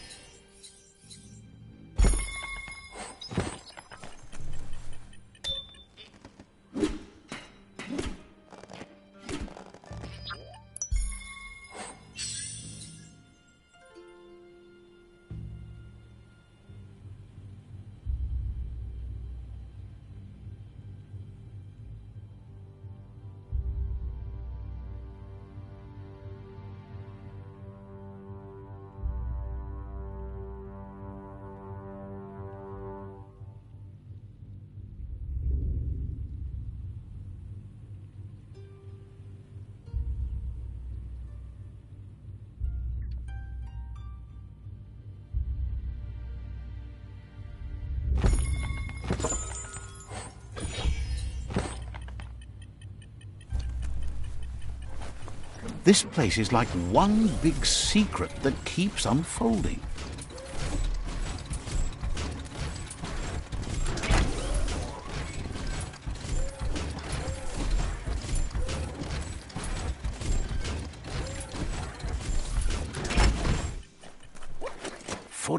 Foot hand, you can do it.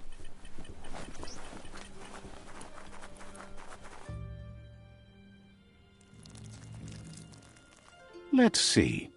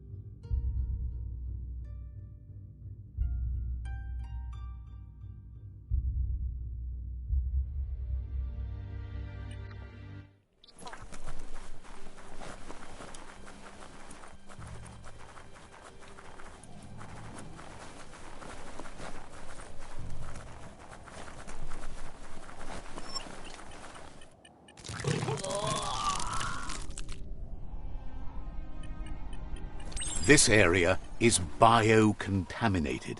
It's really hazardous.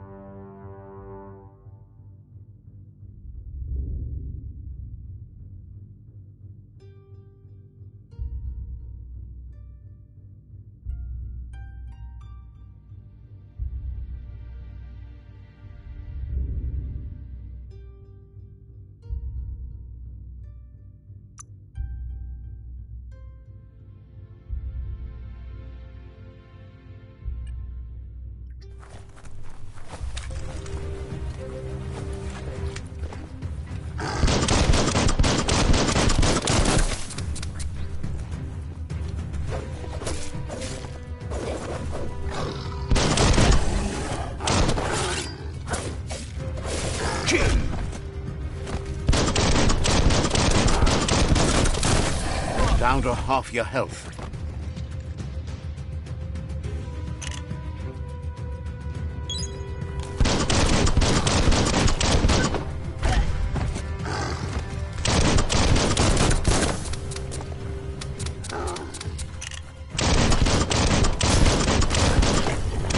All fired up.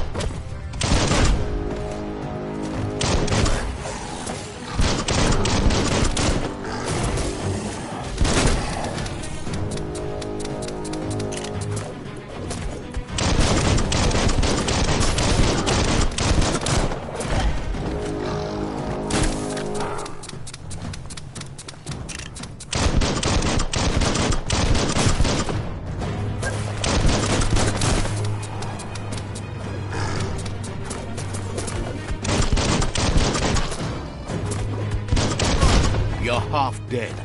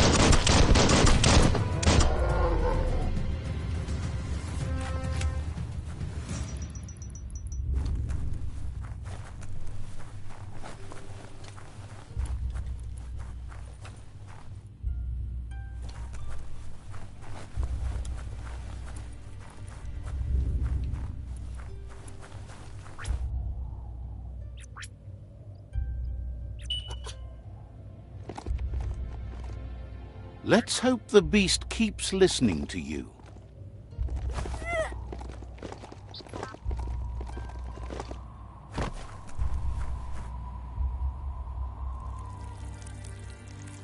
Let's see.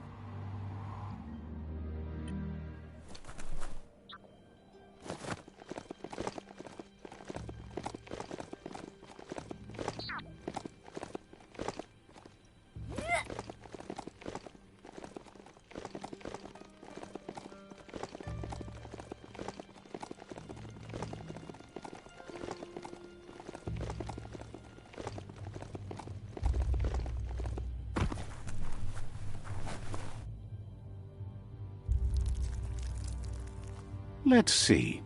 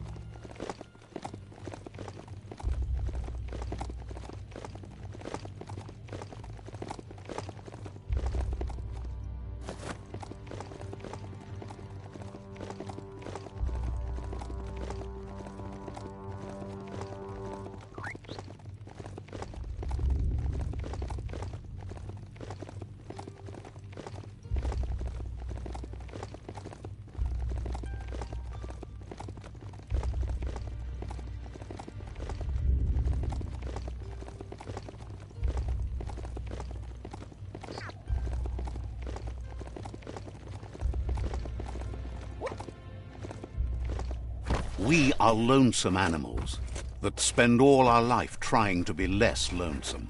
It's another old world bric-brac.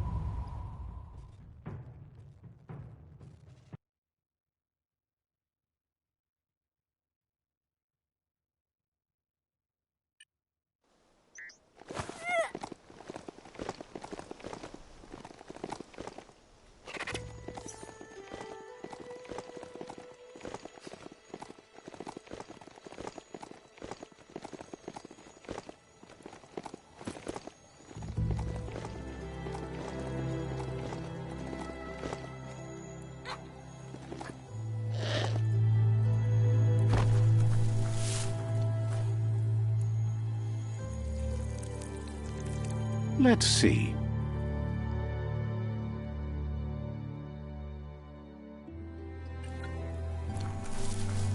The Scanaptrut outpost. The Jagni tribe first nested here long ago.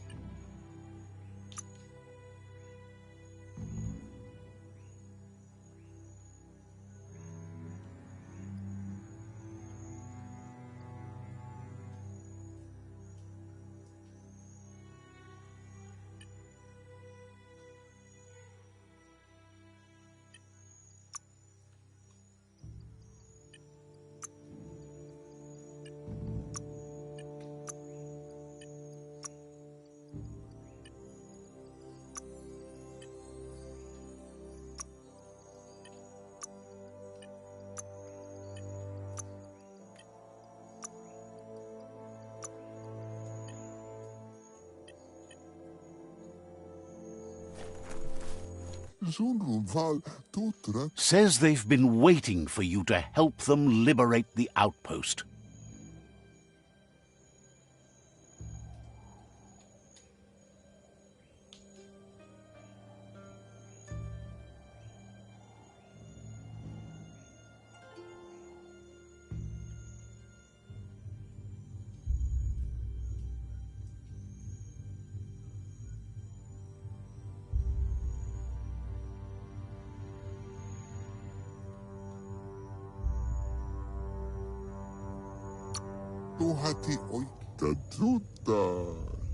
They've scouted the outpost while they were waiting and suggests you have a look at what they found before entering.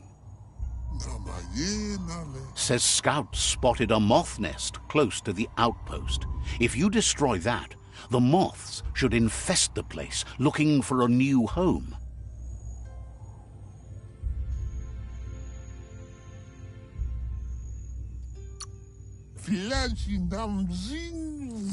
That's the idea.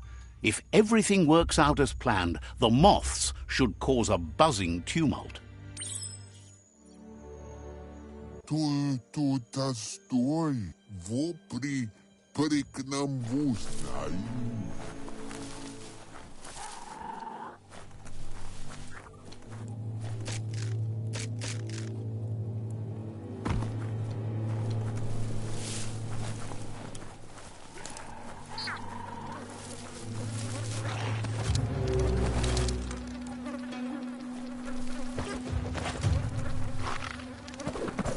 Just get to it and destroy it.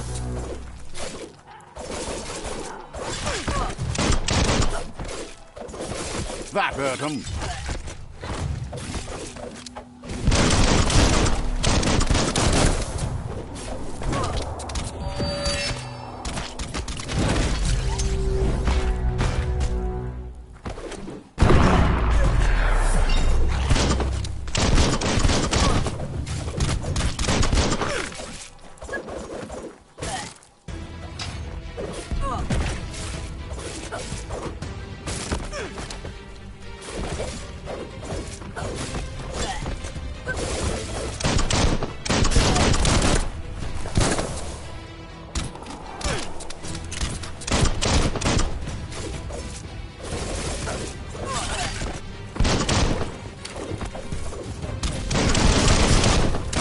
Powered up.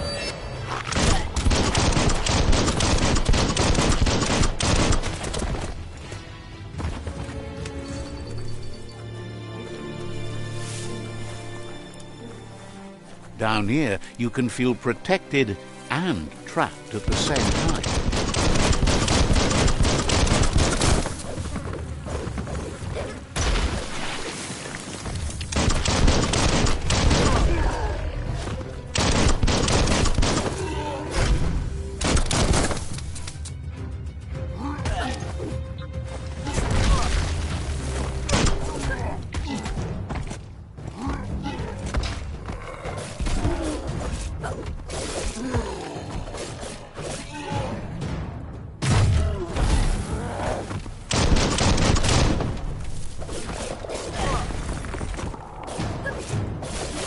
close encounter.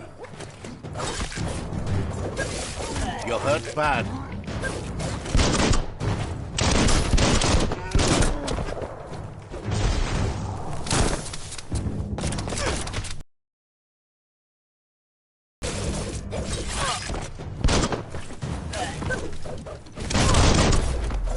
Chop it up. Gotta hurt.